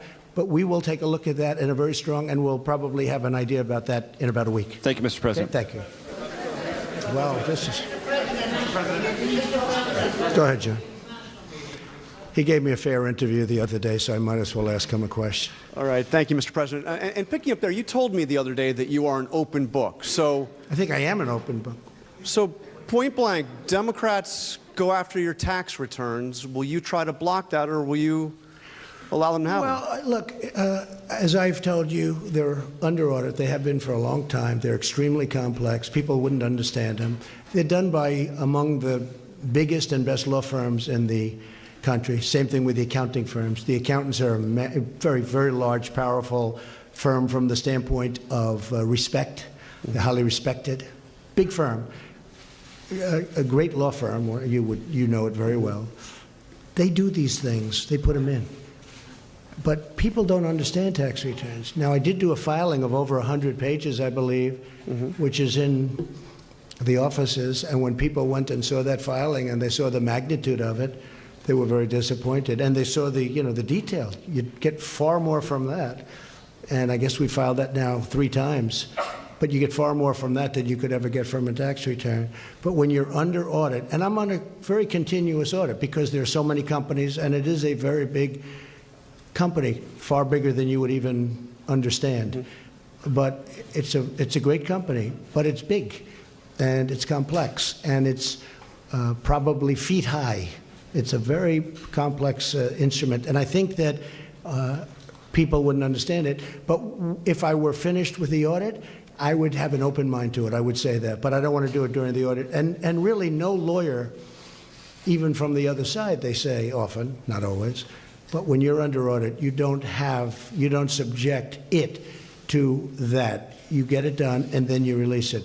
So when that happens, if that happens, I would certainly have an open mind to it. So that means if the audit is still on, you will not turn over the tax returns, or you'll fight to block it? When it's under audit, no, nobody would. Nobody turns over a return when it's under audit. Okay? Thank you. Thank you. Yeah, go ahead, please. One, I was tempted to ask you why you like Oprah so much, but I think I'll go on to the question that... why do I like Oprah? What kind of a question is that? Yeah, I'm just asking. Just curious. But the real question... He's a comedian here. The real question is... I do like Oprah, by the way. I do. She was a person I knew well, came to my place in Palm Beach often, and I have a lot of respect for her. Unfortunately, she didn't do the trick. The real question is, you just sat up here and said that from this podium that are you offering an my way or highway scenario to the Democrats? You're saying that if they start investigating you, that you can play that game and investigate better than them. Can you compartmentalize that? And I think I know more than they know. Can you compartmentalize that and still continue to work with them for the benefit of the rest of the country, No. or are all bets off? No. If they do that, then it's just all it is a warlike posture. And so then, wait a minute, then the follow-up... You heard my answer. Go ahead. Well, since it's Jim, I'll let it go. Okay. Thank you, Mr. President. I challenge you on one of the statements that you made in the tail end of the campaign in the midterms. That here we go. That, well, if you don't mind, Mr. President, that this caravan was an invasion. As you know, Mr. President, I consider it to be an invasion. As you know, Mr. President, the caravan was not an invasion. It's a group of migrants moving up from Central America towards the border with the U.S. Thank you for telling me that. I appreciate it. Why did you characterize it as such? Because I consider it an invasion. You and I have a difference of opinion. But do you think that you demonized immigrants in this election to try to keep? I want them to come into the country, but they have to come in legally. You know, they have to come in, Jim, through a process. I want it to be a process, and I want people to come in, and we need the people. Your campaign. Wait. You know why we need the people, don't you? Because we have hundreds of companies moving in. We need the people. But your campaign had an ad showing migrants climbing over walls and so on. Well, that's true. But they weren't actors. They're not going to be doing that. They weren't actors. Well, no, it's true. Do you think they were actors? They weren't actors. They didn't come from Hollywood. Right. These were people. This was an actual, it happened a few days ago. And they're hundreds of miles away, though. They're hundreds and hundreds of miles away. That's not an invasion. Honestly, I think you should let me run the country. You run CNN. All right. And if you did it well, your ratings would be much better. If I may ask one other question, Mr. President, if I may ask one other question, are you worried? That's enough. That's enough. Mr. President, that's I was going to ask one of the other folks. That's enough. Pardon me, ma'am. Mr. President, that's enough. Mr. President, I had one other question, if I may ask, on the Russia investigation. Are you concerned that you may have? I'm not concerned about anything with the Russian investigation because it's a hoax. That's enough. Put down the mic. Mr. President, are you worried about indictments coming down in this investigation? Mr. President. I'll tell you what, CNN should be ashamed of itself having you working for them. You are a rude, terrible person. You shouldn't be working for CNN. Go ahead. I think that's unfair. You're a very rude person. The way you treat Sarah Huckabee is horrible. And the way you treat other people are horrible. You shouldn't treat people that way. Go ahead. Go ahead, Peter. Go ahead. In Jim's defense, I've traveled with him and watched him. He's a diligent reporter who busts his butt. Well, I'm not like a big fan of yours either, so I understand. To be honest. So let me ask you a question, if I can. You repeatedly said you aren't the best, Mr. President. You repeatedly over the course of the just sit down, please. Well, when you report fake news, when you report fake news, which CNN does a lot, you are the enemy of the people. Go ahead. Mr. President, over the course of the last several days of the campaign, sir, at the end of the campaign, you repeatedly said that Americans need to fear Democrats. You said Democrats would unleash a wave of violent crime that endangers families everywhere. Why are you pitting Americans? Why are you pitting Americans against one another, sir? Peter, what are you trying to be him? No, Peter, I'm just asking the question. Let me just tell you, very simple, because they're very weak on crime. Because they have often suggested, members and people within the Democrat Party at a high level have suggested getting rid of ICE, getting rid of law enforcement.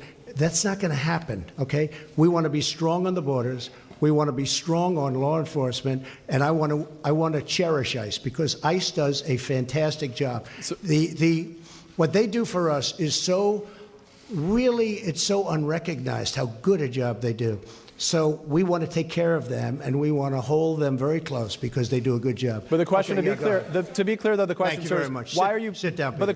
But you didn't answer my question. Just very simply, the question is, why are you pitting Americans against one another, sir? I'm not. Is that how you view citizens of this country? I'll tell you what. We won a lot of elections last night. We did very well last night. And but in many ways, I think it's going to have a very positive impact. I watched NBC this morning. They didn't report it exactly correctly, but that's that's the fact with NBC. Nothing I can do about that. But I want this country to have protection. We want security in our country. I want security, Peter. I mean, you maybe don't think it's so important. And I think when you don't have it, you are indeed unleashing crime. I feel that. You said you would sign an executive order on birthright citizenship. Are you still going to sign the executive order on birthright citizenship? You'll ask me that question a little bit later. Go ahead. Okay. Go ahead, sure. Thank you, Mr. President. The investigation by the special counsel Robert Mueller has been going on since last spring. It's been over your head. It's been a long time. Yeah, it's been over your head, over Republicans' head, during the midterms as well. Is this an opportunity for you, Mr. President, to end that investigation? Would you consider removing Mr. Mueller from his position? I could have ended it any time I wanted. I didn't. And there was no collusion. There was no anything. I didn't. They went after hackers in Moscow. I don't know about that. They went after people with tax problems from years ago. They went after people with loans and other things. Had nothing to do with my campaign. This is a investigation where many, many millions of dollars has been spent, and there's no collusion. It was supposed to be on collusion. There's no collusion, and I think it's very bad for our country. I will tell you. I think it's a shame. And a poll came out today, by the way, from NBC, or at least I saw it on NBC, where a majority of the people do not agree with the Mueller investigation, or it wasn't approved. They have approval and disapproval, and it had a much higher disapproval. It should end, because it's very bad for our country. So if it's bad... And I'm not just talking about the tremendous expense. And the other thing is they should look at the other side also. They only look at one side. They're not looking at all of the things that came up during this investigation. They don't do that. They should also get people that can be fair, not 13 or 14 or 17. I call them the angry Democrats. They are angry people. And it's a very unfair thing for this country. It's a very, very, forget about unfair to me, it's very bad for our country. Okay. So, Mr. President, if it's Go ahead. Mr. President, just wait, just one. If it's unfair to the country and it's costing millions of dollars, why don't you just give him the mic, it? please? I've answered the question. Okay. Go ahead, take the. Well, I'll give you voters. I will give you voter suppression. You just have to sit down, please. Sit down. I didn't call you. I didn't call you. I didn't call you. I'll give you voter suppression. Take a look at the CNN polls, how inaccurate they were. That's called voter suppression. Go ahead, please. Thank you, Mr. President. I'm not responding. I'm responding to. Excuse me. I'm not responding to you. I'm talking to this gentleman. Would you please sit down? Excuse me. Would you please sit down? Please go ahead. Thank you, Mr. President. Now that the House of Representatives very hostile. It's such a hostile media. It's so sad. You asked me about. No, you rudely interrupted him. You rudely interrupted him. Go ahead. Thank you, Mr. President. Do your demands remain the same to the United States Congress on immigration in exchange for a DACA fix, in exchange for an amnesty for 1.7 million? Are you willing to change any of those demands that you gave to Congress earlier? I think we could really do something having to do with DACA. And what really happened with DACA, we could have done some pretty good work on DACA, but a judge ruled that DACA was okay. Had the judge not ruled that way, I think we would have made a deal. Once the judge ruled that way, the Democrats didn't want to talk anymore. So we'll see how it works out at the Supreme Court. Do you still? Go ahead. From where? Yeah, go ahead. Go ahead. Mr. President. Go ahead. Which group? Where do you want me to take a question from? Yeah. Go ahead, ma'am. Go ahead. Take the. Oh, either one. Either one. Okay. Or both. Are you together? Go ahead. We're not together. Mr. President, how do you respond to critics who say that your message on the campaign towards minorities have been polarizing? I don't think it has been at all. But is the election of two Muslim women, one of them is veiled to the House, which is making history. Is this a rebuke of this message, do you think? What you're saying. What? But is it a rebuke of this message? Do you think that this is more reflective of multi-ethnic and multicultural America? Well, that question, I can only say this. You look at the employment and unemployment numbers for African Americans, for Asian Americans, for Hispanic Americans, they're at a historic high. A poll came out recently where my numbers with Hispanics and with African Americans are the highest, the best they've ever been. That took place 2 or 3 days ago, the poll.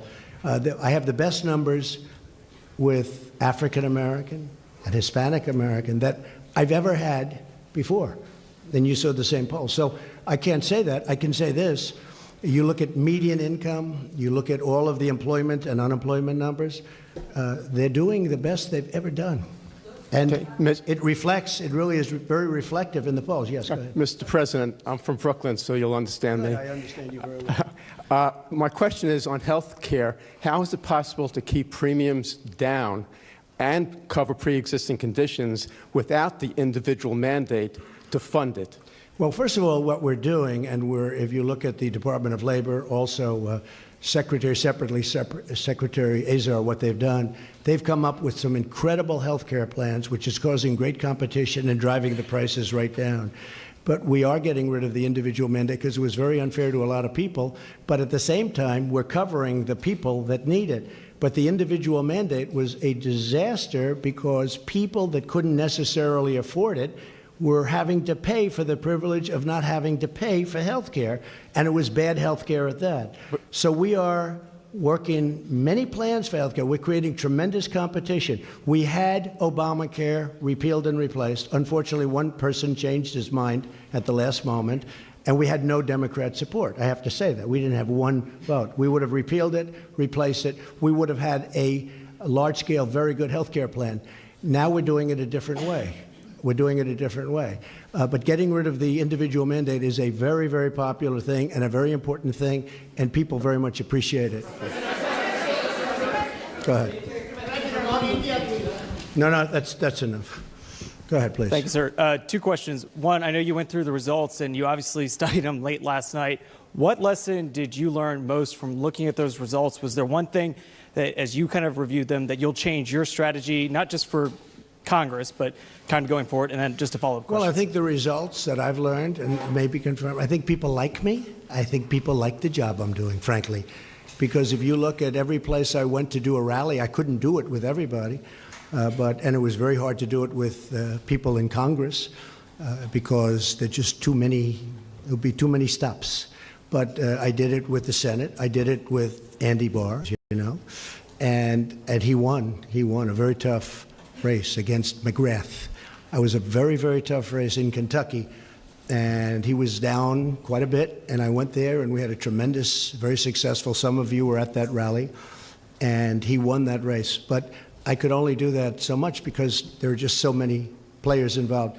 But I did focus on the Senate, and we had tremendous success with the Senate, really tremendous. Can I ask you one more question? Sorry, Mr. President, one more question, if you don't mind. I'm so sorry, sir.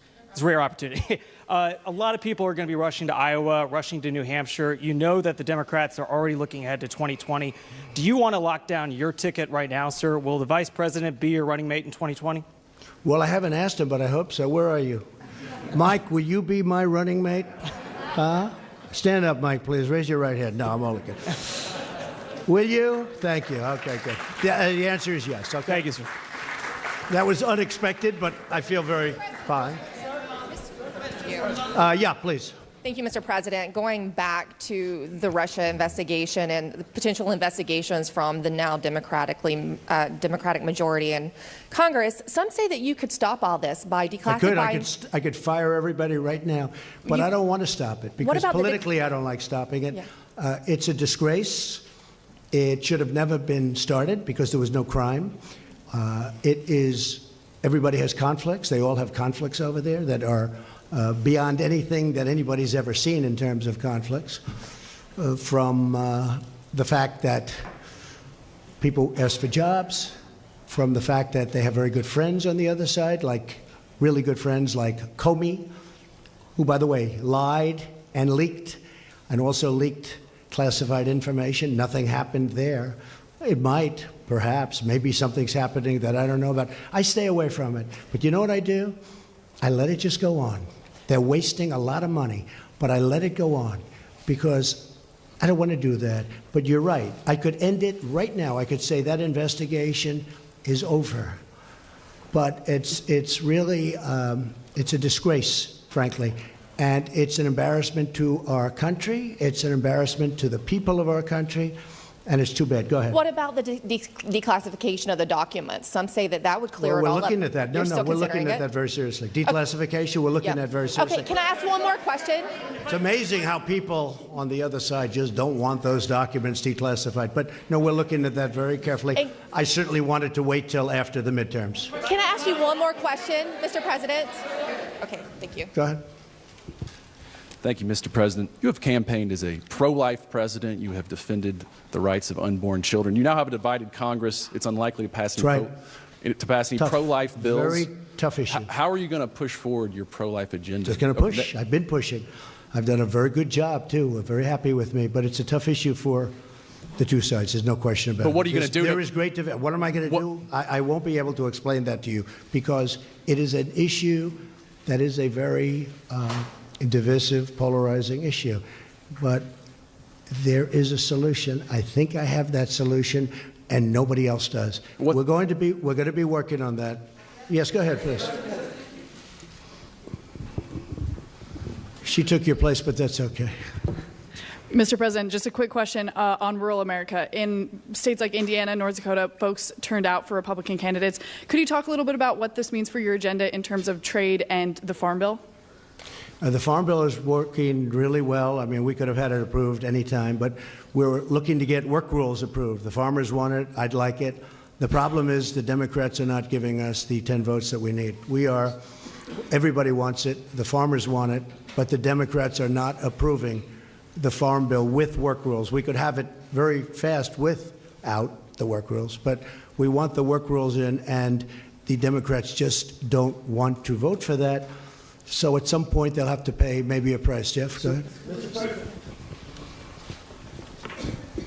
Thank you very much, Mr. President. Thank you. Have you seen any evidence that Russia or China intervened in yesterday's election? Well, we're going to make a full report, and unlike the previous administration, we've done a lot of work on that issue. And if you look, speak with the FBI, speak with the Department of Justice, speak to Homeland Security. We've spent a lot of time. It gets very little coverage in the papers. I mean, you cover the nonsense part, but you don't cover the important. This is very important.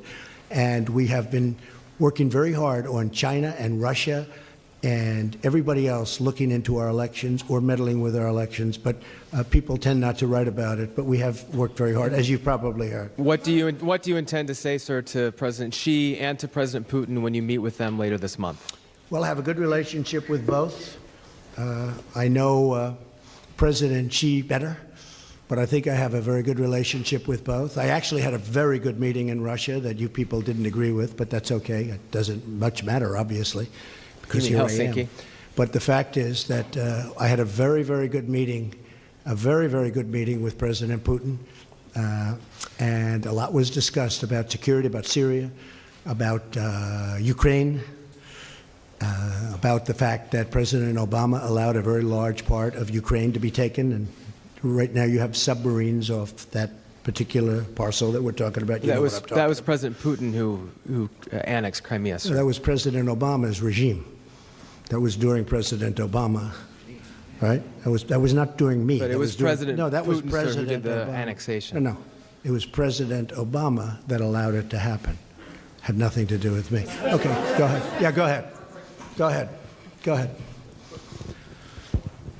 Thank you, Mr. President. Cordelia Lynch, Sky News. You're a man who likes to win, but last night was not an absolute victory for you. I'll be honest. I thought it was a very close to complete victory. When you look at it from the standpoint of negotiation, when you look at it from the standpoint of deal making, because it's all about deal making, again, if we had the majority and we had 1 or 2 or 3 votes to play with, we would have been at a standstill. I really believe that we have a chance to get along very well with the Democrats. And if that's the case, we can do a tremendous amount of legislation and get it approved by both parties. So I consider it to be, hey, look, I won Georgia. President Obama campaigned very hard in Georgia. Oprah Winfrey campaigned very, very hard all over the television. I said, this is going to be tough. I only had me. I didn't have anybody else. And I went to Georgia, and we had one of the largest crowds that anybody here has seen ever at a political rally. And you know what? He won. And he won actually by, pretty good margin. He won. And then we went to Florida, and they had celebrities all over the place. And a man who happens to be a very smart person was running, Ron DeSantis, and people didn't give him a chance. And I went, and we did some great work, and they're going to have a great governor of the state of Florida. And then we talked about the Senate, and a lot of money was pouring in for the Democrat. This is a man who's been in office for like 44 years or something. This is a man who's like a professional at getting elected and being at office. So he's not, Bill Nelson, not easy to beat, okay? But they had a lot of celebrity coming out for Nelson. They had everybody coming out for Nelson. And Rick Scott won, and I helped him. And I think we've done an amazing job. And you could look at many other places. You just take a look at some of the other places. And we just got the word that in Iowa, you have a governor who just got extended, Kim just got extended, and numerous other places. I think it was a great victory. I'll be honest. I think it was a great victory. And actually, some of the news this morning was that it was, in fact, a great victory. But if you look at it from the standpoint of gridlock, I really believe there's going to be much less gridlock because of the way this is going than any other way. President, quick follow-up on that. No, wait, sit down, please. Go ahead. Thank you, Mr. President. Let me ask you about one of the campaign promises you made down the stretch, which was a 10% tax cut for the middle class. Yeah. You just talked about gridlock. Democrats, they now run the House Ways and Means Committee. If it means a tax cut of some kind for the middle class, but that means raising rates elsewhere, corporations on the wealthiest, is that a trade-off that you would be willing to make and able to enact the middle class tax? You know that this will have to be now proposed, because if we did it now, we don't have the votes in the Senate. We would need 10 Democrat votes. We probably couldn't get them. If we could pass it very easily in the House, but there's no reason to waste time because you don't have the votes in the Senate. But if as an example, if the Democrats come up with an idea for tax cuts, which I'm a big believer in tax cuts, I would absolutely pursue something, even if it means some adjustment. Some adjustment on which side, the corporate, the individual? Yeah, to make it possible. But I would love to see a tax cut for the middle class. Now, that's going to be their decision. They're going to have to make that decision. As you know, if we bring it up to the Senate, we'd need Democrat votes 10, and we don't have those 10 votes. And just because the markets would want to know, sir, some adjustment, would that be 1%, 2%, 3% on either side? It's too early. I'm just saying I would be certainly willing to do a little bit of an adjustment. Go ahead, behind. Thank you. Go ahead, please. Mr. President, thank you very much. Two questions. One is, you had talked about leaders who had called to congratulate you. Did President Putin call to congratulate you? And will you, in fact, meet with him at lunch this coming weekend? Well, as I understand it, we're having, and I guess a lot of you are going over, we're having a lunch for numerous countries. I'll be there. I believe President Putin is going to be there. We don't have anything scheduled. I don't think we have anything scheduled in Paris. And I'm coming back very quickly. I'm going over. This is a great event. This is an important, really, this is going to be a very important and I think a very beautiful ceremony. I'm looking forward to going, and we're representing the incredible heroes of the world, but the heroes of our country from World War I. And so I'll be going there, and I am very proud to go there. Did he call you? I don't think we have time set aside for that meeting. Now, with that being said, we're very shortly meeting again at the G20, where he'll be there and I'll be there, and that's where we're actually looking forward to meet. We will be having a lunch, but I think there are many people there. And did he call you to congratulate you? And if I could also just invite you, since this is quite a gathering we've got here, to go ahead and talk about the staff changes that you expect in the White House while we're here. We're eager to hear about them. Is General Kelly going to stay on? As we make changes, we'll sit down and talk to you about it. I mean, there's no great secret. A lot of administrations make changes after midterms. I will say that for the most part, I'm very, very happy with this cabinet. We're doing a great job. But what about in the White House? What about in the White House, sir? You've got a lot of White House staff. Some have been talking about leaving. General Kelly has been rumored to be leaving. No, people leave. People leave. And is that going to happen? People leave. I haven't heard about John Kelly, but no, people leave. They come in. They're here. It's a very exhausting job. Although I love doing it, I must tell you, but it's exhausting for a lot of people. I'm surprised at a lot of people. They start off, they're young people, they're there for 2 years, and they're old by the time they leave. It's quite exhausting, but I love doing it, and I'll tell you, there will be changes, nothing monumental from that standpoint. I don't think very much different than most administrations, and we have many people lined up for every single position. Any position, everybody wants to work in this White House. We are a hot country. This is a hot White House. We are a White House that people want to work with. Okay. No, please, behind you. Go ahead. President, this has been a very challenging campaign. This has been a very challenging campaign. It's been a very challenging campaign. It has involved quite a lot of abuse and a lot of violence. People have died during the course of this campaign. Right. Is there any way in which you think the temperature could be lowered?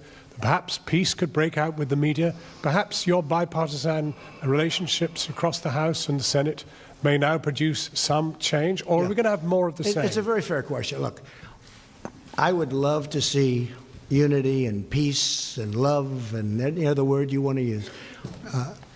And obviously, I think we had to, especially at this particular juncture, we had to wait till after the midterms are over. Now they're over. If they would cover me fairly, which they don't, I'm not saying that in a hostile way. I get extremely inaccurate coverage. I can do something that's fantastic, and they'll make it look like not good.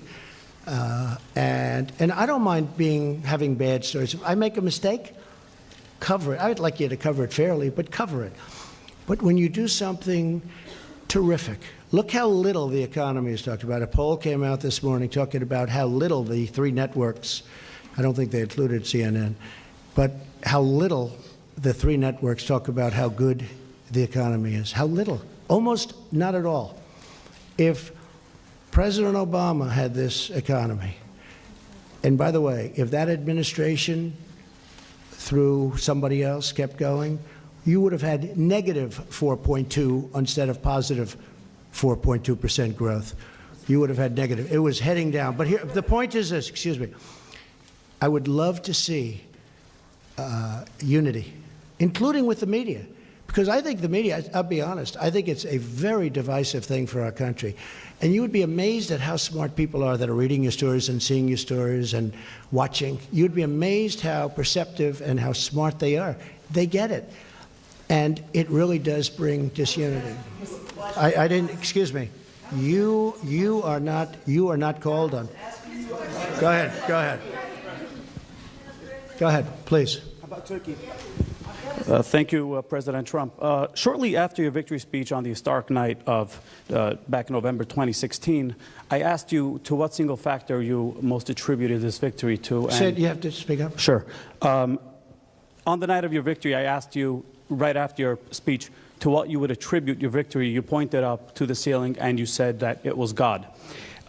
Based off of that, how would you say over the last 2 years God plays, what kind of a factor he plays in the day-to-day execution of the office of the president? Well, God plays a big factor in my life, and God plays a factor in the lives of many people that I know very well in this room, like your vice president.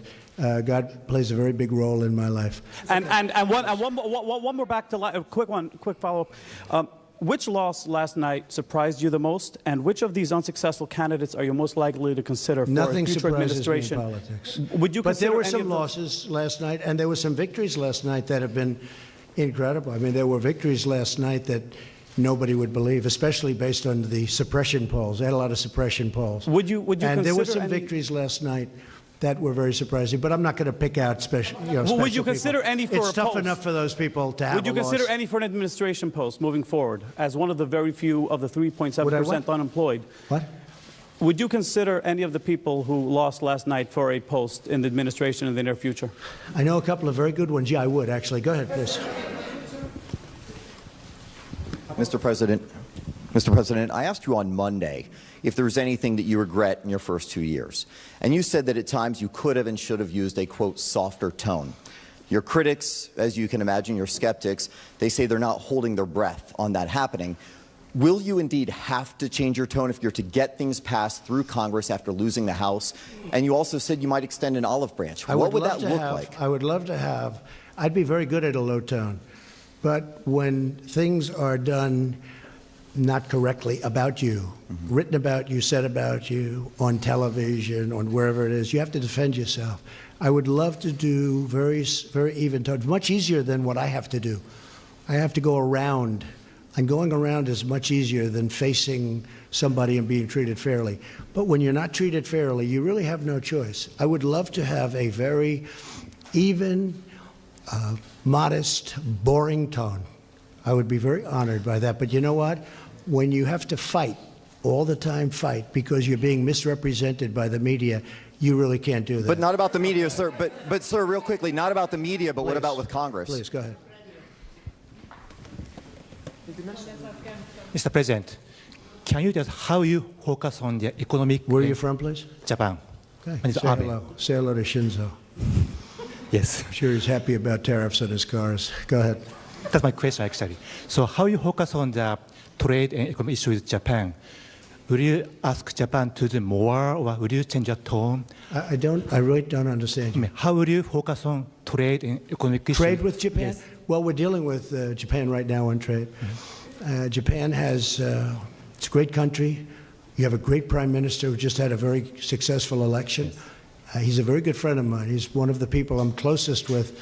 But I tell him all the time that Japan does not treat the United States fairly on trade. They send in millions of cars at a very low tax. They don't take our cars.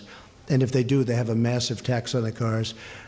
Japan, and I'm not blaming Japan, I'm blaming the people that were in charge of the United States for allowing that to happen. But as you know, we have close to a $100 billion trade deficit with Japan. And Japan has treated us very unfairly. But don't feel lonely, because you weren't the only one.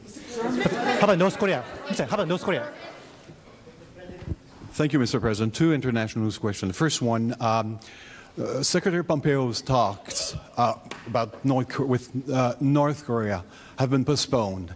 What is happening there, and will your meeting still happen with... We're going to change it because of trips that are being made.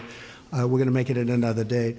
But we're very happy how it's going with North Korea. We think it's going fine. We're in no rush. We're in no hurry. The sanctions are on. You still expect to meet Kim Jong-un? Excuse me, wait. Sorry, sir. The sanctions are on. The missiles have stopped. The rockets have stopped. The hostages are home. The great heroes have been coming home. Mike Pence was in Hawaii, where one of the most beautiful ceremonies that anyone's ever seen for the fallen.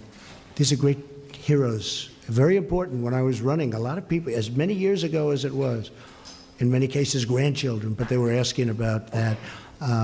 They're coming home, and they're being provided to us as we speak. But I'm in no rush. I'm in no rush. The sanctions are on. I read a couple of times, and I've seen a few times where they said, he's done so much. What have I done? I met. Now, I'd love to take the sanctions off, but they have to be responsive, too. It's a two-way street. But we're not in any rush at all. There's no rush whatsoever. You know, before I got here, they were dealing with this for over 70 years. And I guess on a nuclear front for 25 years. That's a long time. I've been there. I probably left Singapore 4 or 5 months ago. And we made more progress in that 4 or 5 months than they've made in 70 years. And nobody else could have done what I've done. But I'll say this very simply. We're in no rush. The sanctions are on, and whenever it is. But that meeting is going to be rescheduled.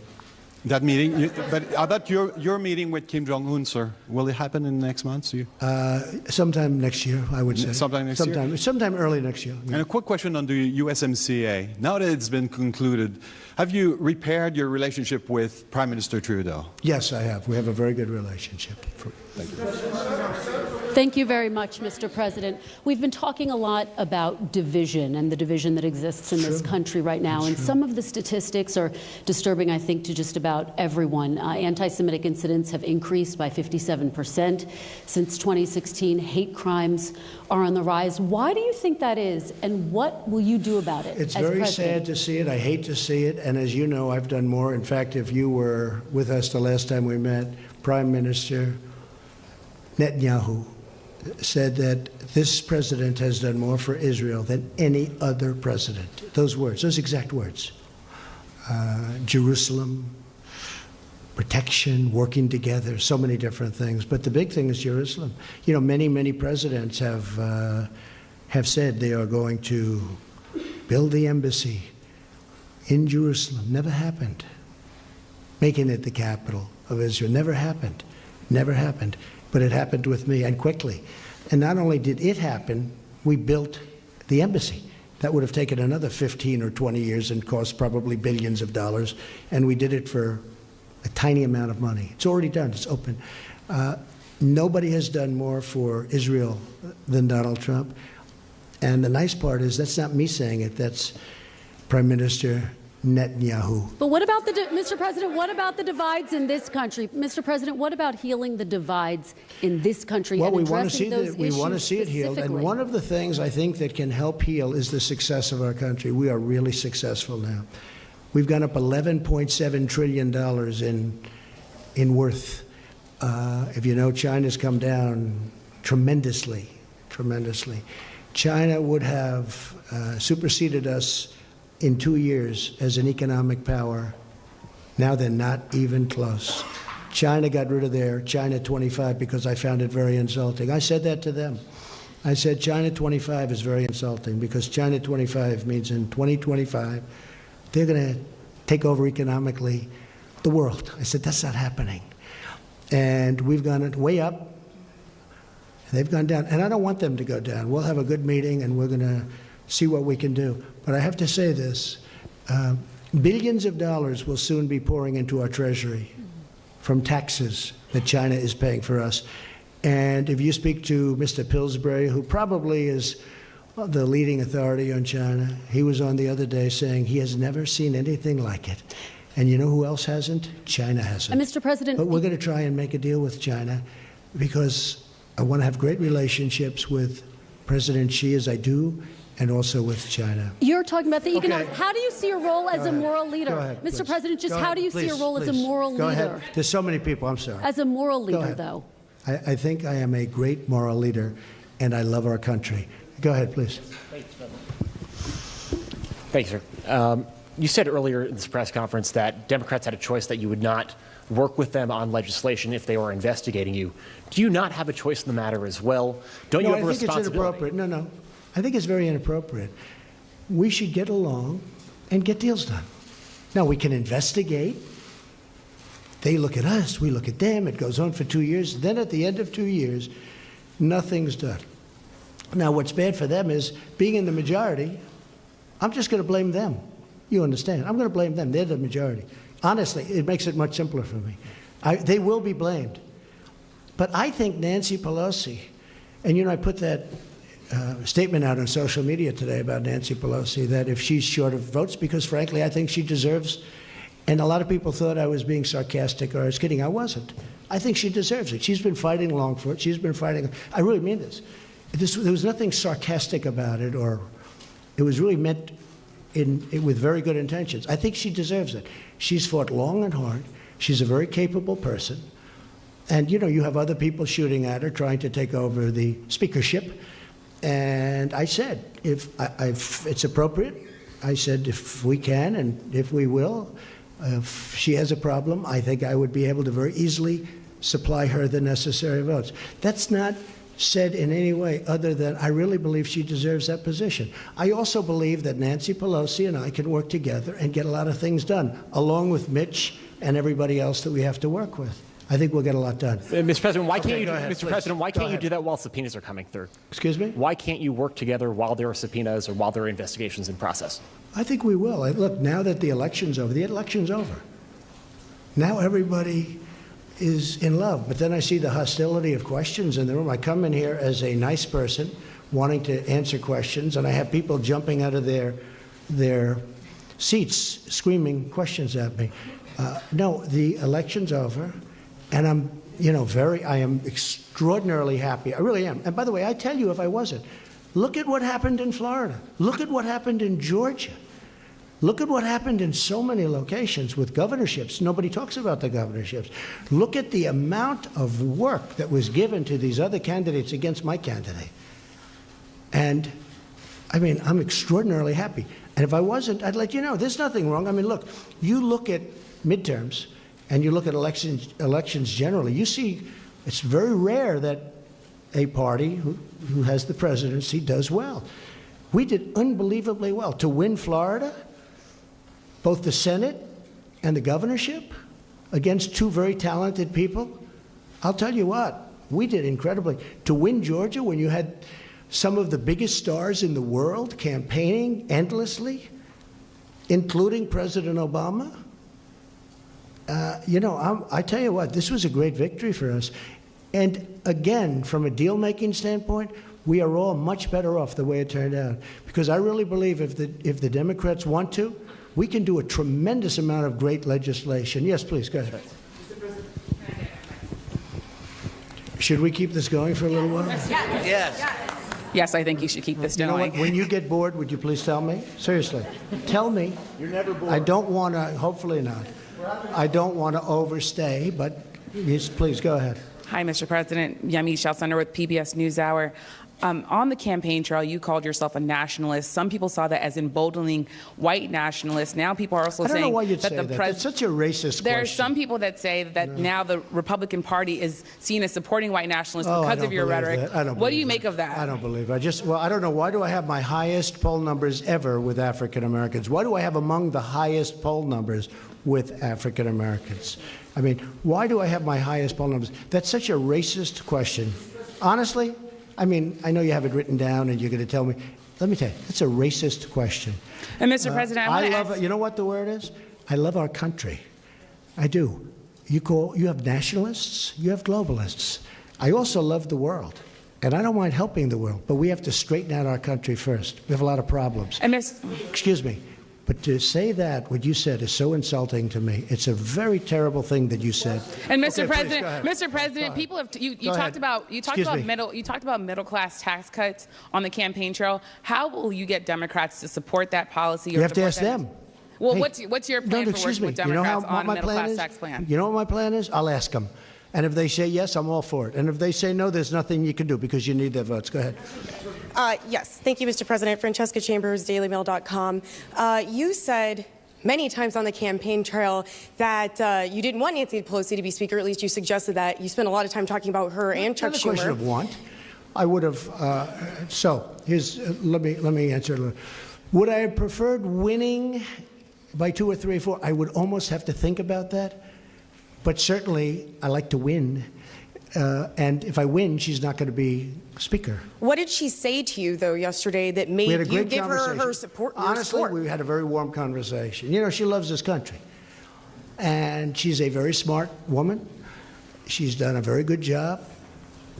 She was really, I mean, she's had a very... Did she promise she's had a that they very- wouldn't seek to impeach She's you? had a very, very... We didn't talk about impeaching. We didn't talk... What do? Do you impeach somebody because he created the greatest economic success in the history of our country? Let's impeach him because the country is so successful. Let's impeach him. Has he done anything wrong? They asked somebody, has he done anything wrong? No, but let's impeach him anyway. And they also said, let's impeach Justice Kavanaugh. Let's impeach him. And now they have the second woman coming out, that the first, the second. And I hate to say this, but it was public. And after him, we're going to impeach the vice president. We're going to impeach Mike Pence. Mike Pence doesn't get impeached for anything. So let's impeach the president, and then we'll impeach the vice president. These people are sick. And you know what? They have to get their bearing. Really, they have to get their bearing. And when you ask about division, they're the ones that cause the division. They cause tremendous division. Okay, regarding Yeah, go ahead, all of the please. retirements in the House, Mr. President, very quickly, you suggested Who that is retiring? You said that many of the retirements that happened in the House made it very difficult. Many retirements, yeah. That made it very difficult for you in this election cycle, and that it was because they were chairmanships that were vacated. But Jeff Flake wasn't a chairman of a committee, and Paul Ryan also retired the cycle. So why do you think that is? Whose fault is it that there were so many In Jeff Flake's retirements? case, it's me, pure and simple. I retired him. I'm very proud of it. I did the country a great service. Go ahead, give him that. Give him that. He is retired. I'd like to call it another word, but we're going to treat him with great respect. Go ahead. Thank you, Mr. President. Jeff Flake, that's another beauty. Go ahead. 2 questions, please. No, one. Too many people. All right. Sorry. All right. You seem to enjoy this venue very much. Are you going to make the standard press conference a staple of the remaining No. 2 years, or No. will you have more briefings with No. Sarah Sanders? You know, when I don't do I think Sarah's fantastic. Where is Sarah? Where is Sarah? Sarah's so great. I think Sarah, you've represented me so well and been abused. She's been horribly treated by a lot of So people. she's going to stay on as press But secretary. it's very interesting because Sarah we were talking about it the other day. So I had a period where I figured, you know what I'll do? I won't do any real interviews. And then they started saying, why isn't he doing what? You know, they're all coming up with all kinds. Then over the last couple of months, I decided I'll do a lot. We'll stop at the helicopter. We'll do this. We'll do a lot of. And then they say, why is he doing so many press conferences? What's wrong? What? So when I don't do them, you say, what's wrong? When I do them, you say, what's wrong? And when I go in the middle, you say, what's wrong? But in the middle, you know that, John. Right? Yeah, sort of right. Okay, good. No, you did. Excuse me. Well, you complained about access when I purposely just stayed away from the press for a while because I wanted to see how it worked. And can I be honest with you? It didn't work well. Mr. President, I didn't It didn't finish work the well. question. So Sarah will stay on as press secretary. Okay, please, go ahead. No, go ahead. Get the microphone. First off, I personally think it's very good to have you here because a free press and this I type do of too. engagement. Actually, I do too. Yes, it's vital to It's called democracy. earned media. It's worth billions. Go ahead. So I have two questions for you, if that's all right. It's a rare opportunity. First, just a point of clarification on the tax returns issue. You brought up the audit. That doesn't prevent you from releasing them. I know it. Oh, sure. Right, But but it- I didn't say it prevented me. I said lawyers will tell you not to do it. But Go if ahead. the What's Demo- your next question? Go ahead. Come well, on, let's go. Just on that. More exciting Okay. question than that, please. Second one. Michael Cohen recently said you called black voters stupid. That's false. Omarosa has accused you of using the N-word, and the rapper Little John has said you called him Uncle Tom. What's your response? I don't know who Little John is. I really was on don't. The Apprentice. I don't know. Oh, he was? Okay. Yeah. Oh, I see. Have you ever I made don't know. racist remarks? No, I would never do that, and I don't use racist remarks. And you know what? If I did, you would have known about it. I've been hearing there are tapes for years and years. There are tapes. Number one, I never worried about it because I never did. I never used racist remarks. I've never used racist remarks. Okay. Well, one point of fact. Go ahead. One point of fact, because you told her you have Quiet, the highest quiet, approval among quiet, African quiet. Go Americans. ahead. It's just 8%, sir, single digits. See, when you talk about division, it's people like this that cause division. Great division. No, point of fact is that I never used a racist remark. That's the point of fact. Who are you from? I'm from Yahoo News. We know Yahoo, no, good. Good. I hope they're doing well. MTV Lebanon, Ellen Dorger. So first question. Where are you from? MTV Lebanon. Lebanon. Lebanon. Good. Yes. Thank you, Mr. President. We're so happy to be here as well, have this opportunity. President Erdogan said he's not going to follow your sanctions and he's going to keep buying oil from... Who said that? President Erdogan. Turkey. I know. And you're going to meet him soon. Just can't understand his... Okay. You're going to meet him soon. You're going to have this talk. And some countries are going to take the same steps that President Erdogan is doing. So let me just tell you about the oil, okay? So we imposed, just recently, the strongest sanctions in the history of our country, just about. Well, I guess North Korea's there too. But I gave some countries a break on the oil. I did it a little bit because they really asked for some help. But I really did it because I don't want to drive oil prices up to $100 a barrel or $150 a barrel, because I'm driving them down. If you look at oil prices, they've come down very substantially over the last couple of months. That's because of me, because you have a monopoly called OPEC. And I don't like that monopoly. I don't like it. And oil prices are coming down. So rather than deciding to be as tough as I am on most of the sanctions, what I've done is I said, we're not going to do it that way. We're going to let some of the oil go out to these countries that really do need it, because I don't want to drive the oil prices up to $100 or $150 a barrel, which could happen very easily. It's a very fragile market, very, very fragile. I know it very well. And it's the absolute right decision. And they'll get tougher as time goes by, maybe. But I don't want to have any effect on the oil prices worldwide where I drive them up, because I consider that to be a tax, and I don't like taxes. We have a peace process between Go Israel ahead, and Palestine. Please. The peace process is over. Who? Oh, congratulations to John Tester. Congratulations. I'm sure you're very unhappy about that. Go ahead. Mr. Yes, President, please, go ahead. Can you address the... We'll take a couple of more and then we'll go. Can you address concerns in places like Georgia where people waited in line to vote for hours, where voting machines weren't working in certain districts, and You there think that's wasn't the power? reason that the candidate lost? Well, there are concerns being raised that it wasn't I wasn't equal involved access in to- Georgia. I know, but other than as other than I president- love the state. I Yes, do but love as the state. president of the United States, are you concerned about the access that people are having to voting? I heard it was very efficient in Georgia. I heard it was very efficient. But again, you'd have to ask the state governments, because just one of those things you're going to have to ask them. Yeah, go ahead, please. Please, go ahead. Thank you, Mr. President. You expressed some concerns about social media companies unfairly censoring conservatives during the election. Do you anticipate working with Democrats to regulate these companies, or are you satisfied with the way things are? Yeah, I would look at that very seriously. I think it's a serious problem. At the same time, you start getting into speech. That's a very dangerous problem. That could be the beginning. So it's very dangerous. Believe it or not, I'm one that really likes free speech. A lot of people don't understand that. But I am a big believer. When you start regulating, a lot of bad things can happen. But I would certainly talk to the Democrats if they want to do that. And I think they do want to do that. Yes, sir, go ahead. Former President Barack Obama famously said that he had a pen and a phone to use executive power on issues like immigration. Do you see yourself using executive power to get some of your immigration agenda done? I do. I think that some of it I can use executive power on some, not all. But I mean, he certainly used it. He used it on DACA. And when he did it, he said something to the effect that, I'm not allowed to do this, it'll never hold up, but I'm doing it anyway.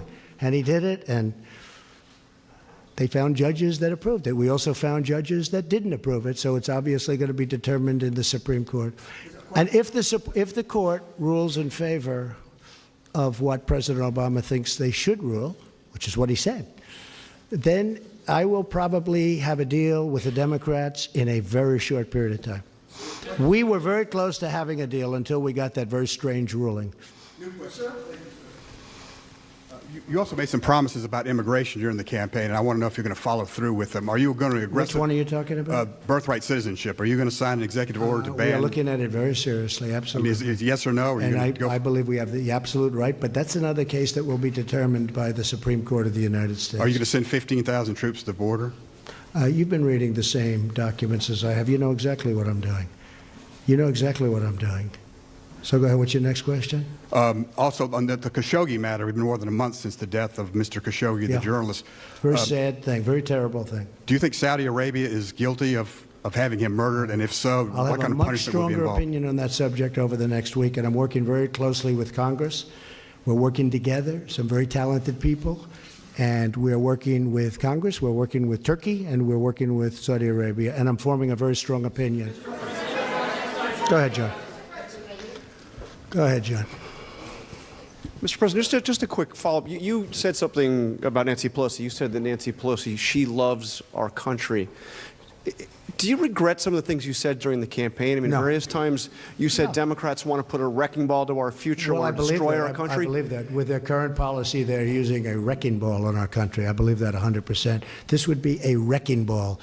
But I think there's a compromise somewhere, and I think that could be really good for our country. Okay, how about one more? Do you regret the ad? Do you regret the ad that you did that was branded as a racist ad, and even Fox News wouldn't air it, NBC wouldn't air it? Do I regret it? Networks? Yeah. Surprised you'd ask me that question. I do not. Go ahead, please.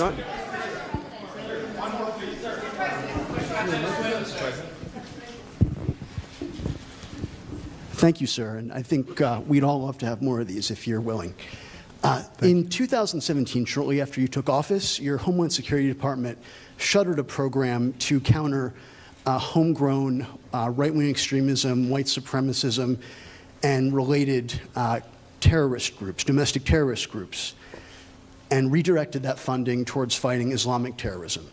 Do you believe that white supremacist terrorists, right-wing terrorists, these homegrown terrorists on that side of the spectrum are a problem, sir? And what is your administration going to do about it? I do believe that's a problem. I believe all hate is a problem, but I do believe that is a problem. What are you going to do about it? And it's a problem we want to solve. How, okay. Sir? What are you going to do about it, sir?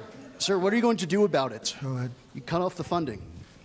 Mr. President, you've said... No, we have given funding for that, a lot of funding, but I do believe it's a problem. And can I tell you what?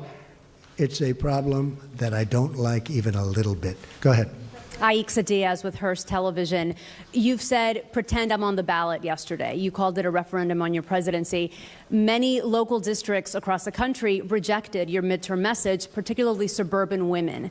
How do you bridge that divide now? Also with the influx of women coming into Congress. I think my message was very well received. I mean, just look at the results. Midterm elections are disasters for sitting presidents and administrations. This has been a very successful And look, you can write it any way you want, and if you disagree with me, this has been an incredibly successful one. You look at the races. How about Ohio? I didn't even mention. I mentioned Florida. I mentioned Georgia.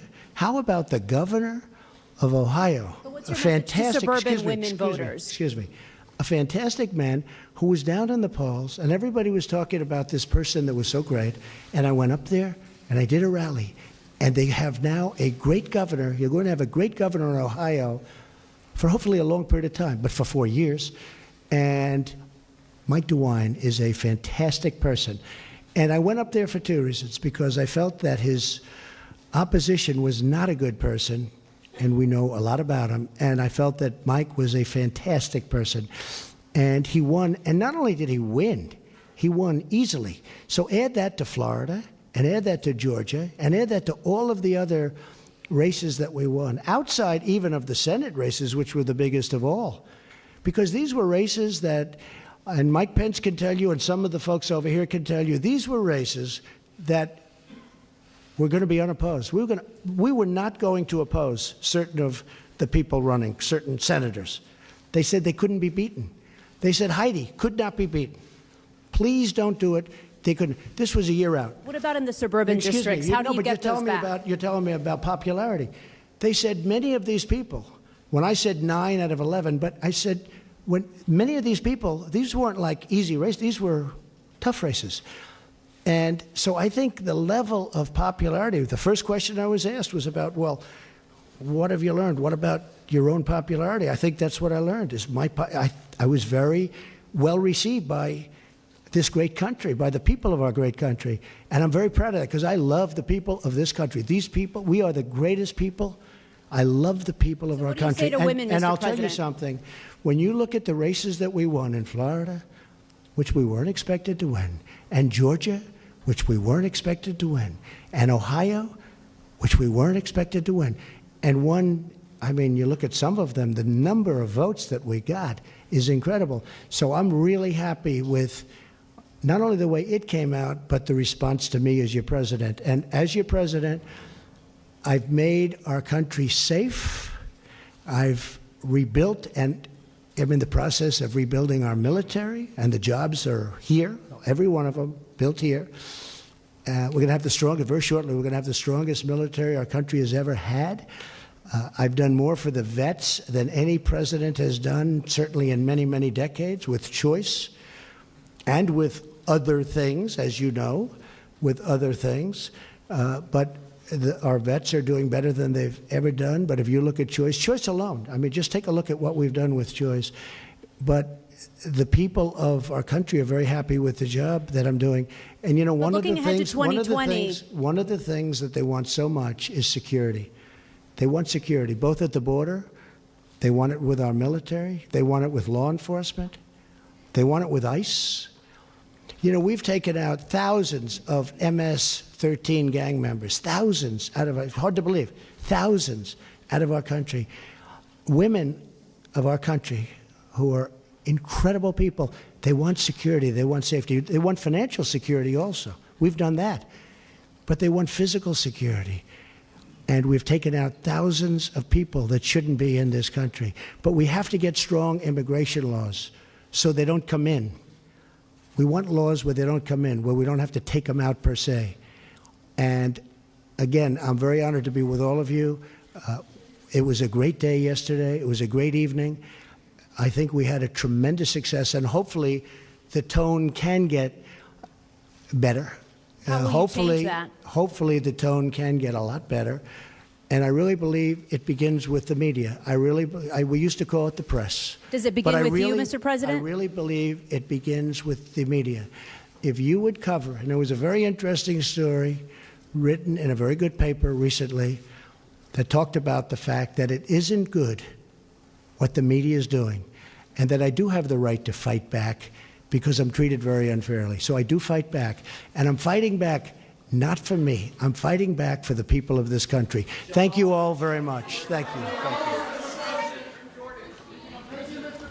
you. All right, so there you have it. For nearly an hour and a half, the president very, very combative answering your reporters' questions. He opened with about a 20-minute statement that sounded a bit like a campaign rally, but then he went on to declare a huge victory for himself and the Republicans last night, even though the Republicans, Jake, lost the House of Representatives, a major setback, because now there's all sorts of ramifications for that. I have to tell you, I've been covering presidential news conferences for a long time. I've seen many presidents in the East Room of the White House answering reporters' questions. I don't think I've ever seen anything like that. No, and what we saw here was a president who clearly feels threatened and was responding by threatening.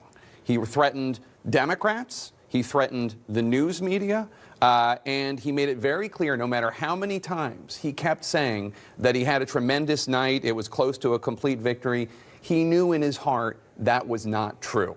He knows that he is going to have to deal with Nancy Pelosi. He knows that there is a real issue when it comes to his relationship with the First Amendment, with press reporters asking him, pressing him on questions. And he does not think that he needs to change anything. It was remarkable. I mean, there were so many things in that press conference that were remarkable, including his multiple attacking of various reporters, including, and perhaps most strikingly, Yamiche Alcindor from PBS, African-American reporter, a great reporter, who asked him about the fact that when he used the term nationalist to describe himself, there were many white nationalists, racists, who took comfort in that. And what his response to that was, he accused her of asking him a racist question. There is nothing racist about her question. And it is unfathomable that that was his response to it. But one other thing that I think we need to, I know everybody here is eager to talk about what we just witnessed. One other thing that I think we need to note, the president started out by doing a dance on the graves of Republicans who did not show him enough fealty. Republicans who, for their own purposes, many of them in those suburban districts that turned away from President Trump, where he was toxic. That commercial was toxic. His language was toxic. People like Congressman Carlos Curbelo in Florida. People like Congresswoman Barbara Comstock in Virginia. People like Congresswoman Mia Love in Utah, who, by the way, her race hasn't been called yet. So his saying that she lost is premature. She may actually end up winning that race. He danced on their graves. He said because they didn't embrace him, they lost. And he was flip about it. He almost seemed to be happy about the fact that Congressman Mike Coffman, a Republican from the suburbs of Denver, lost because he didn't want the president's support. I've never seen a president take delight in people of his own party losing. And the only thing I can compare that to is, you know, some of the works of Francis Ford Coppola or Martin Scorsese. I mean, that's how gangsters act. The idea that you're not loyal to them and therefore you deserve the punishment. There are plenty of presidents we've seen, whether Bill Clinton or George W. Bush or Barack Obama, who lose elections, who lose members of Congress in these wave elections, whether it's 94, 2006, or 2010. And there were members of Congress who didn't want them to campaign with them because it would be bad for their reelection. And they understand that. And they don't dance on their graves. Yeah. And President Trump did that, in addition to all the lies and falsehoods he shared in that press conference, and the denial of the fact that he had at best, mixed election night, and the Democrats taking over the House is a huge problem for him. And he went after those Republicans who lost, moderate Republicans, and he said, too bad. He was very, very bitter about that. I want to let everybody have a chance to give us their thoughts about what we just witnessed. It was a historic moment. It was a historic moment because we've never heard a president like this in a post-election press conference. I mean, he was shaming these people, and it was outrageous to do so. And then the other point I want to make in terms of Nancy Pelosi and the House, it was all about threatening to retaliate against them if they dared to do their job, which is oversight. And he said, you know, we can play it better. We can play it better than you if you know, if you do I think that, I'm better at that game than they are. Right. Then we're going to do the same thing, and the government will come to a halt. And, you know, they got nothing. They can play that. So, you know, he threatened the new majority in the House.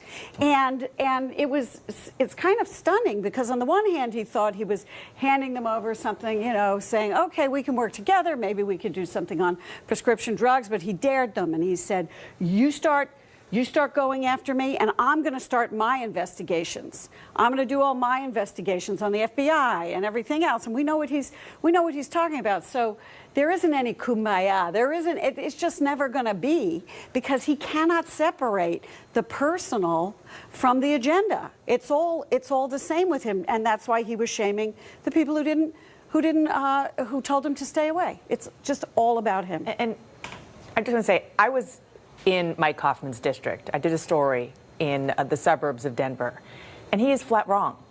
If he went out to campaign for Mike Hoffman, he probably would have lost by 25 points, not just 10 points, because that was the classic suburban district with independents, with women who had, in many elections before, voted for Republicans, different kinds of Republicans, but were completely repulsed by the language, the tone, and the tenor that they have been hearing from Washington, D.C. That is what brought Mike Hoffman down. It is not the fact that Donald Trump didn't go out and campaign for him. And, you know, he is understandably putting his spin on the results last night.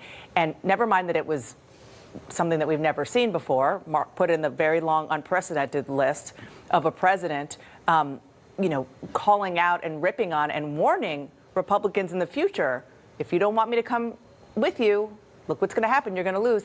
That flies in the face of what I saw on the ground in Colorado in one of those races. I don't think he was applying actual political strategy to this at all. I think it was this was personal. All personal. So I don't think he could argue that he would have made that race better. I mean, he would try perhaps, but it's all in the term they did not embrace me. But they did not embrace me. But that's what I'm saying. They couldn't. That's not a political. He's not making a political calculus there. It is that he is of the mind that he is the center of the political universe, and that everything about it should revolve around him, and everyone that wears his jersey should fully embrace him at all costs, no matter what. Even Democrats. I mean, the threats, the very specific threats to Democrats, which is we can work together. We can do prescription drugs. We can do things for veterans. We can do things on health care, on infrastructure. We can do all that. And by the way, that will be very good for me politically, he said, to get into his political strategist hat. But then that very specific warning, which is if they decide to investigate this White House, we don't cooperate because we cannot do both things. Which ignores, there's a document that conservatives often refer to. They keep it in the National Archives. It's called the Constitution. Hold on. The House has authority to do those things. Would-be Speaker-elect Nancy Pelosi. Let's listen in. Leader Mitch McConnell went forth and really admitted that Medicare and Medicaid and some aspects of Social Security disability benefits were on the chopping block. The president pulled his punch when it came time to lowering the cost of prescription drugs by enabling the secretary to negotiate for that. So this is very important. That was for the people, lower health care costs, bigger paychecks by building the infrastructure of America, integrity in government by reducing the role of big dark money in the political spectrum. That was our agenda. Our candidates ran with it. But health care, health care, health care in every household in America is an important issue. The man whose office I occupy now, Speaker Tip O'Neill, he said all politics is local. When it comes to health care, all politics is personal. And so, again, we made our own environment. While the GOP tried relentlessly to distract and divide, our candidates kept their focus on that subject. And when I say our candidates for re-election as well. Voters delivered a resounding verdict against congressional Republicans' attacks on Medicare, Medicaid, and the Affordable Care Act and people with pre-existing conditions in districts everywhere in America. They went in a new direction, a House that will now they want a new direction, a House that will work to make progress in the lives of America's families and seniors. Democrats pledge, again, a new majority, our For the People agenda, lower health care costs, lower prescription drugs, bigger paychecks, building the infrastructure, clean up corruption to make America work for the American people's interest, not the special interest. Yesterday's election was not only a vote to protect America's health care. It was a vote to restore the health of our democracy. The health of our democracy. Under the Constitution, I'm proud that the legislative branch is the Article 1, the first branch of government, the legislative branch. Right after that beautiful preamble stating our purpose, Article 1, the legislative branch, there as a co-equal branch of the other branches of government and a check and balance on other branches of government. The American people want to put an end to unchecked GOP control of Washington, restoring again the checks and balances envisioned by our founders. That's a responsibility we have when we take that oath to protect and defend the Constitution. And we as Democrats are here to strengthen the institution in which we serve and not to have it be a rubber stamp for President Trump.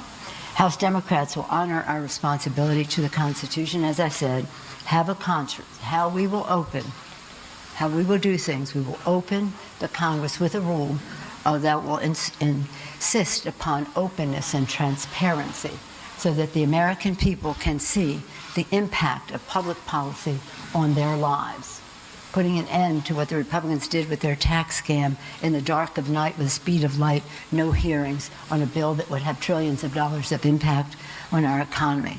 That's over. We will strive in that openness with American people as our partners because they will see the impact of legislation on their lives. We will strive for bipartisanship. We believe that we have a responsibility to seek common ground where we can. Where we cannot, we must stand our ground, but we must try. And so openness and transparency, accountability, bipartisanship, a very important part of how we will go forward. We believe that's a responsibility we have to honor the vision of our founders. They gave us, in their declaration, a call for life, liberty, and the pursuit of happiness. How beautiful. But they also gave us guidance on how to achieve that.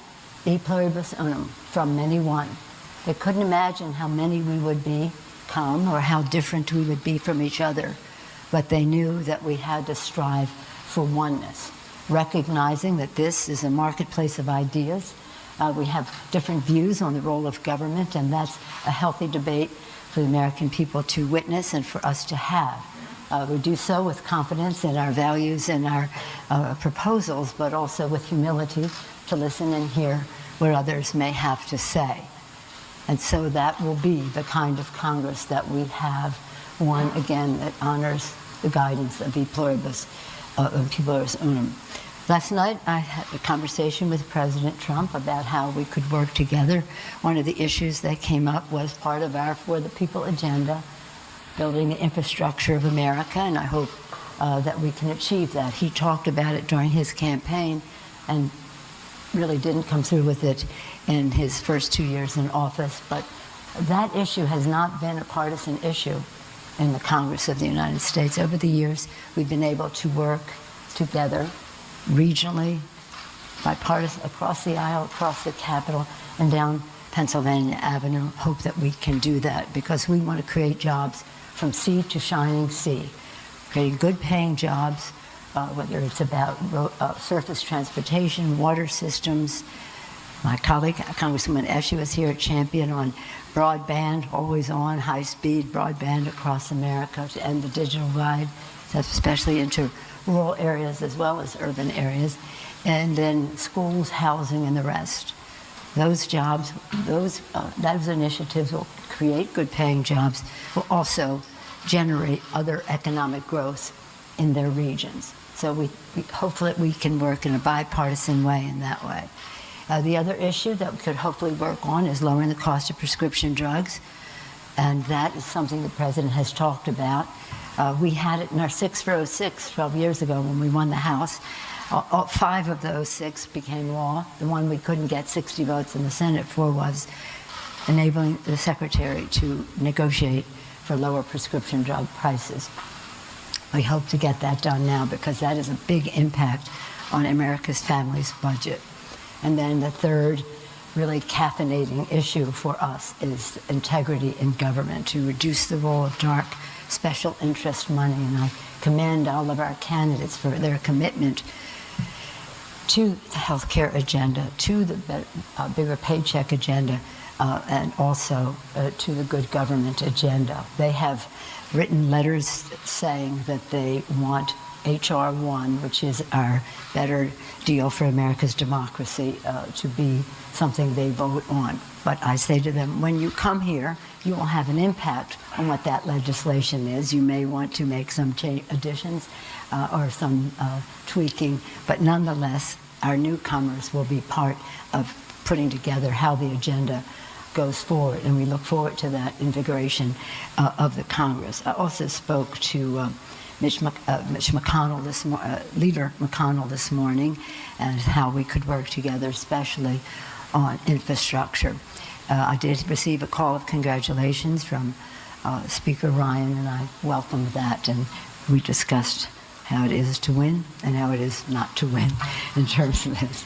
So in any event, the concern that he was expressing was about for some of his colleagues who would no longer be serving. On that point, I want to say something, because in winning this election, not only were we on the right side of history, we're on the right side of the future. This is where we have to go. But when we talk about the challenges that we face, we had to jump over gerrymandered lines all over the country. So when we talk about our success, it's about the grassroots operation, owning the ground. All of these groups that cared about health care, many of them out there to help elect people who shared their value about lowering health care costs, removing lifetime caps, even annual caps on insurance coverage, and certainly restoring the benefit of pre-existing conditions not being a barrier to coverage. Most importantly, though, are the quality of our candidates. They're spectacular from every walk of life, and some of them from a couple of different walks of life. And when they come here, they'll bring their experience, their knowledge, and especially their values to the Congress. We look forward to that. This is no easy feat to win this election. I hear the president attributing to this, that, and the other thing. But when you think of how gerrymandered the country is, how we hope to change that, but nonetheless, how we were able to succeed in this election is a tribute again to the quality of our candidates, the determination of our grassroots folks across the country, and the values that we share with the American people. In terms of working with the president, I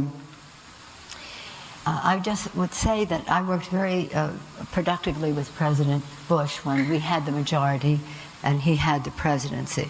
We passed one of the biggest energy bills in the history of our country. We passed one of the biggest tax bills in terms of stimulus for low-income people as well as middle-income people in his presidency. And the list goes on. PEPFAR, he wanted PEPFAR, we want it big. And there's so many issues that we work together, even though I vehemently opposed him in the war in Iraq. But the point is that we worked together. The president said, I'll wait for them to send me something. Well, we have ideas and we can send them something, but the fact is if we'd like to work together so our legislation will be bipartisan. We're not going for the lowest common denominator, we're going for the boldest common denominator. Our position will be a consensus within our own party of what we can support, but also welcoming other ideas. So we look forward to a new era in terms of what has happened. It's this past 2 years, it seemed like a very, very long time in terms of the path that has taken us down. When I think of our founders and their courage, their vision, what they had in mind for us, from anyone, when I think of the American people and how beautifully diverse we are and how newcomers to our country have constantly reinvigorated America, when I think of our beautiful planet and, of course, our own country, God's gift to us, and how it has been neglected and degraded in this past couple of years, I think that there's plenty of opportunity for us to match our legislation with the rhetoric that we are hearing. It might surprise you to know that the president I quoted the most on the campaign trail Who would you think? Ronald Reagan. And I won't read you the whole quote, but I'll read you just one paragraph. Ronald Reagan said, "This is the last speech that I will make as President of the United States, and I want to, it's fitting to leave one final thought, an observation about a country which I love." Last speech. That's quite a headliner, right, in your business? Ronald Reagan's last speech. He said, "Thanks to each new wave of new arrivals to this land of opportunity, we're a nation forever young, forever bursting with energy and new ideas, and always on the cutting edge, always leading the world to the next frontier. This quality is vital to our future as a nation." Goes on to say, "If we ever close the door to new Americans, our leadership in the world would soon be lost." If we ever close the door, our leadership would soon be lost. So in that respect for the vision of our founders, the diversity of our country, the beauty of our land, the values in our Constitution first and foremost, we think there's an opportunity to work together. One sign of good faith on the part of the President to work together was for them to withdraw their assault on the pre-existing condition benefit, which the Republican attorneys general across the country have put forth, and which this administration has said they will define the law of the land. They'll join in that lawsuit. That's just wrong. That's just wrong. So we think, again, as a sign of good faith and in keeping with what they're saying on the campaign trail, prove it, withdraw the lawsuit. So that would be one place that we could start. In any event, next week we look forward to welcoming our new class of freshmen. We will celebrate their diversity, the freshness of their thinking, and the rest. And they will immediately be incorporated into our building of consensus on how we go forward in a very open, transparent, bipartisan, unifying Congress. Any questions? Yes, sir, because I didn't give you last night. The President warned in a press conference about Democratic investigation into the White House and the Trump administration. He said that it could halt government. He also said that his tax returns wouldn't be released necessarily because he's under continuous audit. So my question is, are you concerned about Democratic overreach in any way in your investigations? And two, how far are you willing to take the push to get the president's tax returns in this new Democratic majority? The president also said this was a good day for Republicans. So let's put that in perspective as well. We have a constitutional responsibility to have oversight. That's the balance of power. I'm an appropriator. It was one of the places I was forged in the Congress, on the Appropriations Committee as well as on the Intelligence Committee. Both places whose hallmarks were bipartisanship. Nothing. We could always, left to our own devices, find our solutions. That, of course, has changed now when the poison pills rain down from on high. But in appropriations and in all of the other committees, we have a responsibility for oversight. And hopefully, in the course of asking for information, we can just make the request and the information will come in. We're concerned about what's happening at EPA, for example, to degrading the air we breathe and the water we drink, despite what the president said today. So that's only one example. I don't think we'll have any scattershot freelancing in terms of this. We will have a responsibility to honor our oversight responsibilities, and that's the path that we will go down. We're, again, trying to unify our country. How far will you go to try to get those tax returns? Look, when our committees, I'm a big believer in the committee system, always have been, our committees will make their decisions and make their recommendations to the caucus. But you can be sure of one thing. When we go down any of these paths, we'll know what we're doing, and we'll do it right. Yes, ma'am. Yes.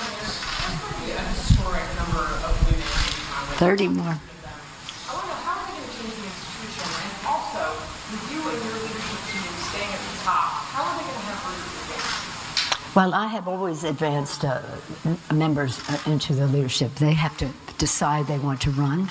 Many people like making their mark in their committees, and that's a decision they have to make. But to your first part of your question, some people have said to me, and I appreciate your question, some people have said to me, now that we have more women coming in, will we have more emphasis on things like child care and this or that? We have a big emphasis on that, and we need to make it stronger in the majority. But that's across the board in our caucus. I don't want women only to be viewed, as important as that is, and it's vitally important to women's role in the workplace. I want women to not just be talking about those issues, because we view every issue as a women's issue. We believe the national security of our country is a women's issue. The economic security of our country.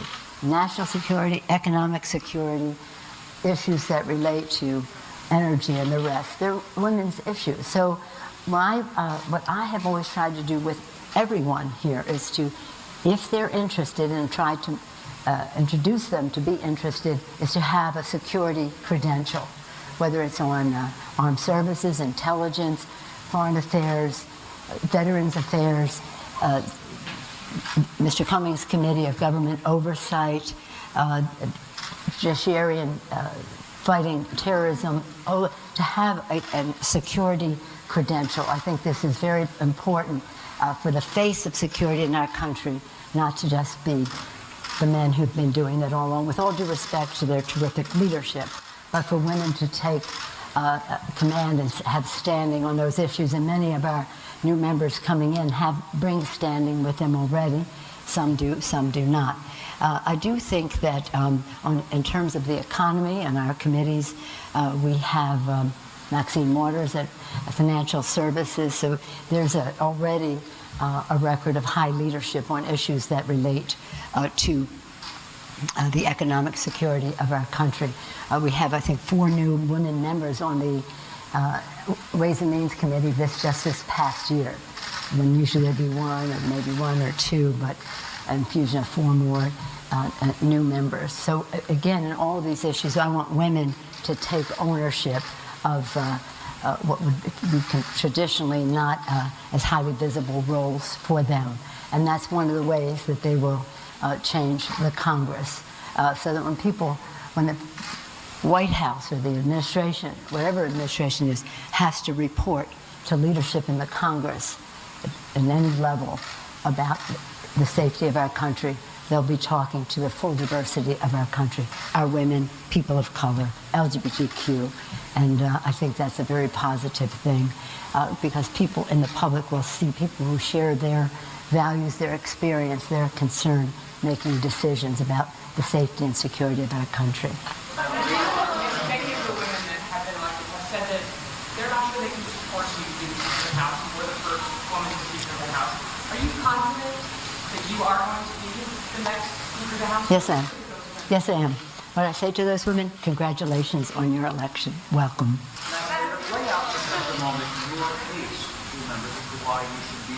I've answered that question. Let me just say this in one sentence. I heard the president say, I deserve to be the Speaker. I don't think anybody deserves anything. It's not about what you have done. It's what you can do. What you have done in the past speaks to your credentials, but it's about what you can do. And I think I'm the best person to go forward to unify, to negotiate. I'm a good negotiator, as anyone can see in terms of how we have won every negotiation so far. The only one we didn't win because it wasn't a negotiation was the GOP tax scam in the dark of night and speed of light, as I said earlier. So I think that my case is about being the best person for how we go forward, and I'm not going to answer any more questions on that subject. We saw something this morning that challenges the conscience of our country.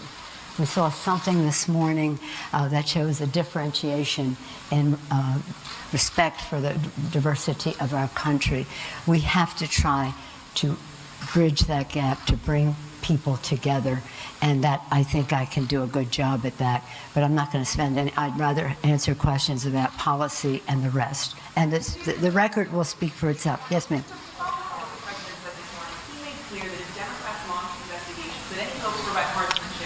Is off. Do you have any concerns that these investigations could jeopardize your opportunities? We do not intend to abandon or relinquish our responsibility as Article 1, the first branch of government, and our responsibilities. for accountability, for oversight, and the rest.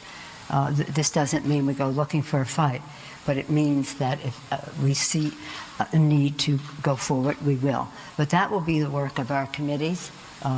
Every committee has oversight responsibility. Congresswoman Esch is on Energy and Commerce, and that's a big oversight committee, as some of you probably are aware. But specifically to some of the concerns that the President may have, the Judiciary Committee, the Intelligence Committee, the Oversight Committee, well, there are a number of committees that, depending on how we go down the path, the Financial Services Committee, did I say Intelligence? Oh, Homeland Security Committee, because of course we are shamed as a nation by a policy that takes babies out of the arms of their mothers, that builds tents and all the rest to house people that and their separation of families. So we want to look into that. And we would hope that we could do so by simply having oversight. If, in fact, it requires a subpoena, I hope not, but so be it.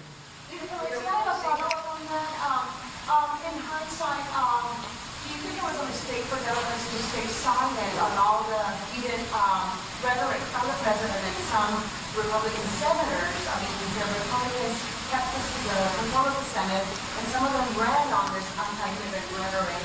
So are you, in hindsight, maybe thinking that that was a mistake for delegates to say something? No, I do not. I urged our colleagues not to take the bait on what the President was putting out there. It's a very dangerous issue on the campaign trail because of the misrepresentations that are put out there.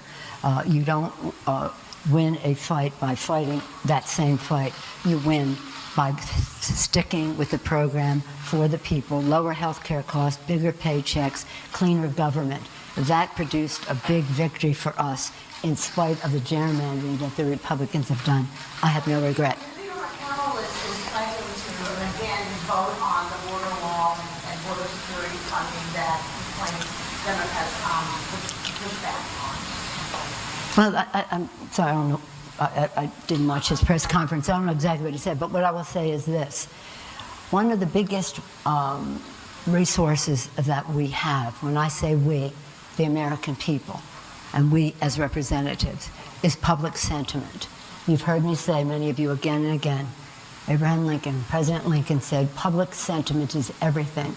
With it, you can accomplish almost anything. Without it, practically nothing. And I do believe that one of the reasons that we will be successful in our negotiations is because the people will see the impact of what is being proposed on their lives, on their values, on our country.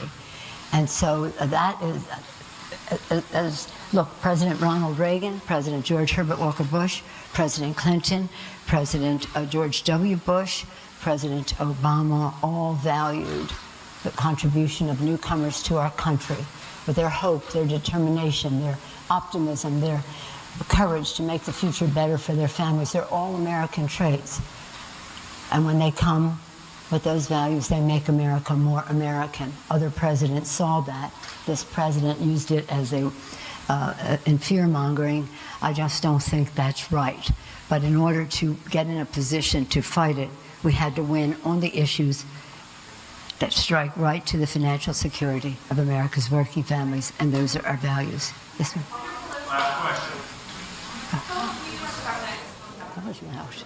All right, so we've been listening to Nancy Pelosi, the soon-to-be, presumably, not necessarily 100%, Speaker of the House. The Democrats won the majority in the House yesterday, a big win for the Democrats, even though the President of the United States, we just heard him suggest that this was a big win for the Republicans and for him personally. So she had a conversation. The President, he called her, Gloria, last night, congratulated her on the Democrats' win. They said on certain issues, infrastructure, maybe some other issues, they could work together. But then the President warned very specifically just a little while ago in the East Room of the White House, if the Democrats try to investigate, subpoena, go ahead with all sorts of oversight, you know what?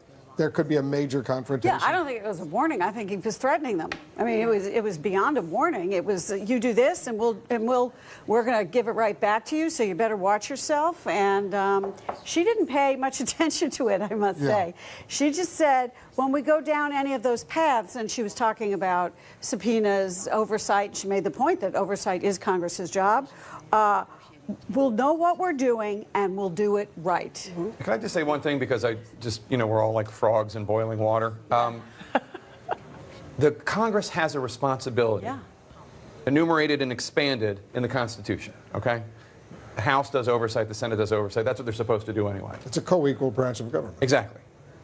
The President of the United States threatening them, if you investigate my administration, I will investigate you, meaning I will use the Justice Department, I will use the FBI for retaliation. It's outrageous. That's an abuse of power. That's not acceptable. That's not how presidents behave. I mean, I'm glad he reads the stage directions aloud so we all know what's in his mind. That's at least an improvement upon Nixon, who did it privately. But that's not allowed. And even if it is an empty threat, even if he has no intention, or if he has guardrails around him and John Kelly or Jeff Sessions for the time being, that will prevent him from doing that, Paul Ryan and Mitch McConnell, people who don't point this out, that that's not how presidents are supposed to behave, like, I don't know what kind of world you're preparing. This doesn't end with him. Then a Democratic president threatens to do it to a Republican Congress. It's not allowed. It's not acceptable. But it also gave away what he really knows happened yesterday. Exactly. He's backed into a corner, and he knows it. So for all his "I won, this is a great day," that was a squirrel cornered in the back of a room, feeling and his threatened. response is to threaten everybody. But what you just saw there, though, what you just saw, forgive me, I'm sorry, just what you just saw from Nancy Pelosi, though, that is now the most important relationship in Washington. Nancy Pelosi, assuming she wins the speakership, we'll see. We'll see if she pulls it up, but assuming she does, and the relationship with President Trump, he comes out full of bombast and threats and intimidations. She's very cautious. We won't have scattershot investigations. We will do it right. Everybody slow down. We're going to form our committees. They'll build their case. If they have a reason to have an investigation, they'll come. Then we'll approve it. President says, I don't like you. I'm going to get you. This is going to be fascinating to watch it play out. She has a tough management job, too, within her group, but she clearly has convinced everybody, don't take the bait, don't threaten back. I'd love you to weigh in on this, is that there are a lot of people I see, members of the resistance, liberals on Twitter, who are finding soon-to-be Speaker Pelosi's tone wanting. That's not enough. It's wrong for the moment. This is not going to be a match. She's not going to be a match for President Trump. Well, I think that's fair criticism, because her tone does not always resonate with those who are wanting people to punch back towards the president, not simply because they have an aversion to his policies, but because sometimes the idea of meeting fire with fire actually makes the American electorate feel as though there is a champion for them. I think many people feel as though in 2020, while there may be candidates, there may not be contenders. And that's the real core issue for many Democrats. But I also look at this issue as the president projecting his own impotence on Nancy Pelosi, because he knows full well that the power of Congress right now and the power of a majority of Democrats in the House of Representatives has subpoena power, and he cannot shield or not get himself behind, say, Devin Nunes, who may run back and tell a number of things. So he knows full well, and he has to challenge it because he knows that that is his Achilles heel. And it's quite apparent to everyone watching it. And one of the reasons you can applaud her, although her tone is lacking in perhaps the equal combativeness, is that she's aware that she need not flex if her muscles are already apparent. She can look at this issue and say, well, that's well and great, but there are 50 subpoenas that have been waiting from Elijah Cummings, that have been waiting not just from last night, from issues of waste and fraud and abuse and the issues of tax returns and the issue of the collusion investigation. They've been waiting for you. And so I think that she was tempered. It may actually not appeal to the emotional interest of people in voting, but her appeal doesn't have to be an anvil. At this point in time, it can be, actually, I already have your number. It's the number 50, and it comes with a subpoena at the end. Well, and they also, she knows, I mean, your point, Jake, about Republican leaders who have a duty to point out that that's not right, that there is oversight, and we should try to do it in a way that's collegial instead of McConnell saying that's akin to political harassment. She also knows that, and what a lot of her, what a lot of liberals want, they want as much of a fight as Trump. And that's not been working for them, you know? And so what she said is you don't always take the bait. And that's what she would tell her members out there. You don't fight the fight he wants you to fight. We're going to fight on a different ground. And I'll tell you something, the problem that Democrats have as they think beyond the moment of today to 2020 is that as offended as they may be by him, not only does he have a reservoir of support for that kind of loaded language, but that's his lifeblood, is just the fight. Whereas she may have something potentially up her sleeve that could be more effective. And I remember when we were covering the Bush administration and the Democrats took over in 2006. It seems quaint now, but she had so much pressure on her to start articles of impeachment against President Bush for the Iraq War. Real pressure. I mean, we maybe don't remember it now, but it was not a joke from the liberals, and she shut it down. She got a lot of flack for it. The email you just read from Lindsey Graham criticizing the media at the White House is interesting because now here's the challenge for the Republican Party. Mitch McConnell does not want his committee chairman doing what just happened in the House in the rearview mirror, like Devin Nunes, like the Freedom Caucus, calling up Rod Rosenstein and trying to run up the flagpole. Mitch McConnell has no interest in that. The question is, the question is, can he pressure him to do it? Can he now Trumpify the Republican Senate because he's lost that in the House? And so it's going to be interesting to watch. What does Lindsey Graham do? What do these newly elected Republicans do? Will the Chuck Grassleys of the world, and we saw this during the Intelligence Committee, the Richard Burrs of the world had no interest in siding with those guys in the past. Now there's going to be pressure from the president on this growing Republican Senate, which he just helped grow. He's going to say, help me. Now, their DNA is, we don't do that stuff, but we shall see if this is yet another barrier of Trump America falls. And David, this is a Trumpier Senate Republican conference and a Trumpier House Republican conference. Even though it's smaller, the moderates and the critics have been weaned out for the most part by the voters. And so, because this is a Republican Party modeled on Donald Trump. It is the complete takeover of Donald Trump's version of politics. That is the Republican Party now. There is no establishment versus grassroots. That is gone. Paul Ryan has retired. Those moderates from the suburbs have left. This is Donald Trump's Republican Party through and through. I do really want, on the issue of bait, though, it has to be said, because I know the media was attacked as well, and you touched on this issue as well. But on the issue of not taking the bait and projecting, there has to be kudos extended to Yamiche Alcindor and everyone else who did not take the bait of trying to deflect and project and be defensive and antagonize in the way you're talking about it, becoming Trump's Republican Party and the media responding to it tit for tat. And so I think if you're seeing a growing trend of not only Democrats and Republicans rejecting that, the media certainly showed that today, from the microphone Tony being grabbed by Jim Acosta to Yamiche saying no. Because the president opened up that hour-and-a-half appearance before the news media in the East Room of the White House, attacking the news media.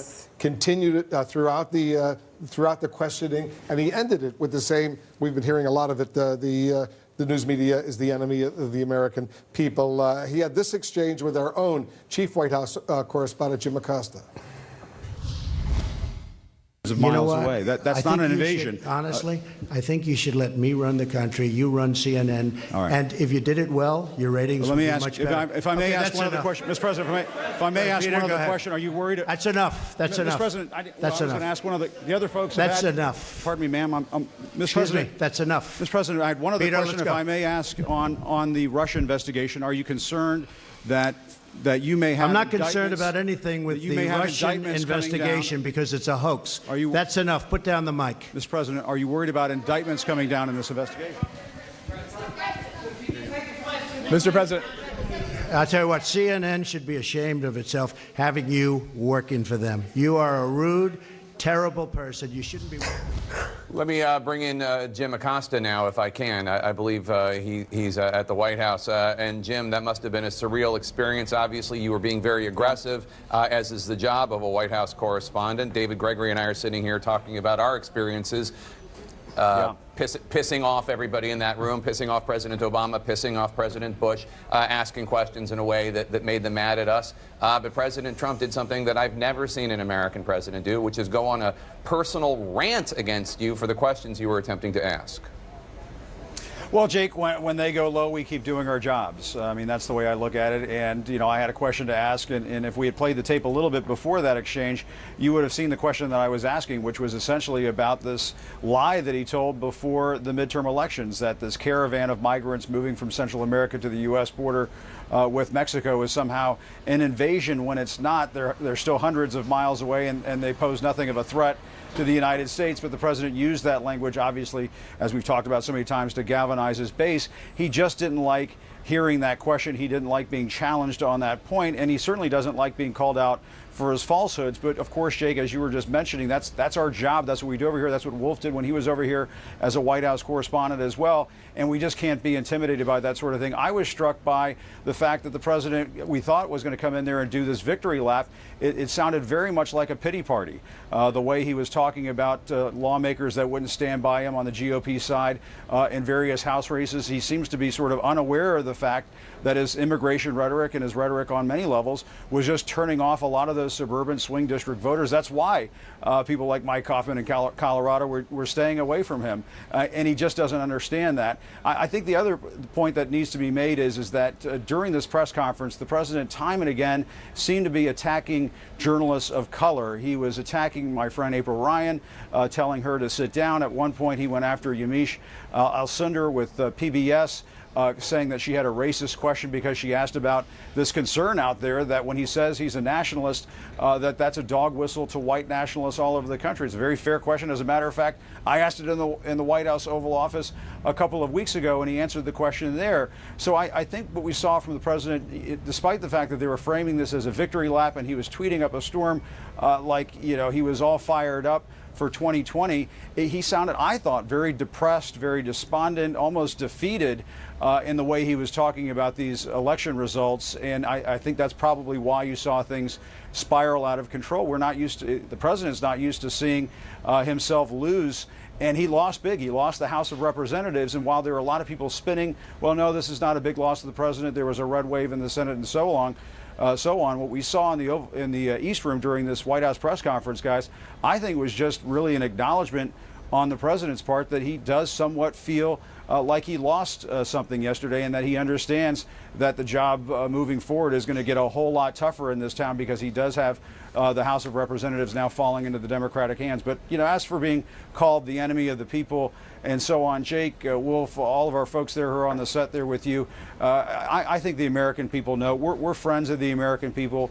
We're going to defend the American people, and we're going to stand up for our rights to seek the truth in this country. And the president can call us all the names in the world, but we're just going to keep doing our jobs.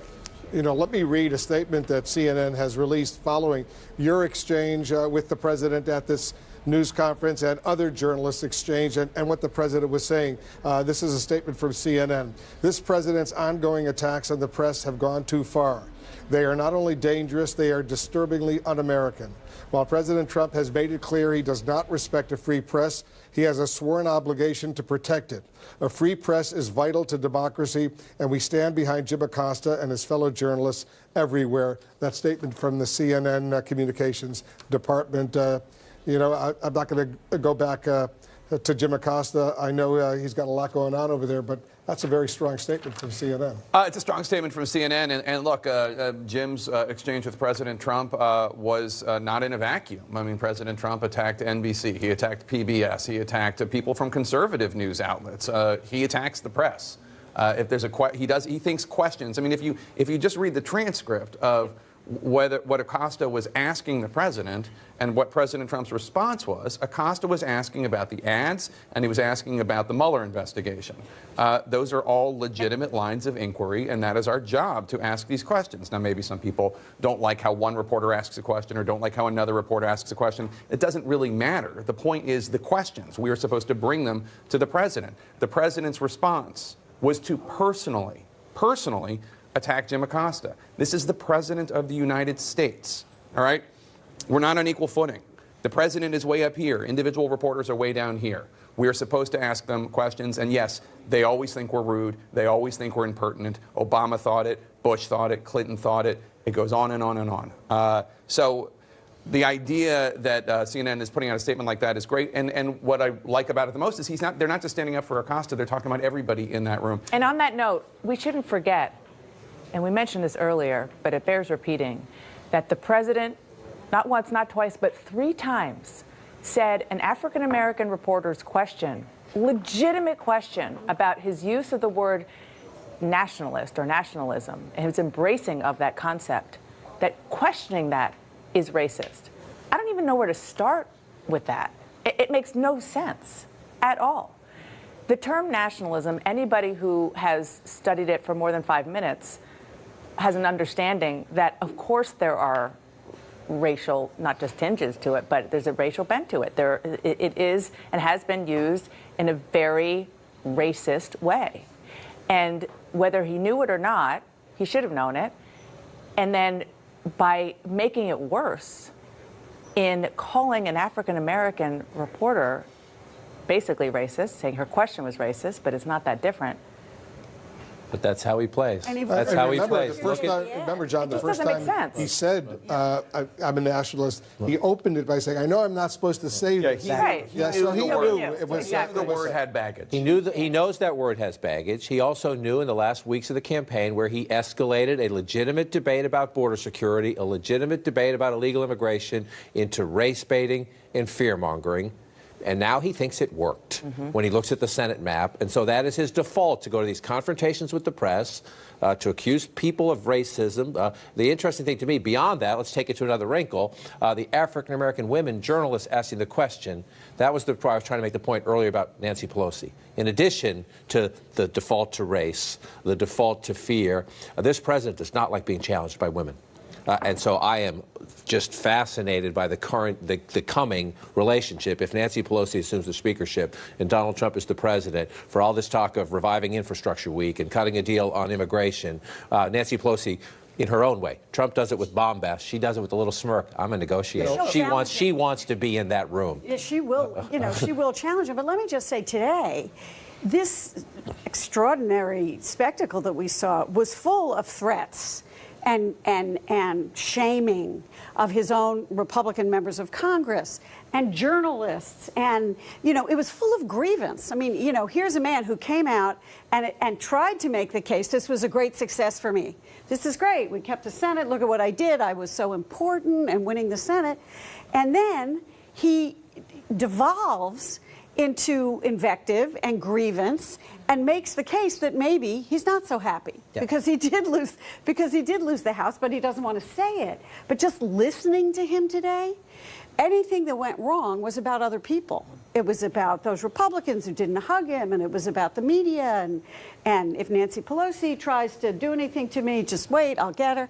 So instead of celebrating what he wanted to go out there and celebrate, he let us know how he really felt. I think we may see, to your point about the relationship, this new world order in Washington, I think there are going to be pretty epic battles over the institutions and the president's attempted destruction of those institutions, because Nancy Pelosi has made that a running argument of her entire fall campaign. She's not going to impeachment. She's not caught up in much about tax returns initially right now, but she does day after day on the campaign trail and in the last 24 hours make this argument about institutions under attack and the Article 1 role in the Constitution and the First Amendment role of the free press. And this president has been on a strategic mission from the day he got in office to chip away at these institutions. And I think we're going to see, now that Democrats have some leg of the stool here of power, I do think we're going to see again and again they're going to knock heads over this very notion of whether or not our institutions are going to continue to be knocked down or actually built back. And we will soon hear from one of those institutions that he's also attacked, Robert Mueller. It is completely noticeable. I mean, no one would be delusional enough to think that every time you interrupt only the black female reporters, every time you try to silence somebody or patronize them through their questioning, that this goes unnoticed. And in fact, it's proven by just last night's election results. The Year of the Woman became the Day of the Woman yesterday again. More than 100 women for the very first time will now represent Congress. So it's not just Nancy Pelosi who will be an issue. It's about the 2 Muslim women for the first time, the 2 Native American women for the first time. You have all the women who are coming in great strides. And so I think there is a coming to terms with that. Now, having said that, The president's tactics in some way and the Republican Party in terms of gerrymandering, in terms of voter suppression, those were successful in some areas. And I think that that notion of the president feeling emboldened by the aspect of, if I can silence certain people's votes, if I can be patronizing and condescending enough to deny them the exercise of the franchise, then I can carry that with me going forward. And I think that's one of the most concerning things for voters going forward, why you have a lawsuit pending in places like Georgia about having Brian Kemp oversee the counting of the runoff, why you have people looking at these issues, because people are noticing what happened today on a much grander scale, and it will have consequences, if not today or yesterday, in 2020, most assuredly. And the flip side of what David was saying in terms of attempts to chip away at the institution of a free press, the reality is the opposite. The press, the media in this country are in a kind of golden age, doing our job, keep holding power accountable, being annoying, challenging, which is what White House correspondents are there to do. But also shining a light on what's actually happening. There's a lot of great journalism. There's also a lot of bad journalism. And the media has been fractured in a way that continues to unfold and evolve, that both really bothers political figures. Some know how to deal with it, some don't. We're all trying to figure it out. But the reality is that the fundamentals of our job are really, really strong. And they are revealing everything that the president is, his strengths, his weaknesses, his temperament, all of that is coming out because the press is doing its job. April Ryan, who's a CNN contributor and has been a longtime White House correspondent, she tried to get a question to the president. Let me play this clip. Sit down, please. Sit down. I didn't call you. I didn't call you. I didn't call you. I'll give you voter suppression. Excuse me, I'm not responding to you. I'm talking to this gentleman. Will you please sit down? So, it's such a hostile media. It's so sad. You ask me about, no, you rudely interrupted him. You rudely interrupted him. April is joining us right now. She's over at the White House. So, April, tell us how that went. Well, you saw how it went, Wolf. But, Wolf, like we have done for years. Been here 21 years, and this is not my first time at a press conference. There was an opening from one journalist to another. There was a space where I screamed out, Mr. President, I'm sitting in the second row, Mr. President, what about voter suppression? He heard me. He responded to me. I stood up thinking that he was going to continue. And then he tells me to sit down. You heard him respond about voter suppression. And then he talked about voter suppression with CNN poll numbers. And I'm like, and I stood up because that comment was kind of trite, and I said, Mr. President, I said, what about North Dakota? What about Florida as well as Georgia? Because the NAACP is now dealing with some of these voter irregularity issues that they've been hearing in the state of Georgia and Florida, and it was a very serious question. So he blew it off, and then another reporter, Aisha Roscoe from NPR, followed up, and he was flipped on that as well. So he does not take this issue seriously. And I mean, we sat there last night and looked at the numbers, heard the reports. I saw video out of Atlanta, one video in particular that came from the Morehouse polling district in a black community that had a very low number of polling machines, and they had a long line wrapped around on the inside, and they had to get people like Reverend Jesse Jackson and others to help solve the situation. It was a real question. I asked him, he responded, and then when he saw it was me, he told me to sit down. He did call on Yamiche Alcindor of PBS, the White House correspondent. I'm going to play that exchange he had with her. Hi, Mr. President. Yamiche Alcindor with PBS NewsHour. On the campaign trail, you called yourself a nationalist. Some people saw that as emboldening white nationalists. Now people are also saying that the president. That's such a racist There question. are some people that say that now the Republican Party is seen as supporting white nationalists because of your rhetoric. What do you make of that? I don't believe it. I don't know. Why do I have my highest poll numbers ever with African Americans? Why do I have among the highest poll numbers with African Americans? I mean, why do I have my highest poll numbers? That's such a racist question. Honestly, I mean, I know you have it written down and you're going to tell me. Let me tell you, it's a racist question. And Mr. President, I love it. You know what the word is? I love our country. I do. You have nationalists, you have globalists. I also love the world. And I don't mind helping the world, but we have to straighten out our country first. We have a lot of problems. And Excuse me. But to say that, what you said, is so insulting to me. It's a very terrible thing that you said. Well, let me get April's reaction to that. Go ahead, April. Yeah, I was in the room and I was taken aback to hear him say that was a racist statement or a racist question. This president said that he's a nationalist, defined what a nationalist means. When he said he was a nationalist, there were people in the black community that were up in arms about it. When you say the word nationalist, you know, they feel that you have to put white next to it, and that's the white supremacist groups and white supremacy.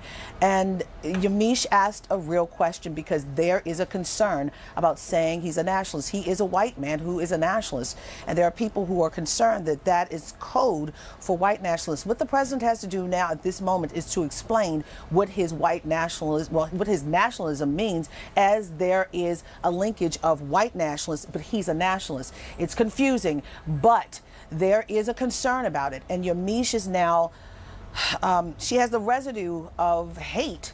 You know, he called her statement or question racist, and he was insulted. It was not meant to be insulting. It was meant to get clarity on what he was saying. That's all. You know, Jake, reporters, as we keep pointing out, you were a White House correspondent, I was a White House correspondent. At a news conference like this, in the East Room of the White House, you stand up, you ask your question, and it can be a very tough question. President might not like it. Very often presidents don't like the questions, but I've never heard a president respond the way this president did. No, and look, if the president has an explanation for his use of the word nationalist, I don't mean it that way. I'm trying to reclaim it. I just mean it in terms of I am not a globalist. I am about the United States.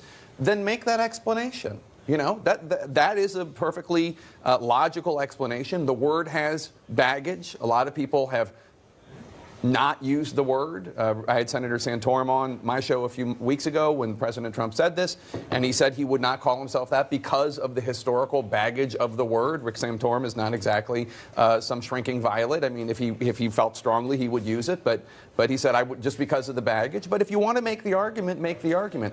The idea that any reporter asking that question, in particular an African-American woman, is asking a racist question just boggles the mind. I mean, it is a perfectly legitimate question, and I'm sure there is a perfectly legitimate answer. I've had conversations with conservatives who think that the idea that this would be a code word or is a dog whistle is not fair, and it's the media not being, it's the media being biased, it's the media being liberal.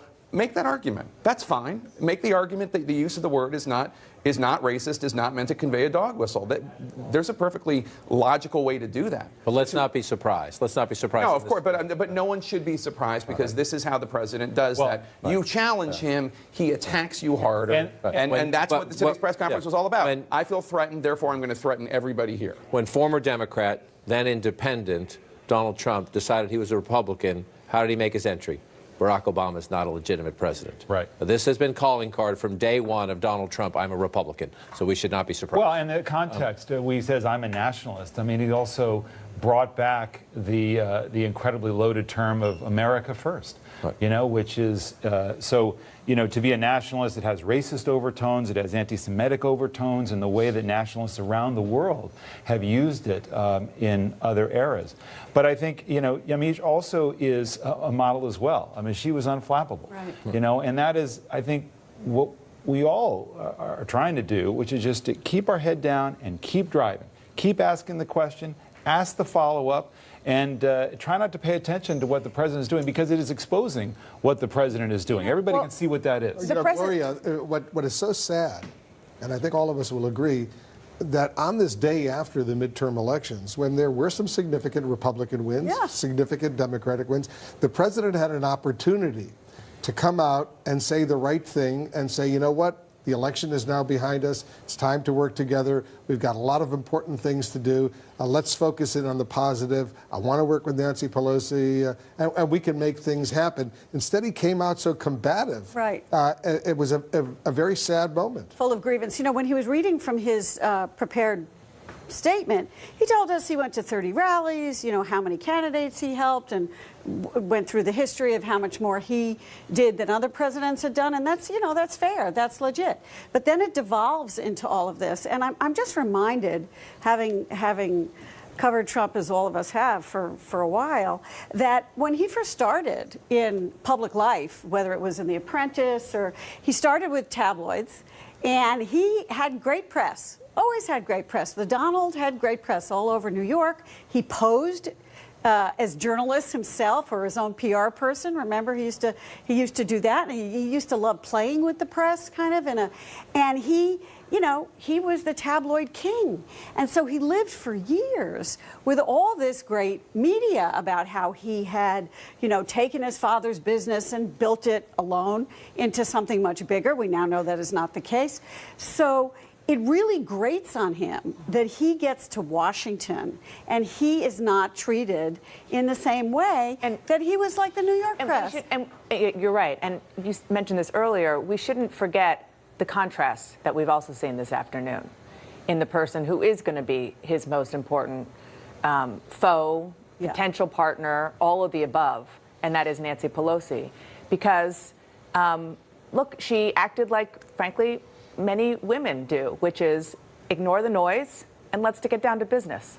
And that should not be overlooked in her approach. Meanwhile, not every race is called. There are still outstanding Senate and House seats, and I'm going to go to Mark Preston right now, who has a key race alert. Mark. Well, Jake, you know, it's been a tough 24 hours for Democrats, but you know what? They're doing well right now in Montana. We can now project that Jon Tester will win re-election in Montana. This is a race that we had to wait a little bit while to call because of this factor right here. If you look right here, this is where the outstanding vote is, Jake. In Montana, there was just no way that Matt Rosendale, his Republican opponent, could make up that ground. Now, this is an interesting race when it comes to Donald Trump. It was a very personal race for Donald Trump because it was Jon Tester who went after Ronnie Jackson, who was Donald Trump's VA secretary pick. Remember, he was the White House doctor, became the VA secretary pick, and then, of course, Jon Tester released some information that was very damaging to him. So when it comes to Donald Trump, he would have liked to see Jon Tester lose. But as we move along, though, this was a very good night when it comes to Republicans in general. Right here, if you go here, look at this, Jake. This is just really an amazing bit of information here. You have Claire McCaskill. She loses. Specifically, when we're talking about a year of the woman right there, she loses. Up in North Dakota, Heidi Heitkamp loses as well. And then over in Indiana, where Mike Pence, the vice president, is from, Joe Donnelly loses. You know, Democrats really thought he was going to pull this one out. But as we sit here right now, Democrats can also take a little bit of solace in knowing that they picked back up this seat in Nevada. We've seen Dean Heller go down. And the big problem right now, Jake, as we talk about what's happening in Florida, we have no resolution right now. It looks like this is going to go to a recount. We have seen Bill Nelson, the incumbent senator, demand one. Governor Rick Scott has laughed it off, but yet we haven't seen what's happening here. I would expect to see quite a few lawyers from the national parties down in Florida as soon as possible. Jake? And just looking at that number, Mark, it has the incumbent senator, Nelson, behind 0.4 percentage points. Is that right? Because we all have the scars to show it from Florida recounts. If the margin of victory is 0.5 or below, there's an automatic statewide recount, I believe. Is that not right? That is absolutely right. And if you look right there, that would get you into the recount because it is 0.4, Jake. Now, we'll see what happens, but Rick Scott's people think that no matter what happens, that there's not enough vote to make it up. But still, this is a fight that we will see that will go on, certainly for the next few days, if not for the next few weeks. Florida recounts, they happen. Believe me, we all know. We've all been there. Saturday is when I think the deadline is for the initial unofficial canvass. So that is the number. What the final number is from the Secretary of State on Saturday will determine whether or not. Because they have to go through absentee ballots. Exactly. No hanging chads this time. Yeah. And and county by county, some of them will go over the vote again to make sure that they have the official count, and they're going to be pressed on. But let's talk about the landscape of the Senate, because that's one pickup for Democrats in Nevada, and potentially four for Republicans, making the margin of victory they had started off with. So that's 54 votes, theoretically. Assuming the Mississippi special Senate election. Right. Which it will. So we still don't know what's going to happen in Arizona. Have we called Arizona? Okay, so 54 as of now, and it could be 55.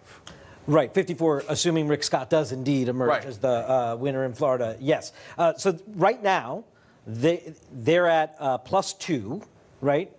Nevada went to the Democrats, North Dakota, Indiana, and Missouri went to the Republicans. If indeed Rick Scott does emerge through this process, the Republicans are at +3. And as you said, if Arizona goes to McSally, +4, that's a big pickup. Now, I'll just say, Donald Trump actually had some good news to share. Sure did. And it is amazing to me that he would rather have this fight, relish this fight with the press, than actually continue to tout the good news of a truly well-padded Republican majority. Helps on judicial confirmations. Helps him, if he's going to have a cabinet shuffle, helps him on getting people confirmed into his administration. That seems like something to tout to me. Amazing, but not surprising. Yes. And he had some governors that he helped as well. A couple of surprising wins in the governor's race. I wouldn't say surprising, but what they won, Republicans won close races. Florida, another big 2020 battleground. Ohio, critical. Mike DeWine's not exactly a Donald Trump partner, but he owes Donald Trump a little bit, so it'll be interesting to watch that relationship. Kim Reynolds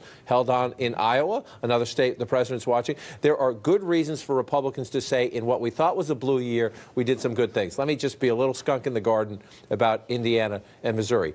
It's hard to beat an incumbent senator. The president deserves credit. His campaigning helped, without a doubt. Claire McCaskill and Joe Donnelly were in some ways almost accidental senators, in the sense that those have been trending red states, and the Republicans nominated clown car opponents against them 6 years ago. Yes, they were living on borrowed Mitch time. McConnell thought he had those seats 6 years ago, and the whole Tea Party thing made his primaries delicious and wonderful and interesting, and they won. So they're getting... President Trump at the press conference, or did I dream this? The President Trump said that a year ago nobody thought that Heidi Hyde right. Yeah, he did.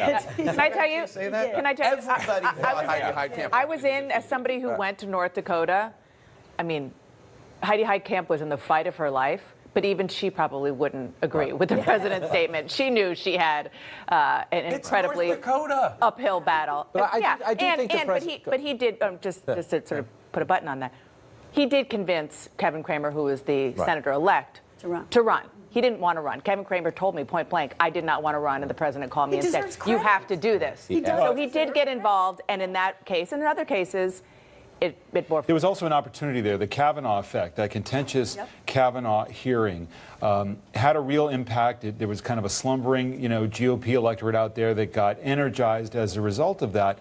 And the president went to campaign in these states where he was popular and where Kavanaugh was, and where all of that shook out positively for Republicans. And it was important because it allowed the president to unite all wings of the Republican Party, which he has not done otherwise. From never Trump to always Trump, everybody came around. That became special because, again, if you care about life, if you care about other social issues, he's delivered on the Supreme Court. What's interesting is he specifically declined to go down that road that could have helped suburban Republicans by mentioning Kavanaugh, emphasizing the economy. And to follow up on that point, again, the president deserves credit. Republicans made gains in the Senate. Republicans picked up some governor seats they thought a couple weeks ago they were going to lose. The Republicans should celebrate those things. But the one national referendum yesterday was the House. All 435 are up. If you look at the results there, a president, he doesn't like to remember this, a president who lost the popular vote by a pretty good number, actually shrunk his base yesterday. We have no idea if that will carry over. Bill Clinton got his butt kicked in 1994, pretty easily won re-election. Barack Obama got shellacked, pretty easily won re-election. So anyone saying this tells you what's going to happen in 2020, forget about it. But the president lost Republicans. President was not on the ballot, but if you look at the Republican vote, they lost in the suburbs. Their African-American numbers went down from the presidential election. Their Latino numbers went down from the presidential election. Their Asian-American numbers went down from the presidential election. Their white college-educated women numbers went down from the presidential election. A president who lost the popular vote saw his party's national base shrink last night, not grow. That's not good going into 2020. Doesn't mean it lasts, but that is not good going into 2020. That's why he acted the way he did. He also did something I don't think any of us have ever seen before. I could be wrong. I certainly haven't seen it. He shamed some fellow Republicans who were defeated in the elections publicly. Listen to this. We saw the candidates that I supported achieve tremendous success last night.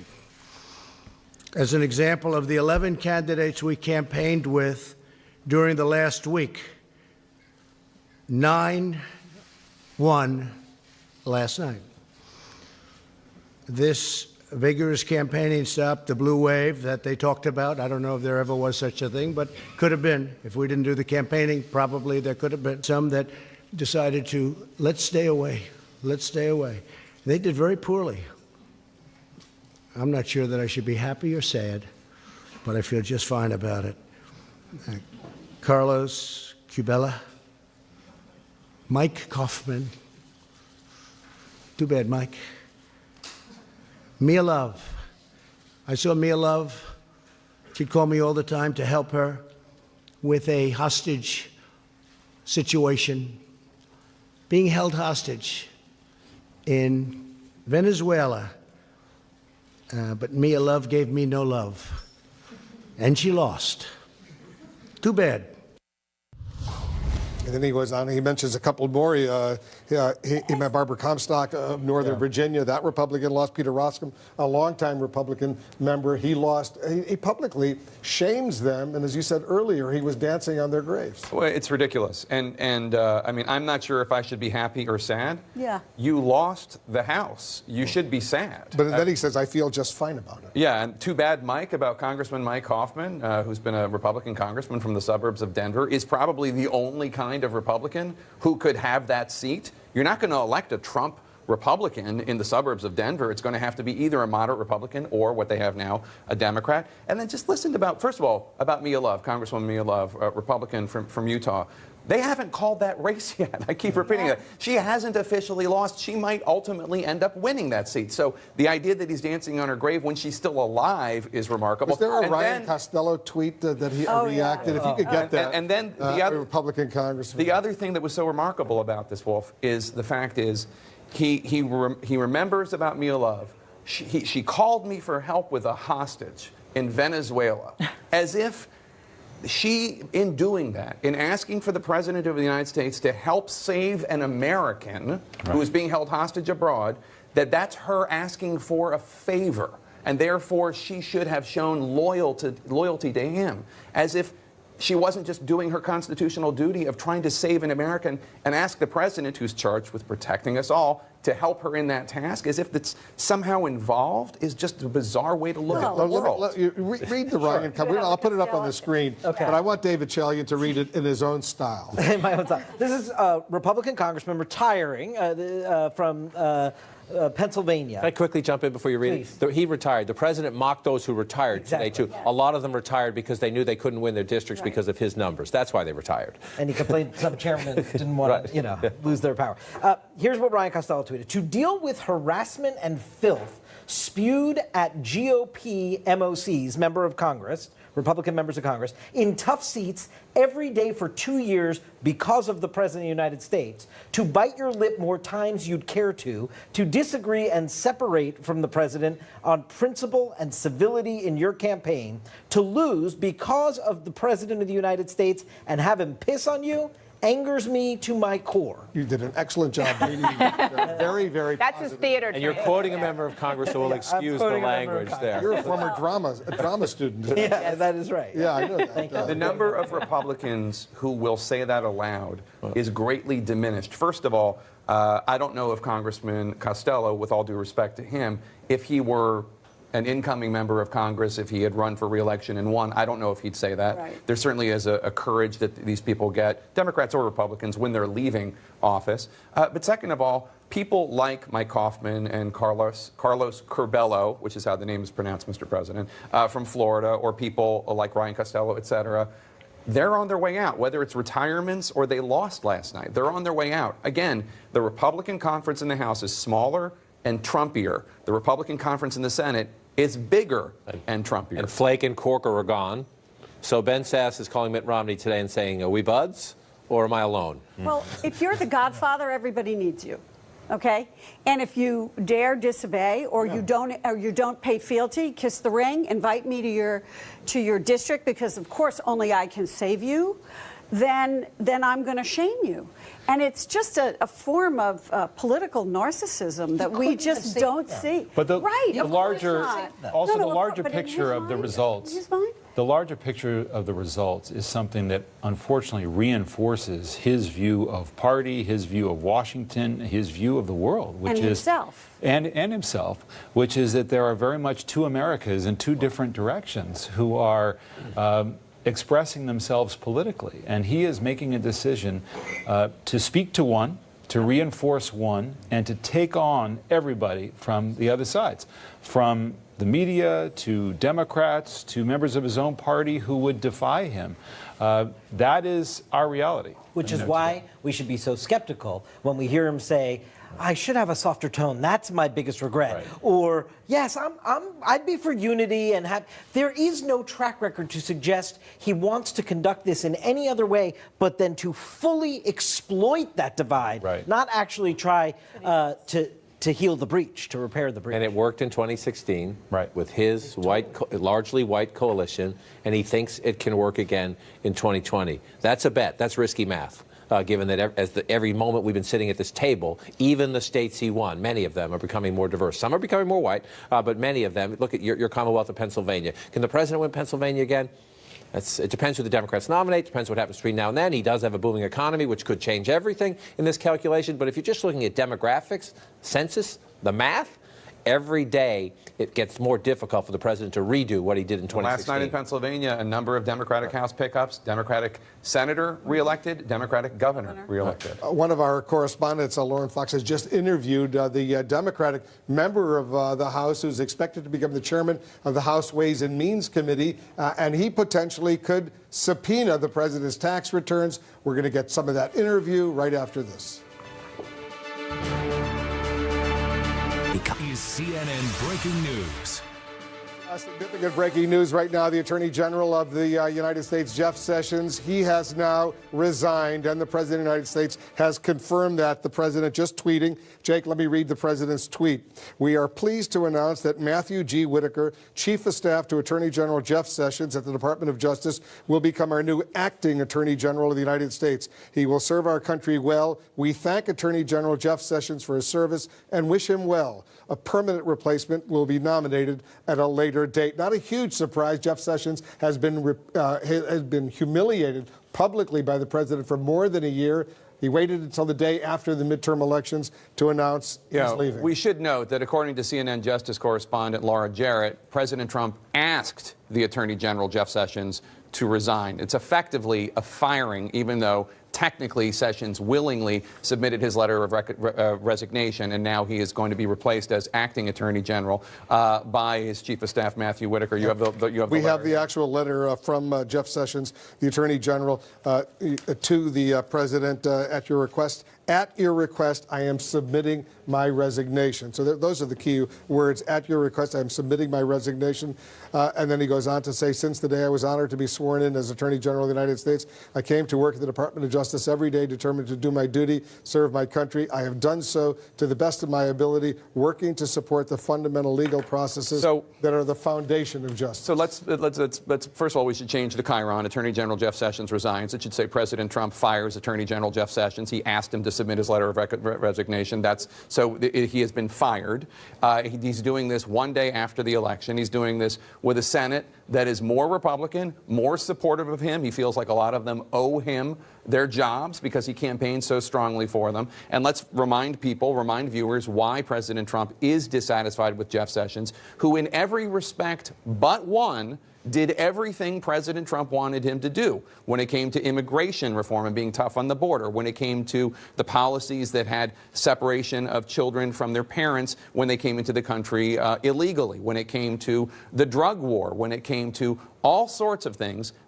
Attorney General Jeff Sessions was in lockstep with President Trump. The one thing that he did that angered President Trump to no end was he recused himself, as the Justice Department ethics lawyers advised him to do, recused himself from supervising the Mueller investigation into obstruction of justice and any possible conspiracy between members of the Trump campaign team and the Russian government in the 2016 election. That is why President Trump was dissatisfied with the Attorney General, and that is why ultimately he fired him today. And it was so awkward for the past year to hear the President, Laura, almost on a weekly, if sometimes on a daily basis, publicly humiliate the Attorney General of the United States. Berate him, vilify him, and call the investigation that resulted a complete and total witch hunt.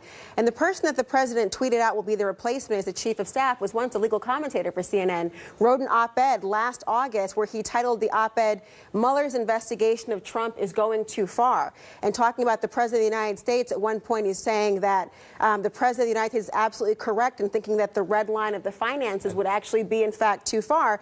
And he actually said this, if I can quote it for a second, he said, "Any investigation into President Trump's finances or the finances of his family would require Mueller to return to Rod Rosenstein for additional authority under Mueller's appointment. If he were to continue to investigate the financial relationship with a broadened scope in his appointment, this would raise a serious concern that the special counsel was a mere witch hunt." This man is now replacing And this Jeff is where Sessions. the makeup of the Senate and the margin that the president now has, it is so quick that we have Exhibit A of why it matters so much. Because leading up to Election Day, you had Republicans like Lindsey Graham, who probably will be the chairman of the Judiciary Committee, will have a lot of power. If not the next Attorney General. But so here's a test. That's probably not here's a gonna happen, test of his spine. but Lindsey Graham, for all his going into the Trump camp in recent months, has said, "Don't mess with Robert Mueller." Exactly. Does Lindsey Graham have a spine to back it up post-election? And the president said today he doesn't want to mess with Mueller because he doesn't want the politics. He just did. But wait a second. Rod Rosenstein still controls that investigation. Does he? Can Whitaker now come in and say, let's let Dana finish Let me finish my point, which is about this, which is that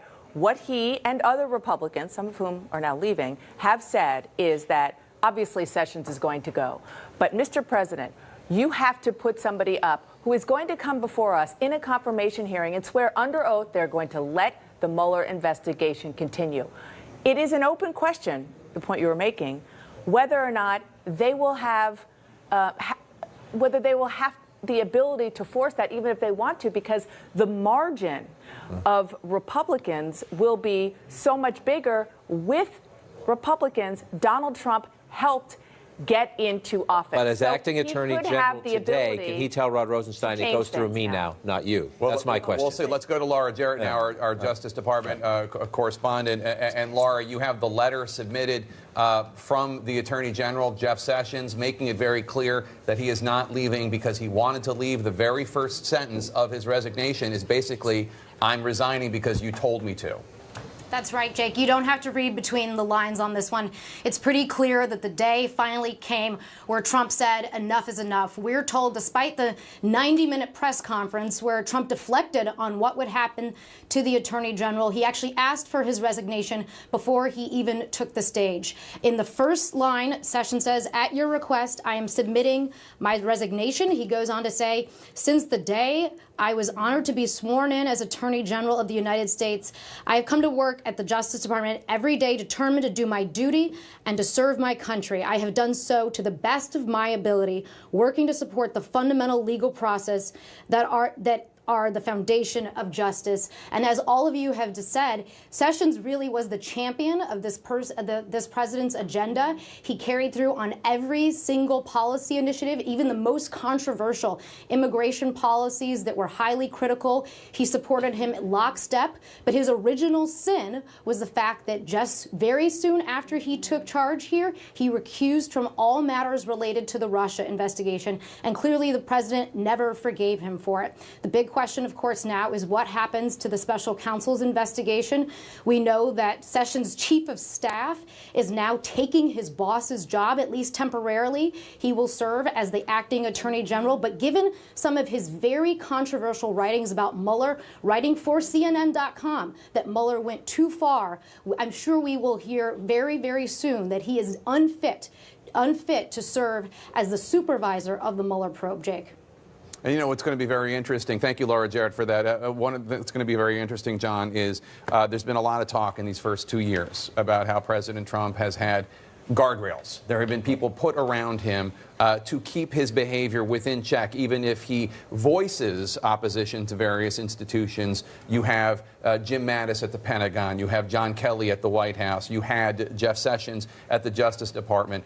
But right now, President Trump is in the process, and he already has been in the process when you look at getting rid of H.R. McMaster, when you look at getting rid of Rex Tillerson at the State Department, he is in the process of getting rid of the guardrails. And he's largely sidelined his Chief of Staff, John Kelly, who tried to get into his face and say, Mr. President, moderate on something. So the question now is, number one, my question is a process question. Is Matthew Whitaker, as acting Attorney General, once Jeff Sessions is out of the building, does he tell Rod Rosenstein, from now on, I'm in charge? You go. Bob Mueller goes through me. That's one question. Number two, does Rod Rosenstein stay? And number three, quickly, for all the president, Jeff Sessions sends a message here also in his letter. The president repeatedly attacked the men and women of the Justice Department, the men and women of the FBI, and Jeff Sessions says on the way out, I'm particularly grateful to the fabulous men and women in law enforcement all over this country with whom I have served. Most importantly, in my time as Attorney General, we have restored and upheld the rule of law. I want to go to Pamela Brown, our White House correspondent. Pamela, the president was asked about changes upcoming. He declined to answer any of those questions at that hour-and-a-half news conference, and now all of a sudden we learn that he fired Jeff Sessions. That's right. He was asked about what he was going to do with his cabinet during that press conference, specifically about Jeff Sessions. He said he'll talk about that at a later time. He made it clear he didn't want to take any action before the midterms. But this was a long time coming. As one White House official just told me, no one here at the White House seems surprised by this action by the president asking for the resignation of the Attorney General. There is some surprise that he did it today. Of course, as you saw, the president came out today claiming victory in the wake of the midterms. If he really thought that, the question is, why would he want to overshadow that with asking for the resignation of his Attorney General? But that is what has happened. The letter has been submitted, and now the Attorney General's Chief of Staff, Matt Whitaker, will be in an acting Attorney General role. There have been previous discussions between Matt Whitaker and President Trump, according to our reporting, about taking on this role. At the time, it was viewed skeptically because of Matt Whitaker's past writings and commentary he's made. The thinking was that he would have to recuse himself from the Russia investigation. So that remains to be seen what will happen there. Also, this brings about the question of what will happen to Rod Rosenstein, the Deputy Attorney General who has been overseeing the Russia investigation because Jeff Sessions recused himself. Also, Senate leadership has signaled that they have no appetite to confirm an Attorney General during the lame duck. So there's certainly a lot of open questions in the wake of Jeff Sessions being asked to resign today. It is clear that this is what the president has wanted for some time. Our reporting is he's repeatedly groused about firing Jeff Sessions, but aides told him to wait because it would not be seen as a good thing before the midterms, as you've been pointing out. He's been mad about Jeff Sessions recusing himself from the Russia investigation from the very get-go, that Jeff Sessions didn't give him a heads up, and so he wasted no time following the midterms and asking for his resignation. All right, Pamela Brown, thanks so much. There are a lot of questions that we have, of course. I want to go to Evan Perez, who's also a Justice Department correspondent for us. And Evan, the first question I have is the obvious one, which is Jeff Sessions had recused himself from the Russia investigation. So the Deputy Attorney General, Rod Rosenstein, whom President Trump has also been repeatedly attacking for the last year, he was in charge of it. If Sessions is gone, does that mean that the acting Attorney General, Matthew Whitaker, is now in charge of supervising the Russia investigation? Well, that's not entirely clear right now, Jake. At this point, the department has not said exactly what happens now to the Russia investigation. Rod Rosenstein is still there, so for now, it appears he's still in charge of it. But you know, the big question here will be: does someone who is only an acting Attorney General, does he have the capacity? He's not been confirmed by the Senate, so does he have the capacity and the responsibilities that a regular Attorney General would have in this capacity? So that's the question I think we're asking. Certainly we're asking people at the Justice Department to clarify for us, because, you know, one of the things that had been discussed internally at the Justice Department had been that if Sessions goes, that Rod Rosenstein would remain in charge of the investigation, and that whoever came in as in the acting capacity would be in charge of the rest of the department. So essentially, Rod Rosenstein would still be in charge and nothing would change. Now, that was the plan, at least as it was discussed inside the department in the last few months.